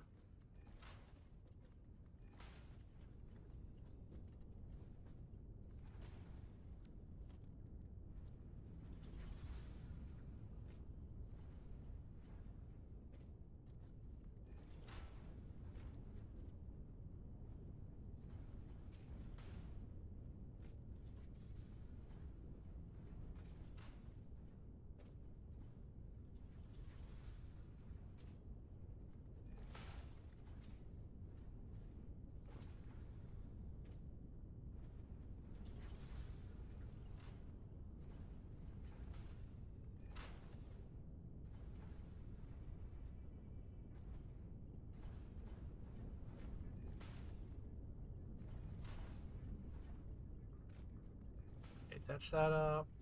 There.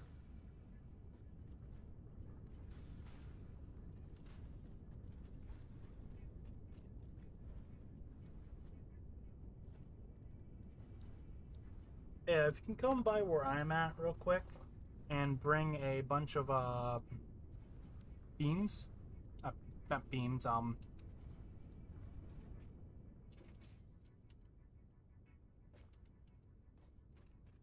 tubes. There you go, steel tubes. That'd be fine. Where do you want the beam?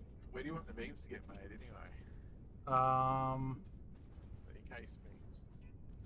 I don't know, wherever you can really find them, either at steel or near the main base somewhere, or where the heavy modular frames are being built, because there's concrete right next to there.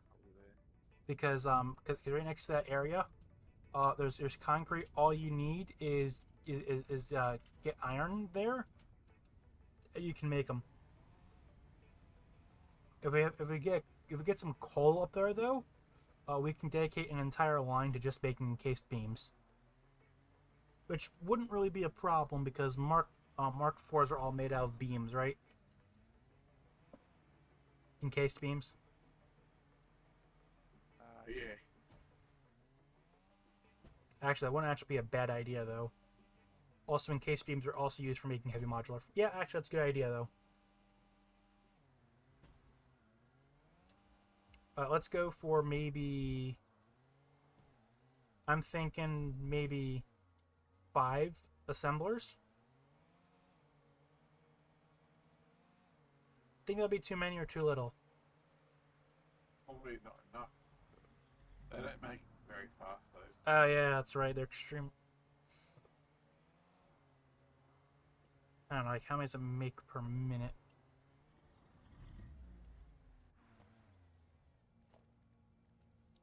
Production assembler.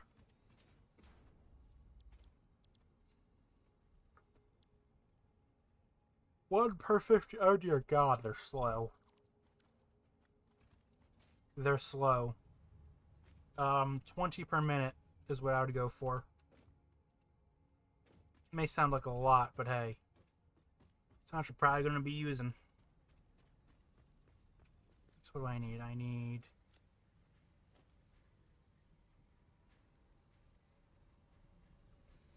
4 more, so yep, I just need steel pipes. Yes.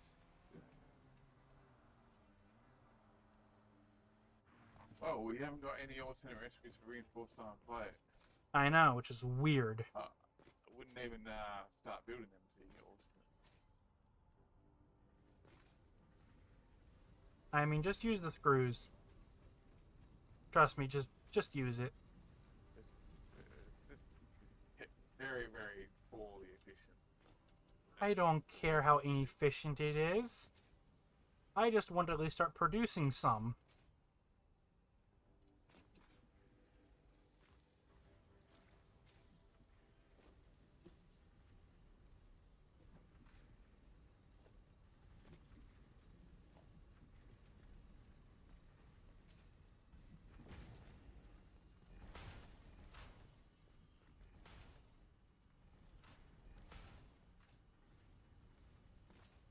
Okay, so we need, that's right, steel tubes. Tube. Sorry, pipes. Do we ever get tubes in this game, or is it always called pipes? Pipes, I think. Why can't we just get tube? Why can't we just get the ult? You know what? The next Smith miss. A tube is like a donut. Wait, what? Like you go down a water slide in Yeah. a tube. Or a pipe? You don't pump fluids through a tube. Yeah, you do.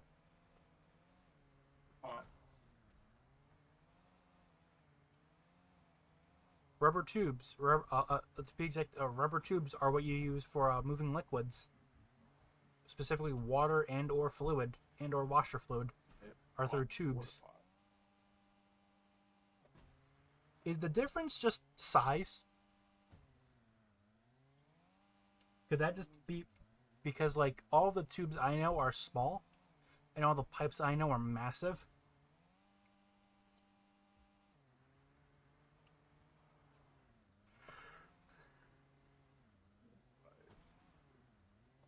Is that the difference? I think most places call them pipes, to be honest.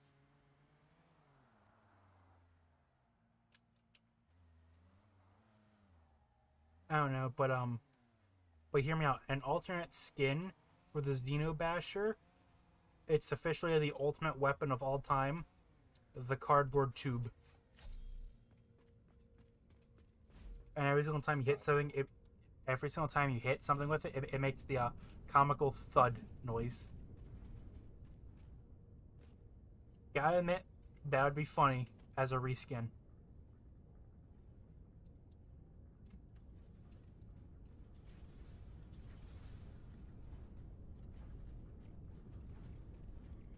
You still using rods to make screws. Don't we have that also in it? Cast screws. Yeah, I couldn't get any steel though. Didn't have any steel though, so I went We had the also in the recipe. for what, cast screws? No. No, we almost had it, and then your game glitched out, and we lost the recipe.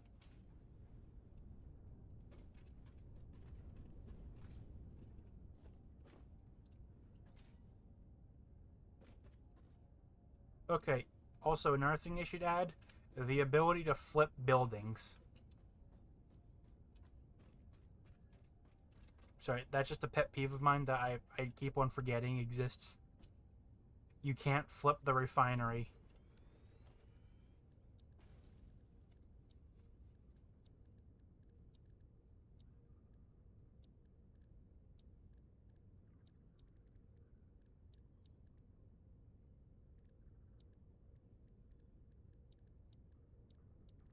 Just tube into there.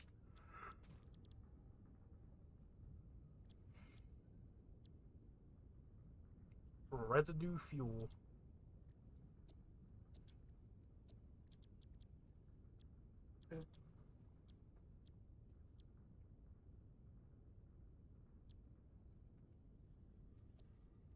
Residual fuel.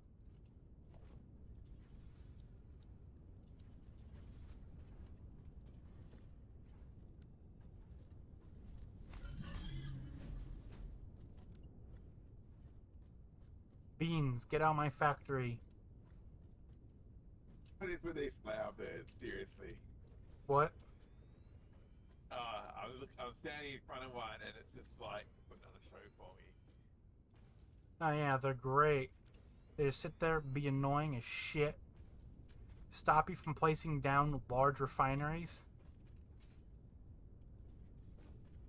They move when you're trying to place stuff. No, they don't. Yeah, they do. I find they try and wander away when the game realizes. Wait a minute, that's why I've never seen that before. It's a weird green thing like go into its beak or something, or something happened. I don't know. So question: do you need polymer resin or petroleum coke? Polymer resin. Okay.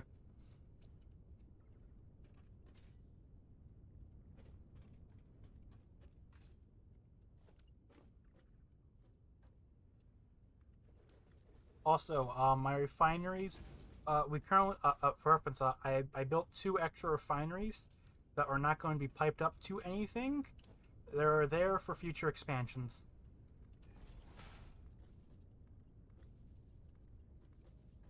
So if we need, I don't know, down the line, you know, if we need to, if we ever increase the flow rate, we can then quickly engage to 4, because it's 8 long, right?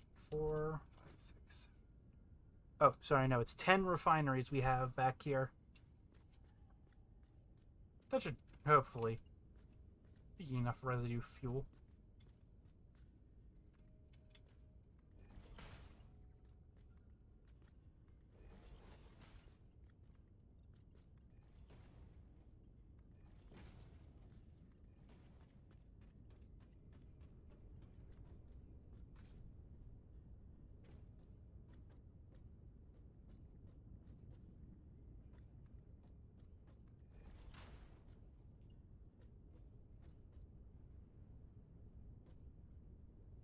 Okay, lined up right there. Attached up. Oh no, we have enough room to repipe these all out.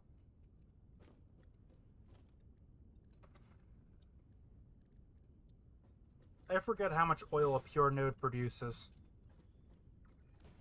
I think it produces like 60 a second. But the pipes can't hold it.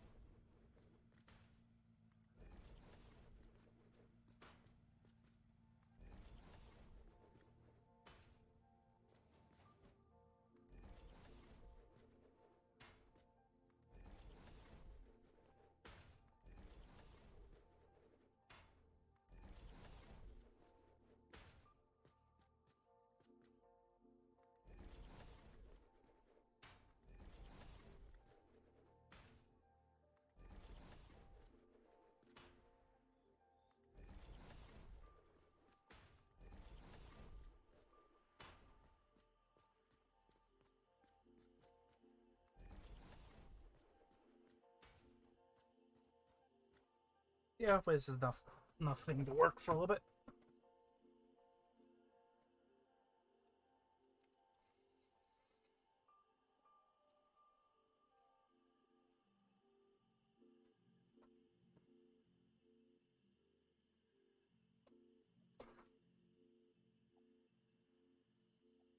Oh yeah, also med currently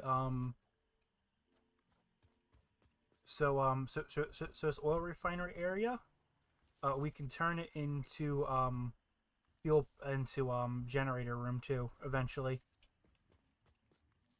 Once once we unlock it.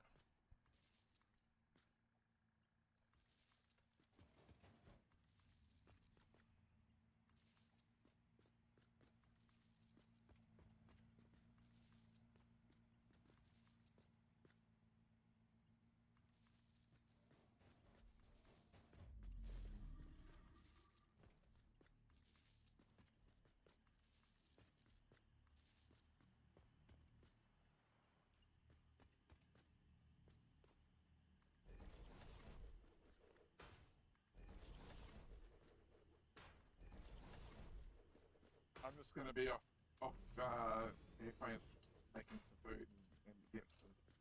Wait, what? I'm just going to make some food. Ah, okay. So you're back in a little bit.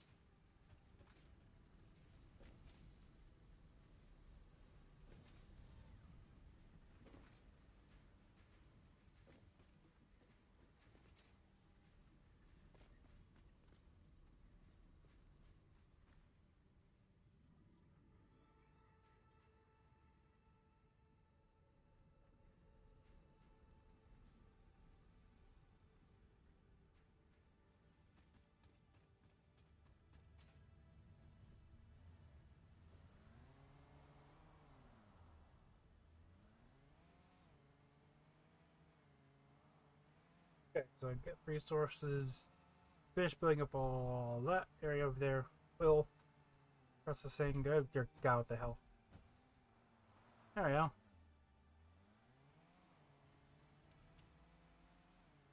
Then we make a way of getting over here without going through all the dunes. This is just becoming a nightmare.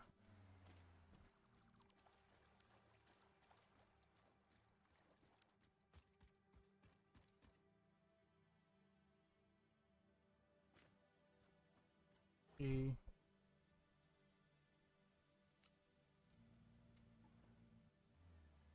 Burn the coal.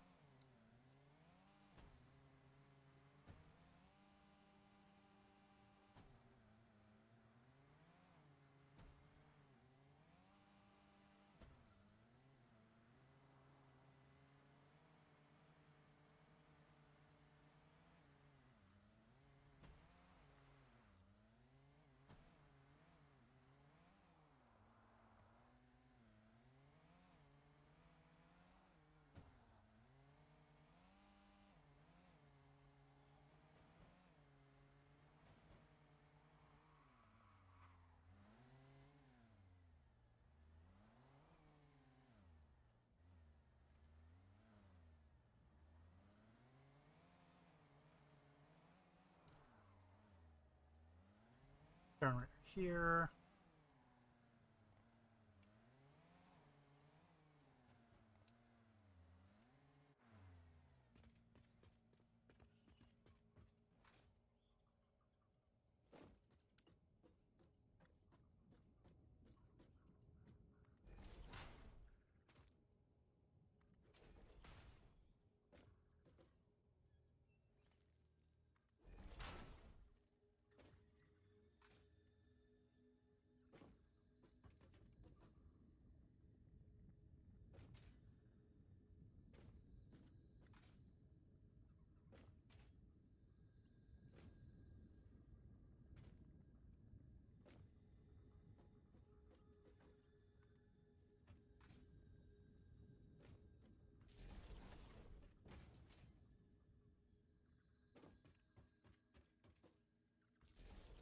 There.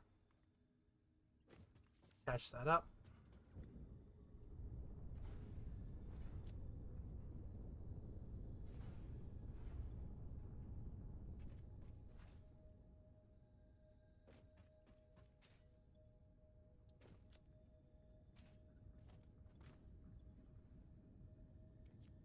Why not so much iron ore?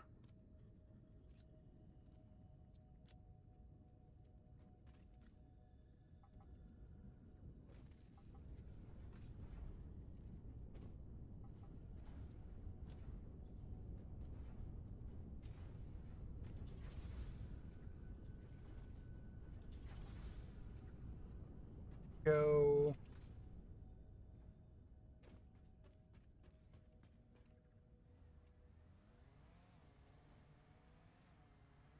Now we head back.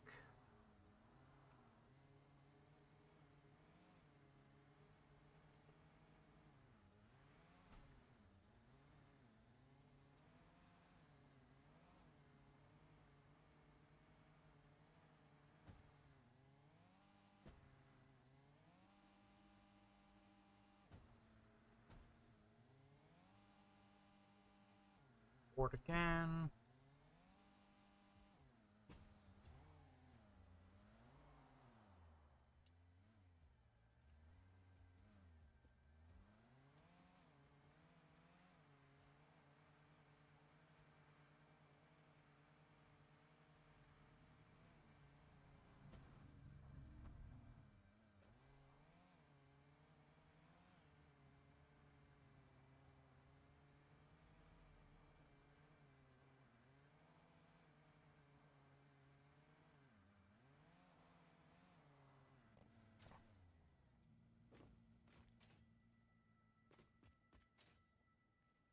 Hey, Med, welcome back. That's gone. Yep. How's the food?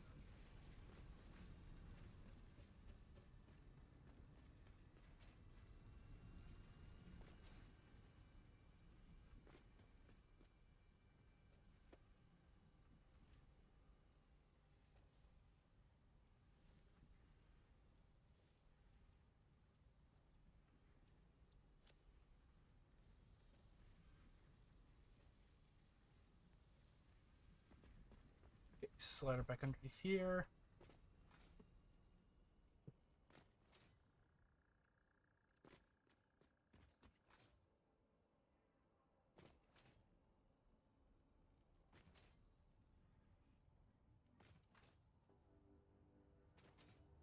Okay, what can I craft?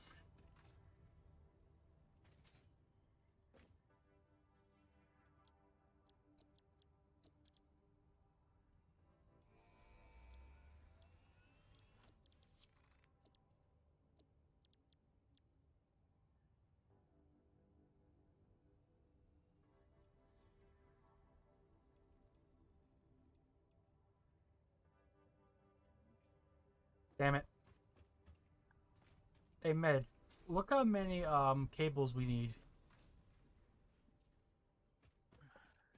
Okay. Yeah. Yay. I actually had to slow down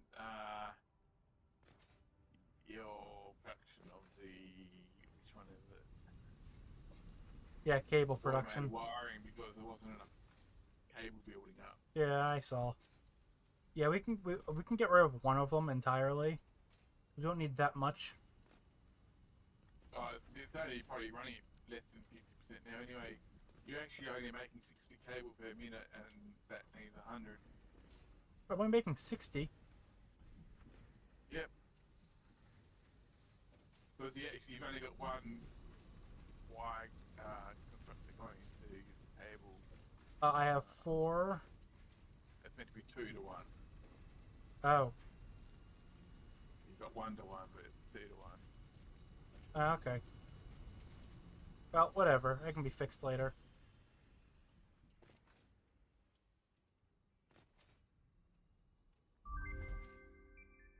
Milestone reached. Also, The gas mask are manufacturer done too. increases production complexity. A critical look at production line logistics and efficiency is recommended during integration. The truck allows for increased efficiency in transportation, confusing, automated isn't it? or otherwise. New project parts enable progress to the next phase.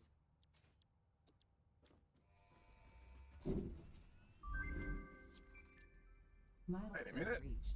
Gas Don't you have masks to wait and 12 filter minutes? parts will ensure increased odds No. of survival in Well, I mean, if you already pre-queue it up and you didn't click launch, you can stack up as many as you want. I thought you have to wait for the thing to come Nope. before we can hit the next one. Nope.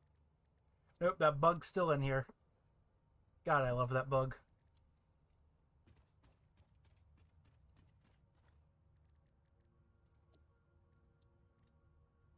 I need mushrooms.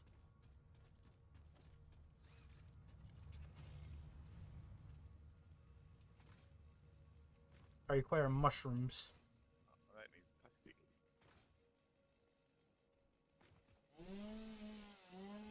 Is the plastic just going into containers in there, is it? If you head over to oil, everything's being produced right now. I just need packaging, so I can then get regular fuel and I can start checking vehicles.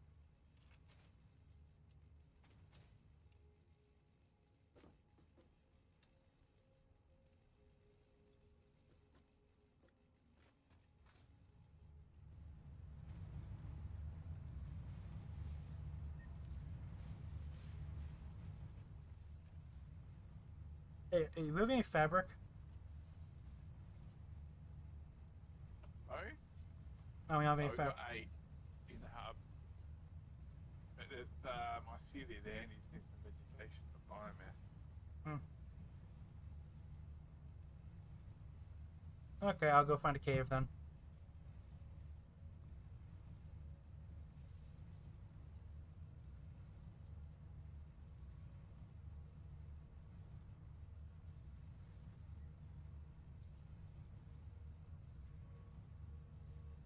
No, not mycelia, biomass.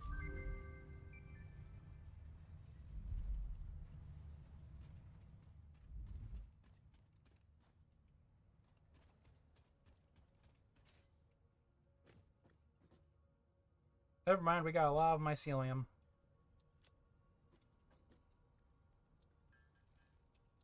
Also a bunch of power shards too.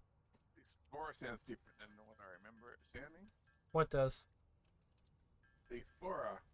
Oh, Or do they make it sound different depending on what fuel you've got in it or something? I think that's what it is, maybe. I've got like solid biofuel in it, like arms. Hmm. Or maybe, hear me out. It's just one of those sounds you just don't notice. Oh, you're driving the Explorer. It sounds like a leaf blower.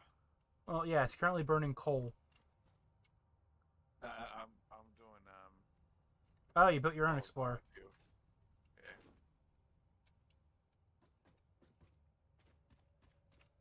It's built like a dinosaur pen or something.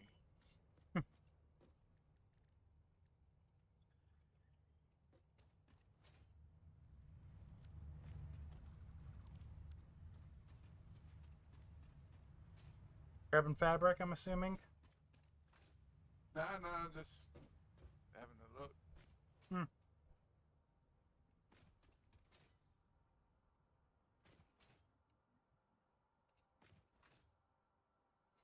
Now, hear me out. We should probably like create paths to like locations, to like certain areas, so we can just autopilot while we're in the vehicle. That's what you do when you get trains. Well, yeah, you can do that too.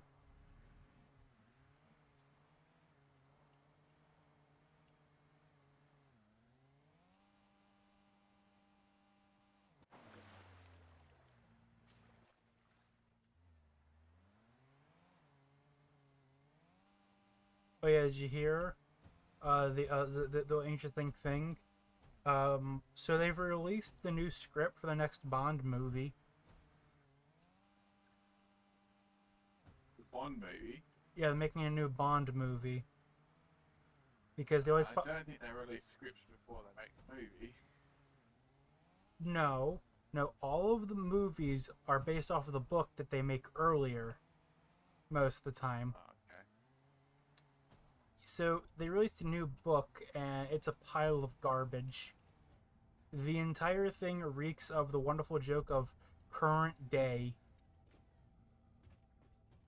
It's current day.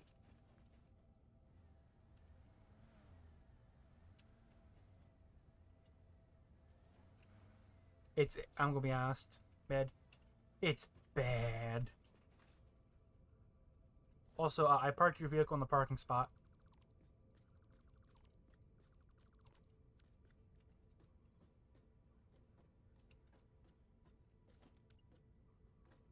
Well, okay. There wasn't a parking spot when I came.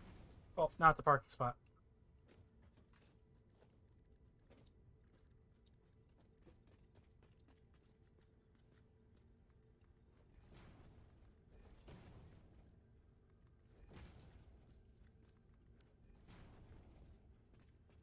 Also, you think this area is bright enough?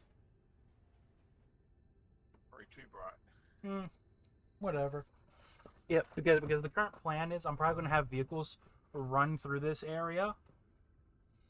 So if you're gonna park your vehicle, at least park it in this little area over here.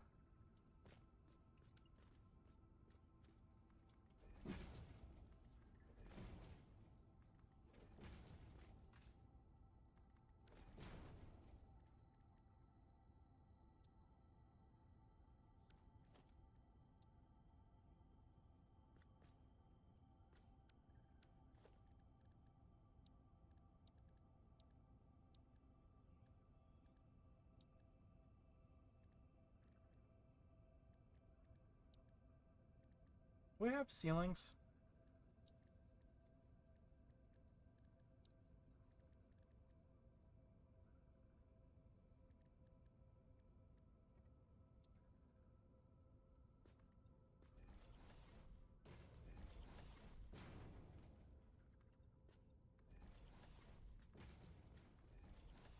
One of my favourite pastimes in this game is running over the beans in the. Yes. Yes, everyone's favorite pastime. See, I like playing like bowling, where you try to hit as many as you can in one run.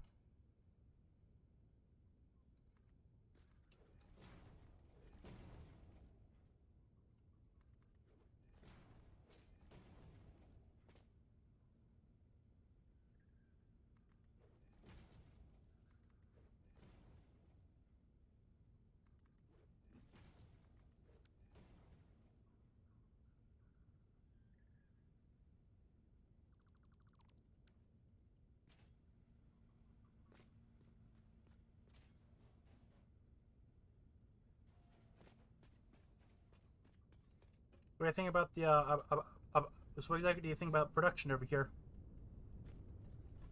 Yeah, alright.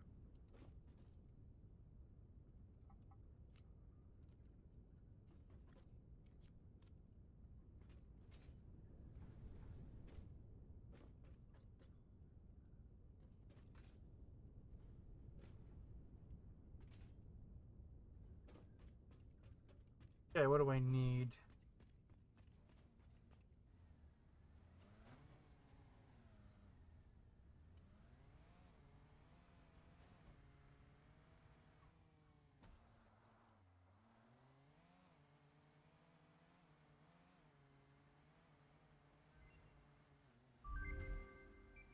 Alternate recipe for fabric?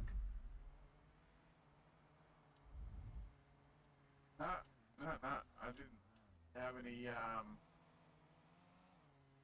blue, what's it called? Hmm. Polymer.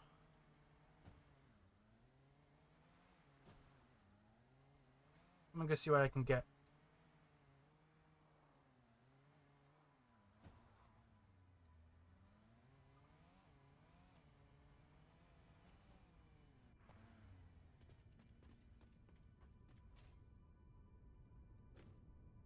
Oh wow, went flying when I hit that dude.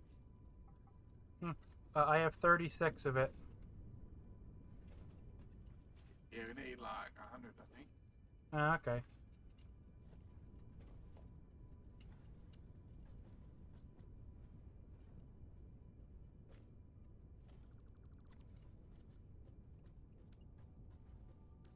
If you could bring some copper plates, sorry, no, stamped, and attach a few things up over here, that'll be perfectly fine. If we then start production.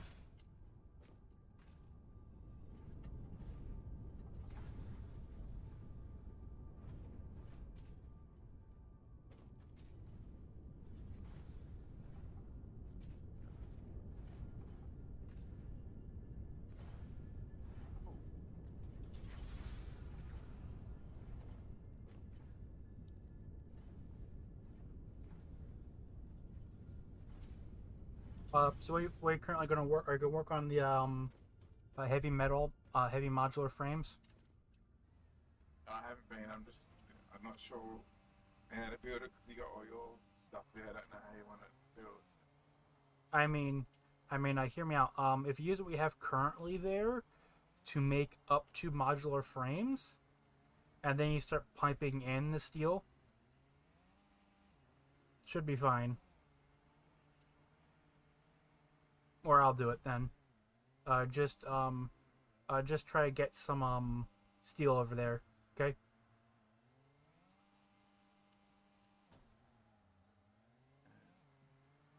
That's tough.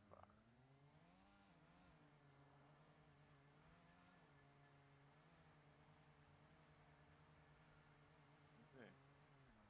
Wow. We've almost been streaming for almost 5 hours.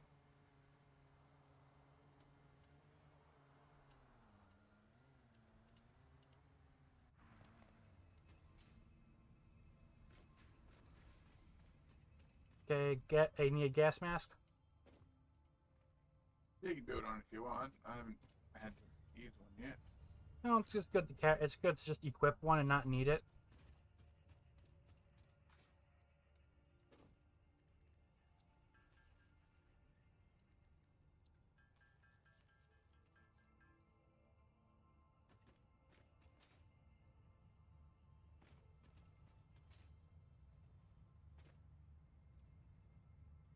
Coal.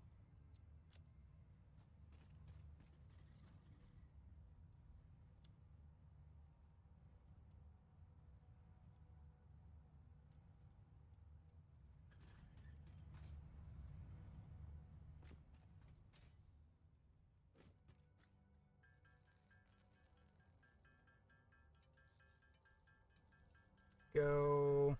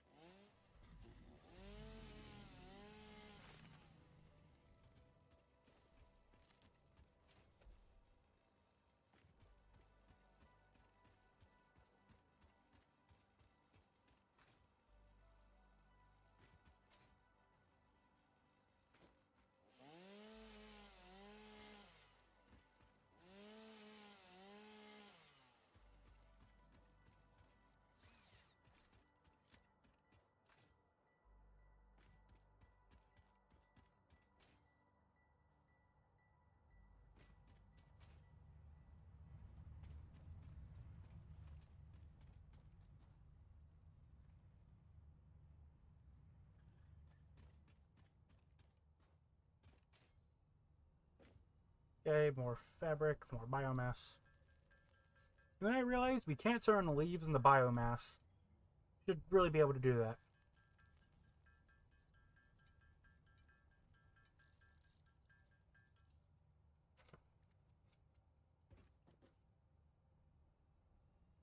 There's a cave there. It is. Wait, where's the cave? Oh, I don't even know if you know where it is. It's well hidden. Oh, that cave.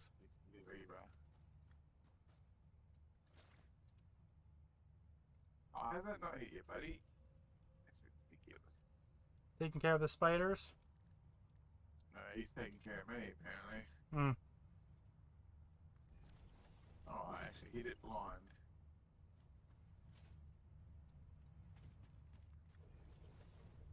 Oh, you know about this cave then? Yeah.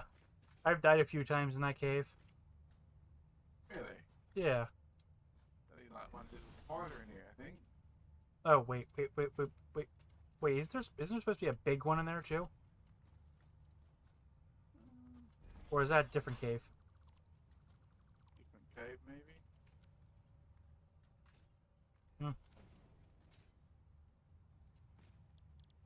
Color cartridges. Produce.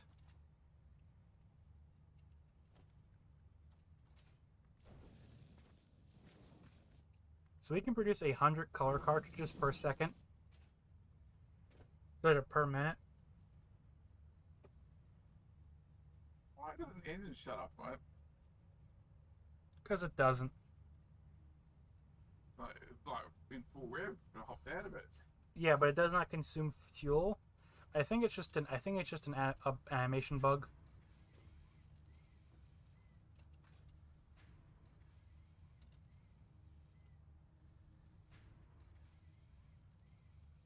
Wow.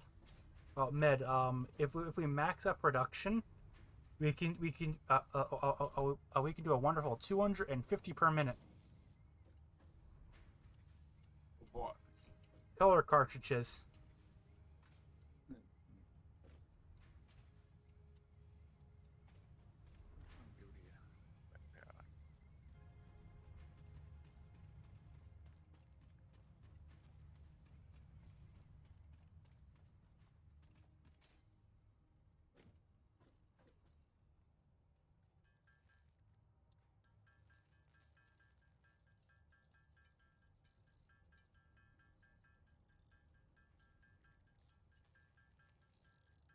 Time to go craft a bunch of fabric.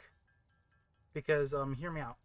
I just kind of like keep the gas mask on me because there are certain ones that can't be destroyed anymore. I'm not going to destroy anything now. I'm talking about the gas spires. Yeah. Yeah. You can destroy anything now. Oh, okay. You don't need the nuclear ones to destroy the bigger ones. I'm not sure about that, but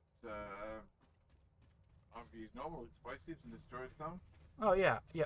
No, the small ones can be destroyed by the explosives.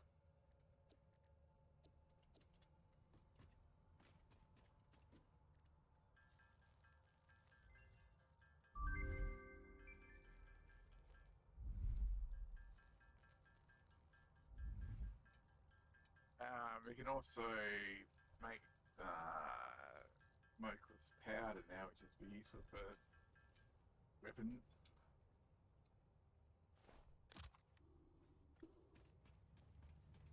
Wait, what was the power? Smokeless powder in a Oh. refinery. Yes. Can I build a refinery? Sorry, I like smokeless powder. I want guns. Give me guns. I want turbo rounds. Or the homing. Homing round. Uh, Homing round. The funny part is, if I remember, turbo rounds still are the most effective ones. I found homing ones that do more damage. Oh, yeah, homings are great. No, homing. Oh, yeah, homing's great I too. would have thought the non-homing ones would do more damage than the homing ones, personally. I mean, so I have a feeling that the actual homing ones target the weak spots. instead of just hitting normally, because they all enemies have weak spots. It's normally the face.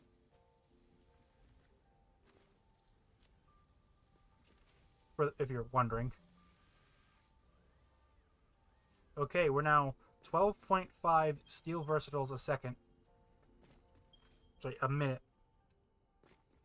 Why can't we have per second? Sorry, I genuinely wish that was an option you could view it as.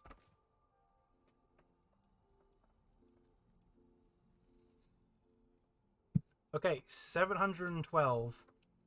Done.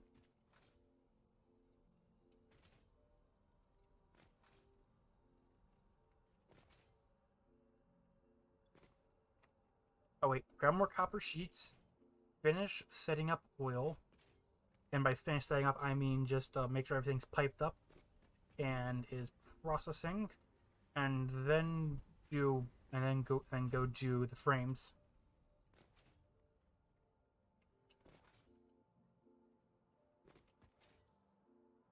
Yeah, make sure you're doing all the take here.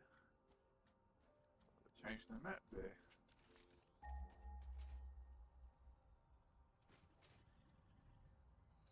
Actually, could you maybe automate oscillators? Yeah, I think. Oh, actually, they need reinforced iron plate, don't they?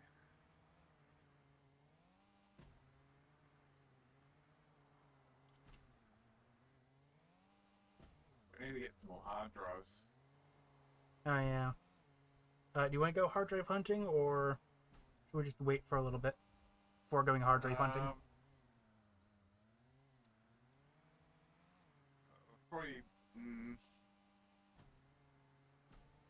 I probably wouldn't want to do it alone because I might get a little lag fighting the monsters. That's all.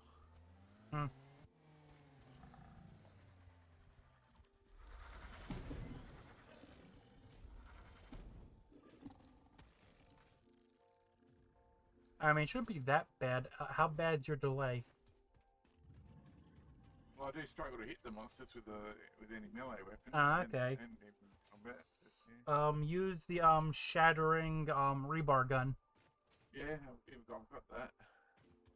Does a lot of damage. I've never been any good with the rebar gun. Scattering. If you manage to fully hit, if you manage to get a direct impact with them, it can easily one-shot the smaller ones, and you can three-shot the larger ones if you're at close.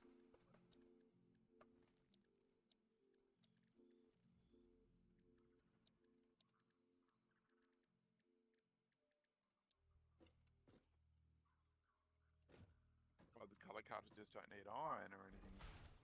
Sweet.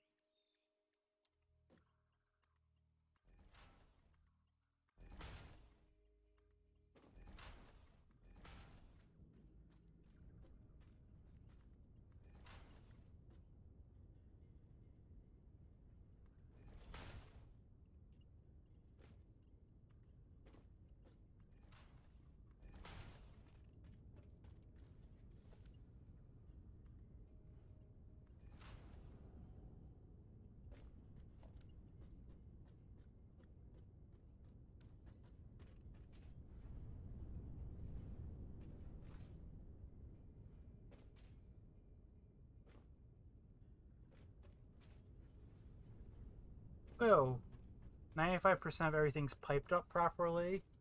Things are moving, except for fuel. There is no fuel storage right now.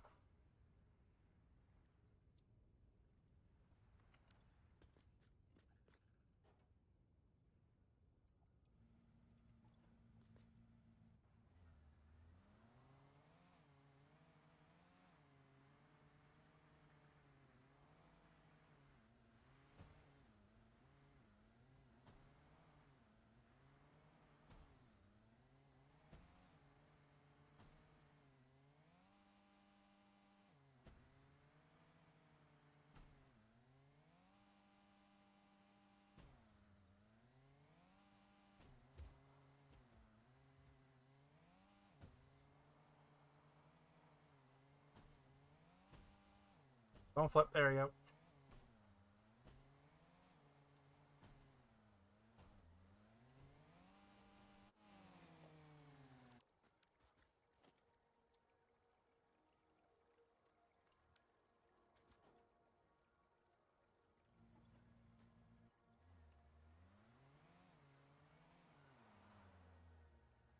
Oh yeah, did you know if you push spacebar you can drift? Push space while driving, you can do this. Yeah, no, I drift when I park it up, I do it. Hey Med, where you at? Alright. Where you at?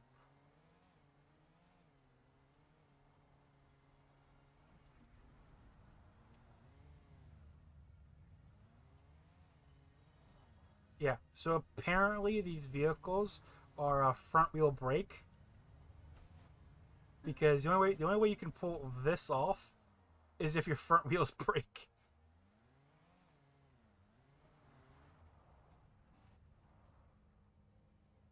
I'll check out me holding my chainsaw while driving. Hmm.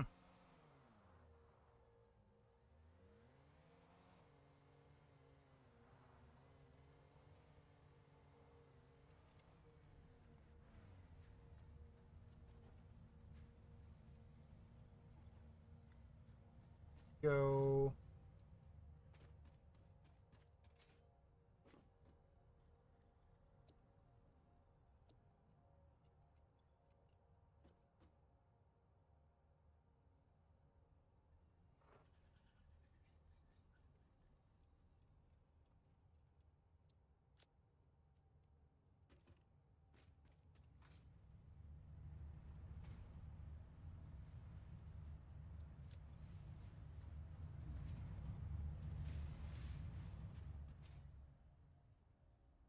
Oh dear God, that's a lot of capsules.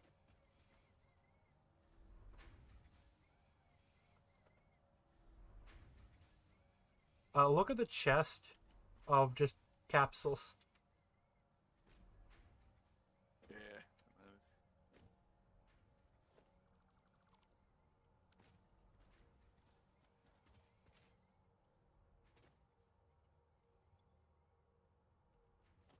Okay, so I'm going to need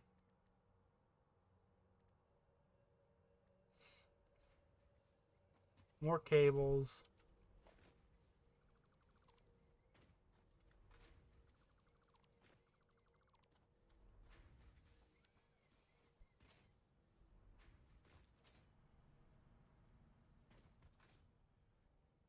My question is, do I have any stockpile of cables?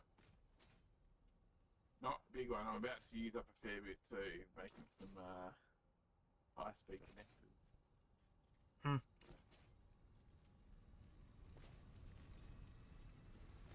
I thought I can go up vertical surfaces.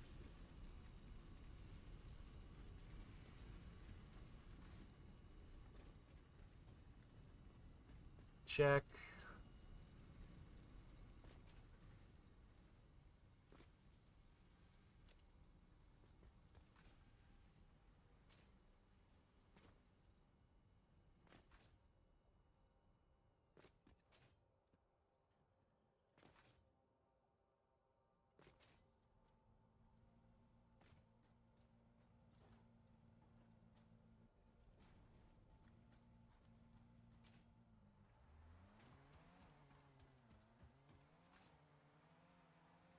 Okay, can you stop real quick?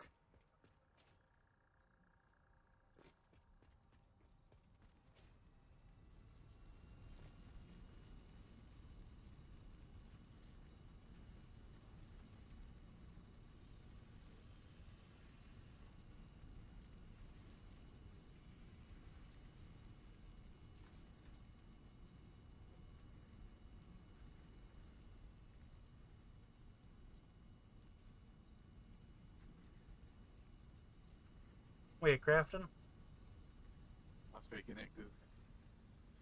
Oh, Oh, you want to rotate my thing away? maybe.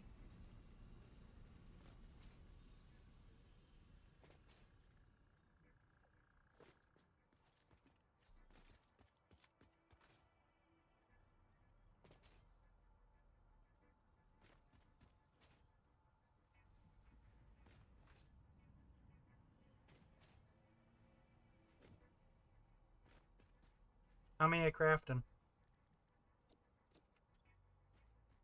I need to get to 50, I think, so I can unlock Mark 3 poles. Okay.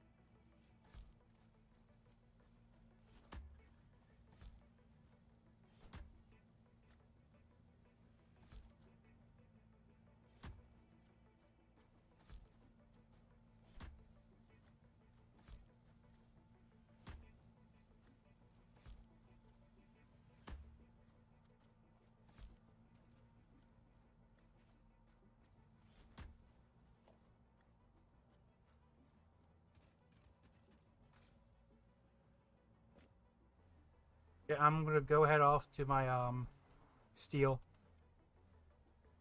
How many more you gotta craft? I think I'm just about finished. And then I'm going to do some heavy modular frames after that. Okay. That way I can get that fuel package. Okay, I have a question. If you... What the hell? If you mind moving your truck real quick? Can you move? I need to build something.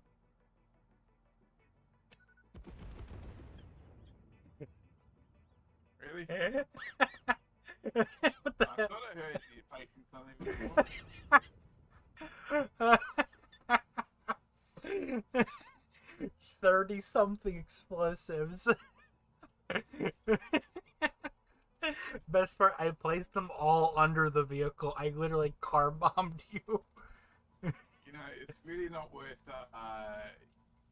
someone dying in a vehicle and just getting it off and it's a bit shit. I know, the lag spike.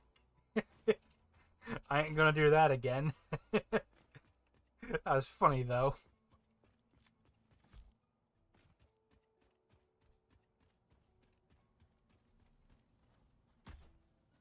Okay, you can get back to crafting.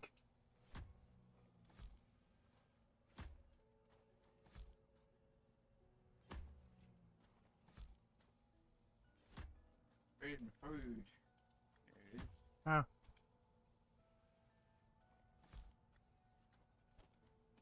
Here. Med. Food. Where? Food.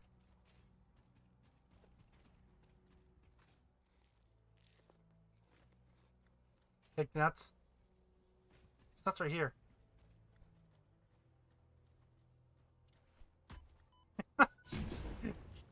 You can't car bomb me.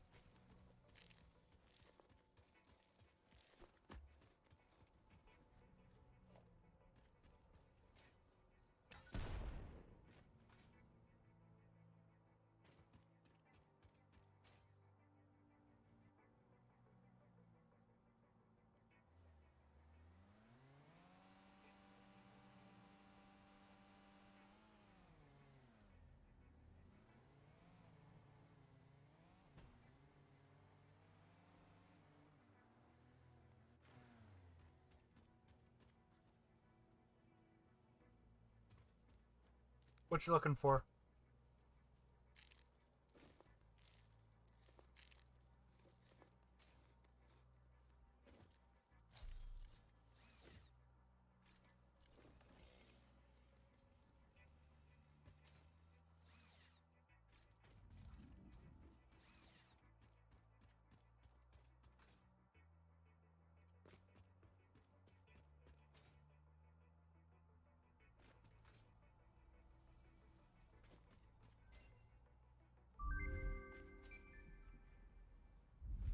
Ooh, power poles.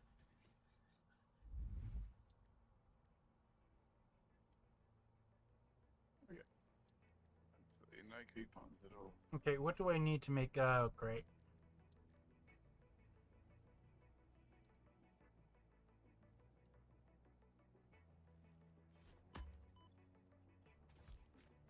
It takes 4 to kill someone. You know that, right? 4. Yeah, it takes 4. It Oh, only... you're not going to steal for long enough, that's all. Ah. Well, go back to your crafting.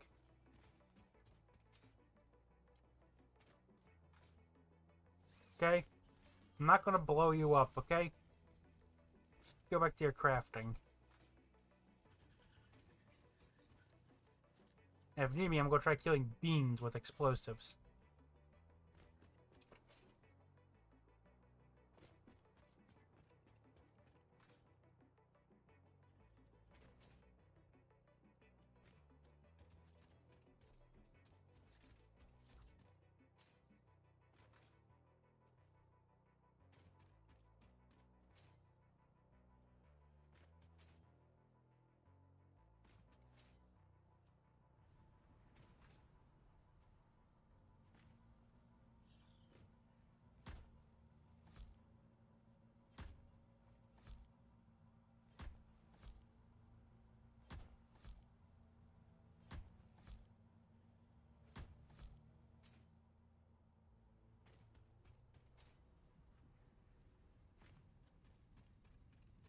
What else do I need before I head out?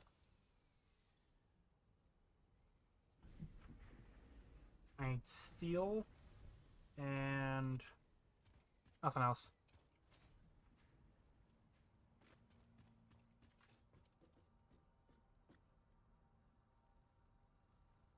Oh yeah. Yeah, by the way, inside the hub, the petroleum coke is stored there. Okay.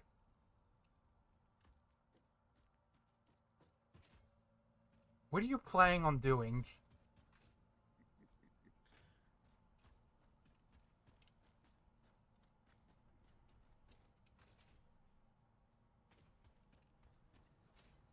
Are you gonna try to see if you can launch that vehicle into space?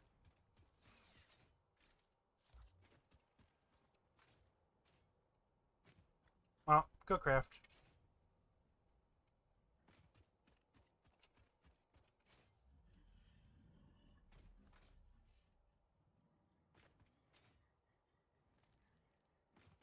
Did you just break my vehicle?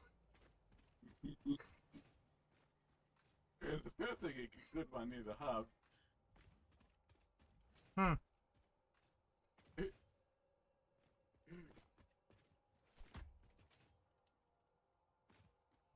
Well, whatever, I'll just walk. Can I at least have the coal out of the back? Even are you? You're not on my head, are you? No.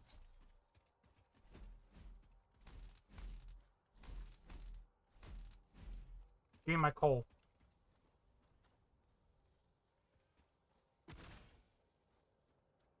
Zero damage.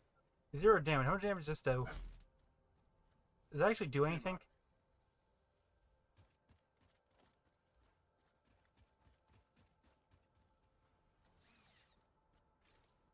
How come I'm out of ammo? I had like...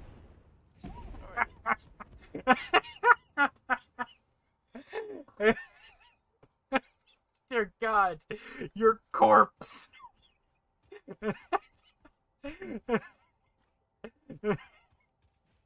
The best part.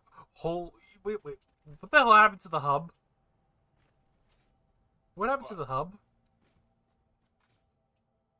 No, it disappeared when I spawned in.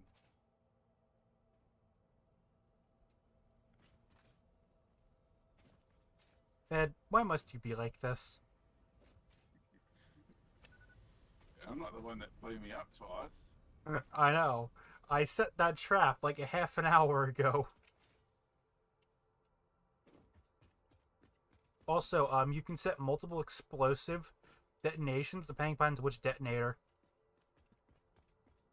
So, you know, FYI. if you want to set multiple things, depending upon which one you use, it then does different things.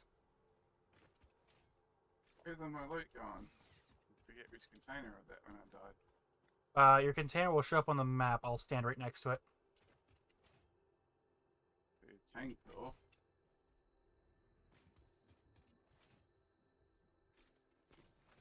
So if you didn't see how your corpse flew, your corpse went straight up.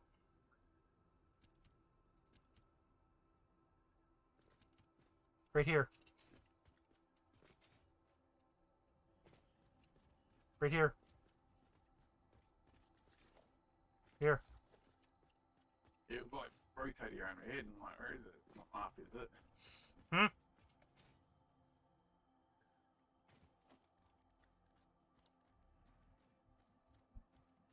Damn it. Neocraft heavy modular frames.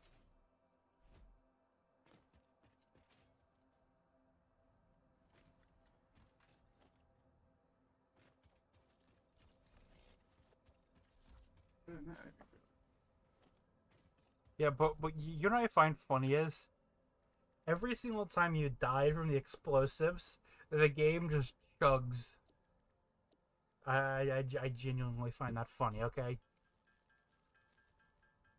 Oh boy, we can craft circuit boards.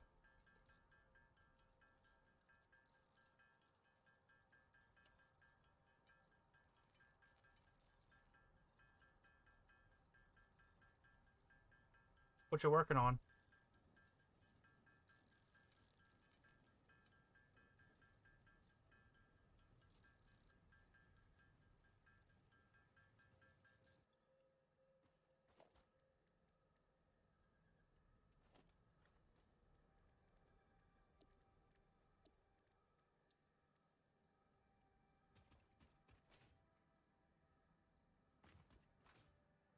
Why must you build it, and why exactly does it not affix to the foundation? Why?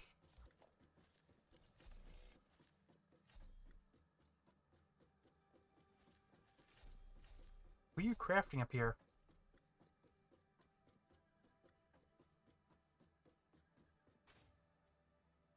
Oh.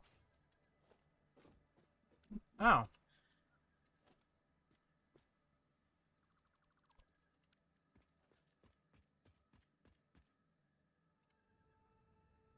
We.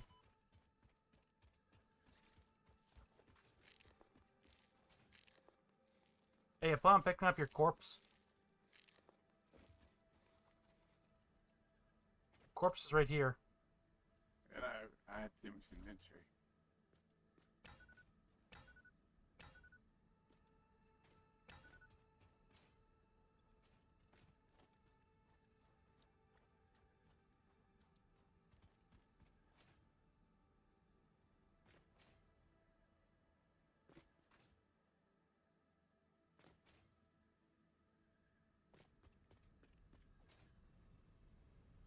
Okay, are we done blowing each other up now?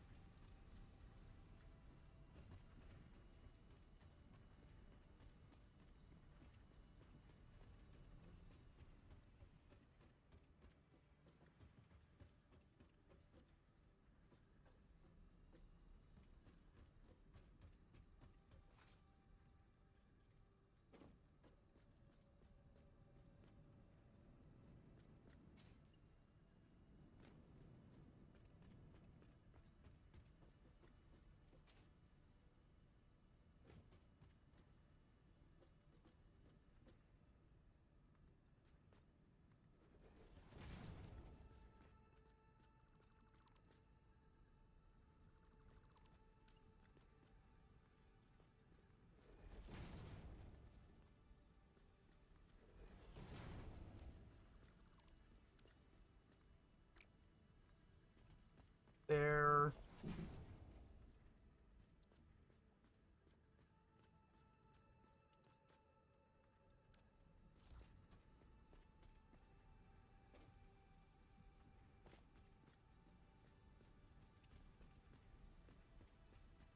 Okay, I'm heading over. I'm gonna go start making heavy modular frames. Got a problem with it?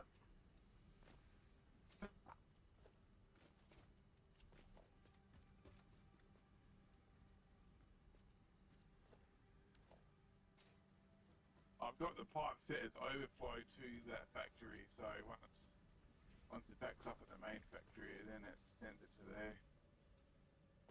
I have a feeling this is not going to back up anytime soon.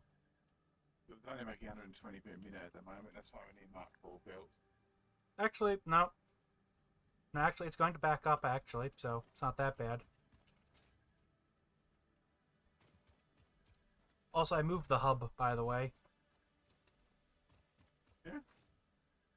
Also, why did you build it up there? Oh, I didn't expect you to follow me so quick.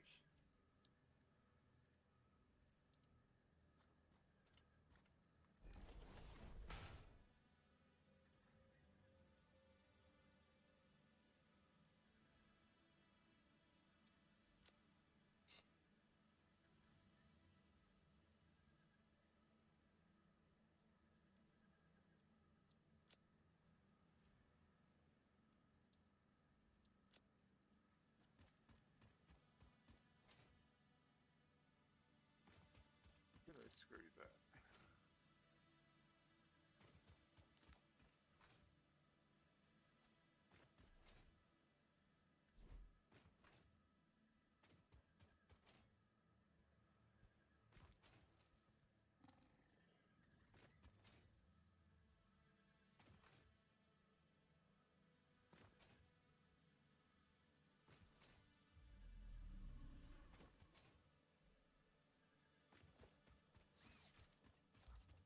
I have a question. When exactly do we get the nuclear ones? Can you research them? Hmm.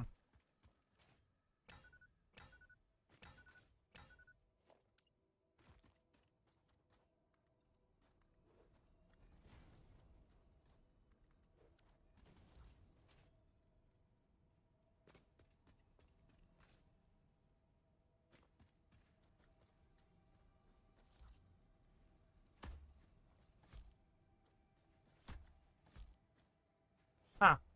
Huh. So apparently to automatic reload the Nobelisks, if just left click again, it automatically redeploys them.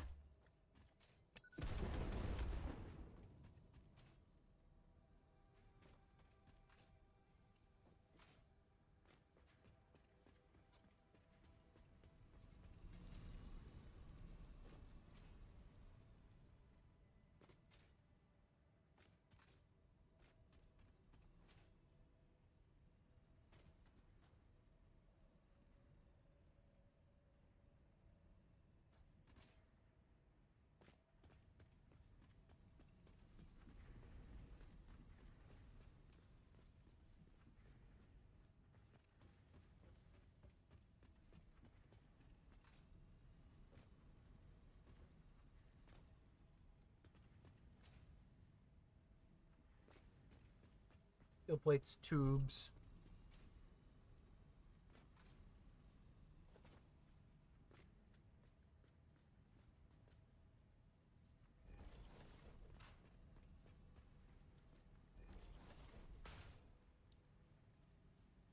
Oh yeah, Mark III's.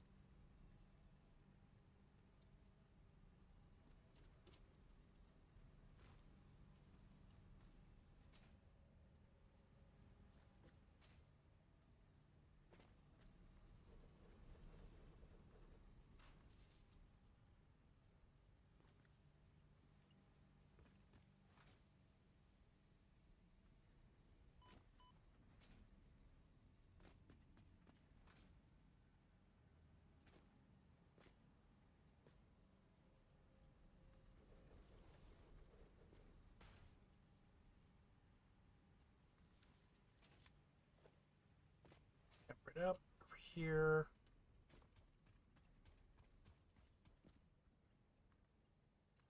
Plug it in there.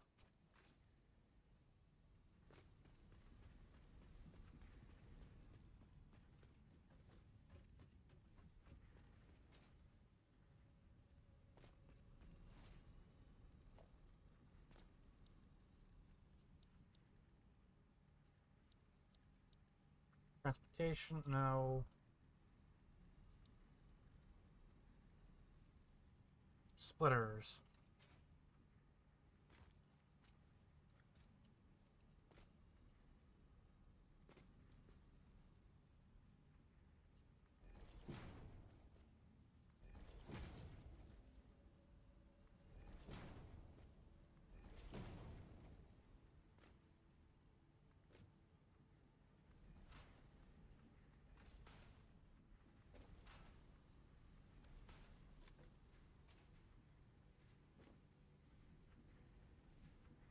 It's 5 per minute. Milestone reached. Fluids can now be packaged to allow for transportation via vehicle and conveyor belts. Additionally, highly improved biofuel can now be produced.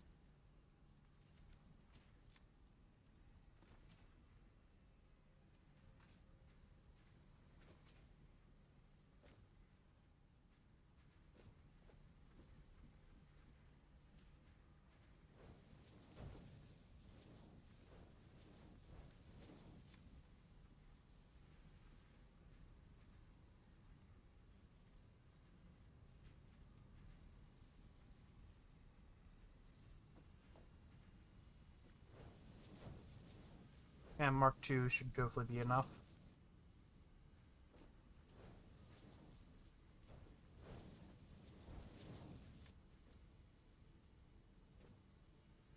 Yeah, that works.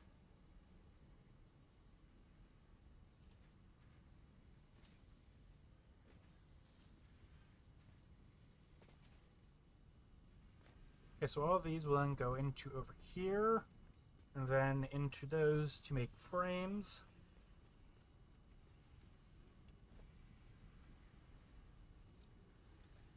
Hey, packager's done.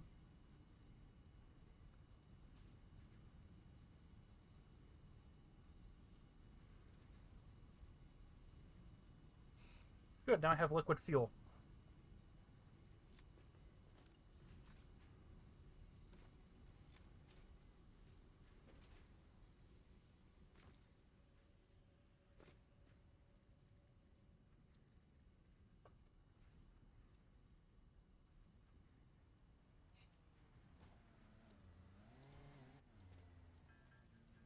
What you here for? Hey, you said they didn't do enough damage. It don't do nothing. No, it did nothing. I had like $6 on it. Like, Actually, it only did like 4. You needed more. You see, what you need to do is...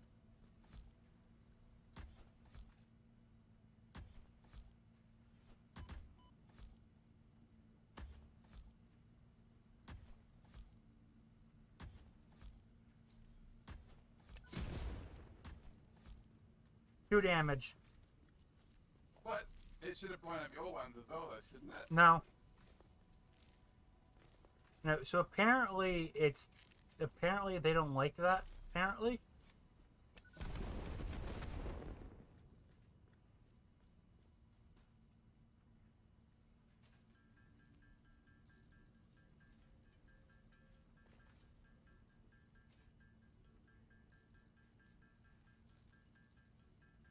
Hey, do you have any heavy modular frames you can drop off? I used them all researching that. Okay. Wait, what'd you research? Fluid thingy. Okay.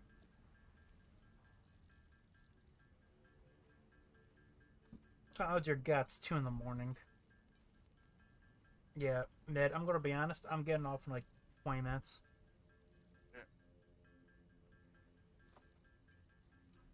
Because then we've been streaming, then I would have been streaming for 6 hours.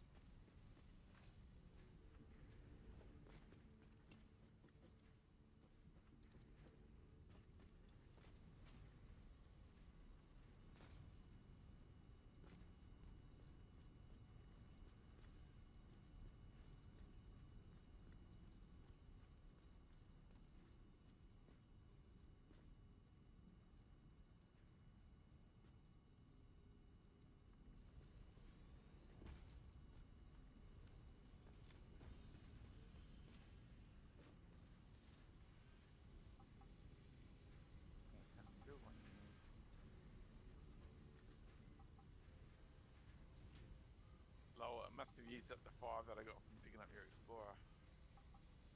Hmm.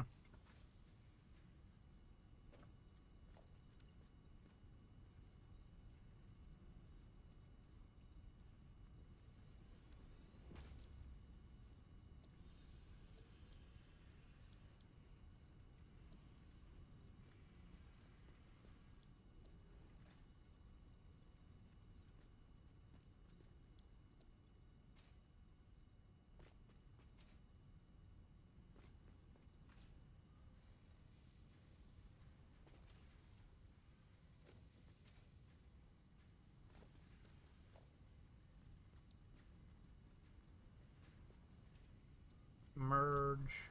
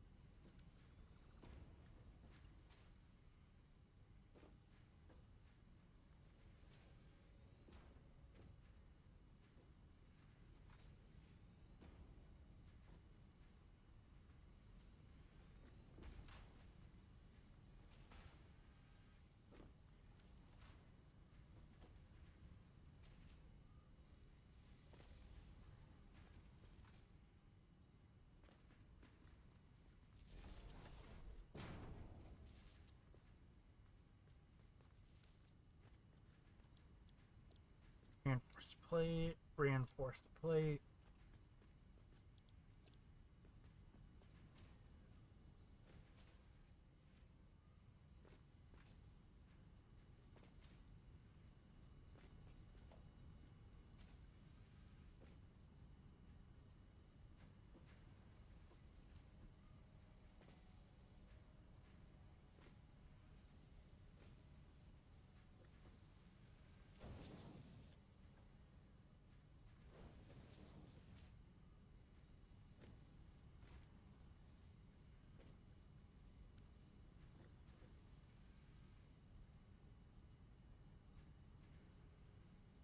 Ah, correct. I need faster.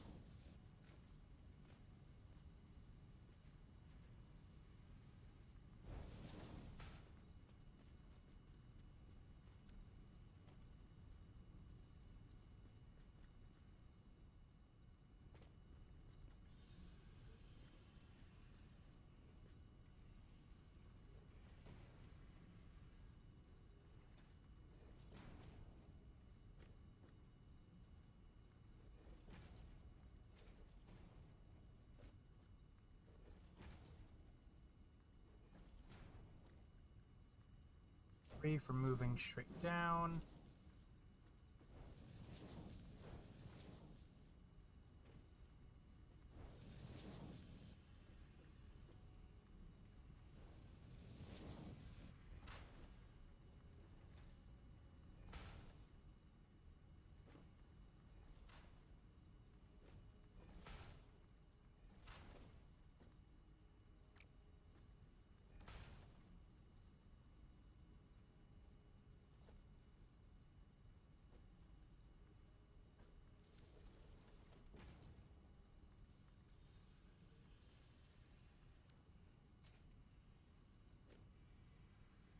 There you go. Modular frames are now being produced.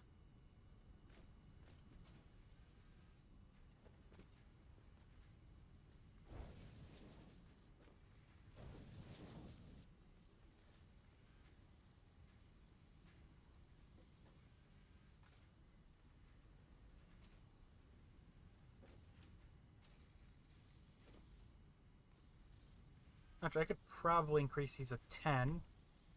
Overclock them for now. Because they're building up with a lot of resources.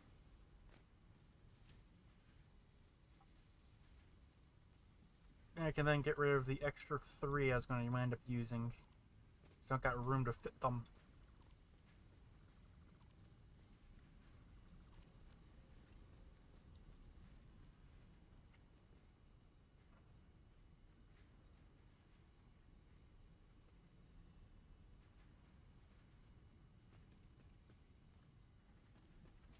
Now I need concrete production.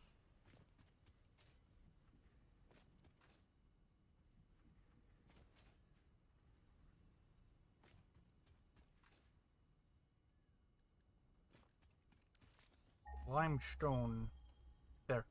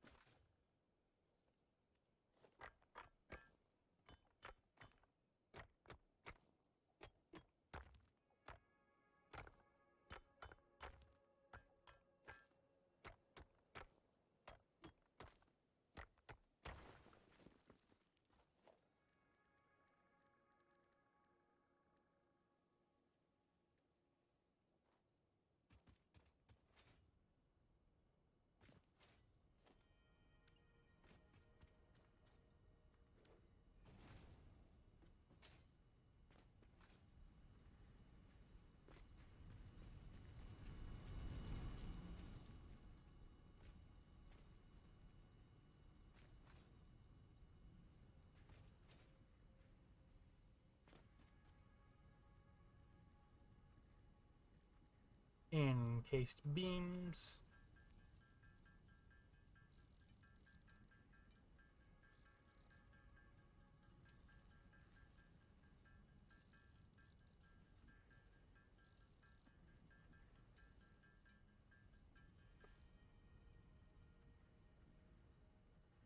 Submit, start wrapping up. We got like 8 minutes until I get off.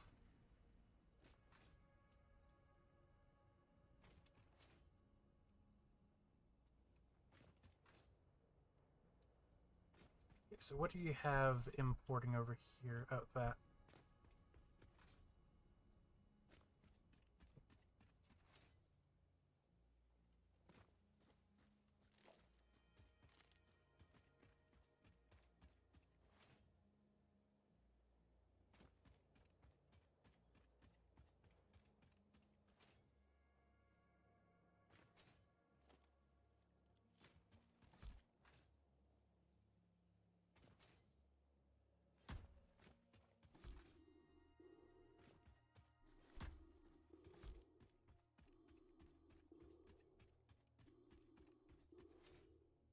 Also, I am currently destroying the gas things around the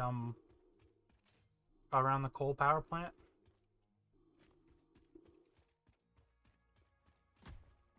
Oh, that's cool. It finally saves your air filter from where it was. It doesn't just fully deplete it anymore.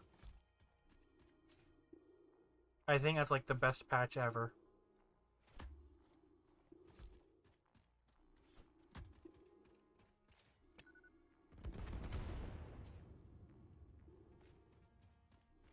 Okay, Med.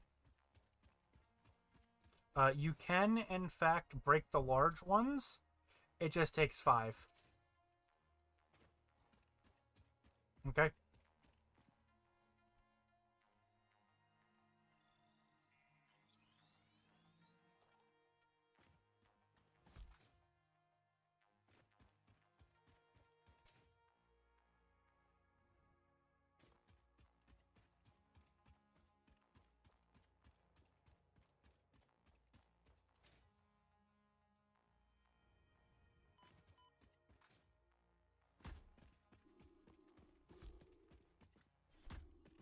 That one's ready for deconstruction.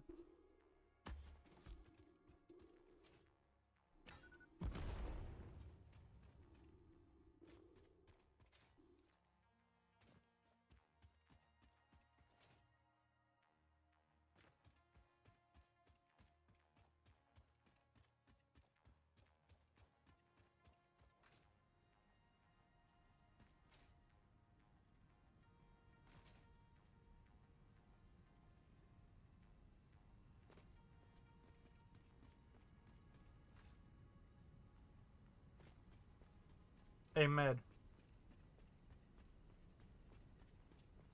Med, you there?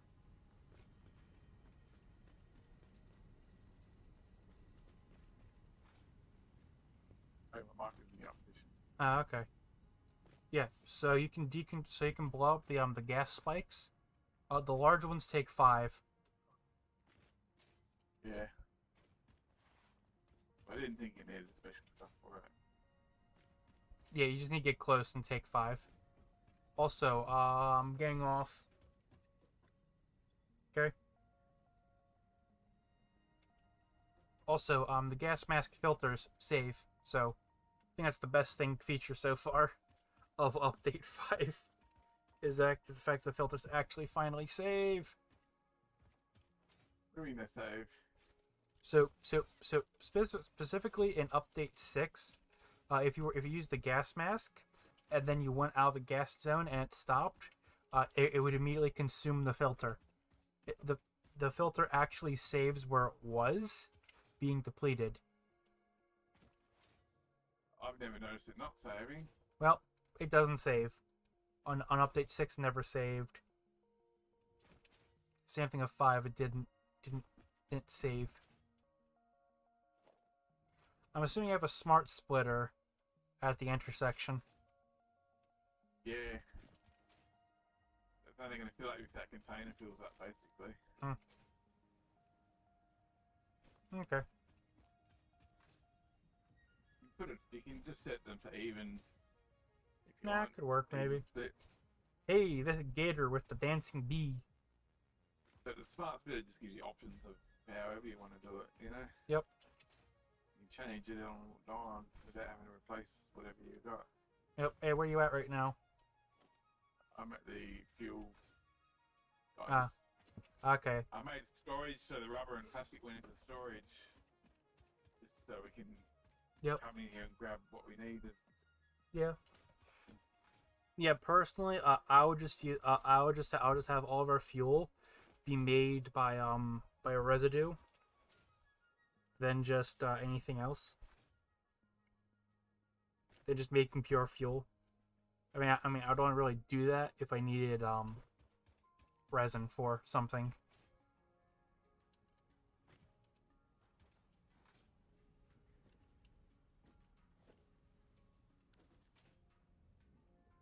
Yeah, I don't know if it's working. Weird. Weird, your plastic thing is not accepting plastic. Huh? Yeah, your circuit board production is not accepting plastic. Sure it will. Let's go and bring it all. I mean, I reloaded it. I replaced the belt, and now it's working. Weird. You sure that wasn't the other built for... No? No?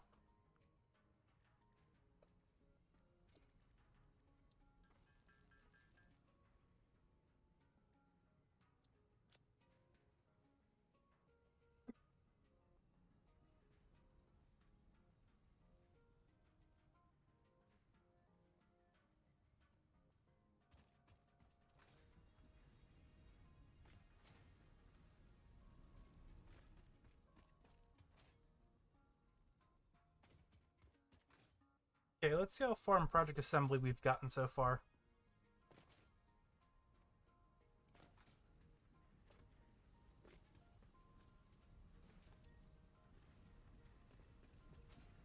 Yeah, before we get off, I'm going to go see how far we got in Phase 3.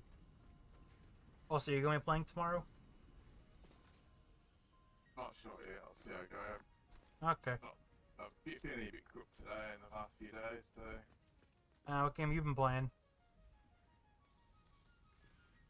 Not too many games really. It was just at work. I'm not sure if I got COVID or not. I don't have any tests that are not out of date, so I can't test myself to see. So I've been working at an airport terminal all week, so I wouldn't be surprised if that. Oh. Wait a minute. Wait, I forget. What exactly do you do for a living? Surveyor. Oh, you're a server. Surveyor. Oh, so But I was inside the departure stage at the international terminal this week. The ones that have inside there. So uh, if anyone had COVID walking through there, potentially, yep. So what you're saying is you're an engineer. Similar, but not the same. Yeah. Hmm. Now the question is, can you solve practical problems? Sometimes. Yeah. Depends on what it is. It's not too complicated. Okay. Do you recommend the idea of using more gun? Well, what? The N or M? We need more gun. It's a very, very simple answer. N for November gun. The answer, use a gun. If that don't work, use more gun. And if that don't work, use even more gun. There is never enough gun. Or if you want to, you can also play Space Engineers tomorrow too. So, yeah.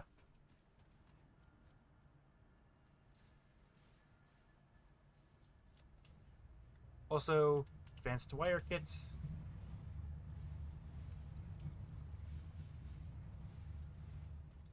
Okay, so, Med. Yeah. Night. We've been officially streaming for 6 hours. Dear God.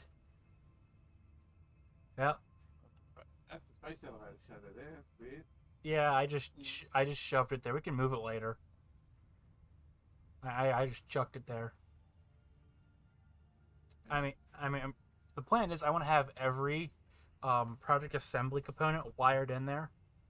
So What they should really do is make it so you can't put stuff in there manually. To be honest. 'Cause that's Oh, what yeah. I am doing. oh yeah, I totally agree with that. But the fact you can makes it so much funnier. I'm like the only things I ever really wire up into it are the ones that produce like one every minute. You know, the motor. The other two components they take forever to make. So for that, Med, good night. See you tomorrow, hopefully. You already saved, have you? Saved.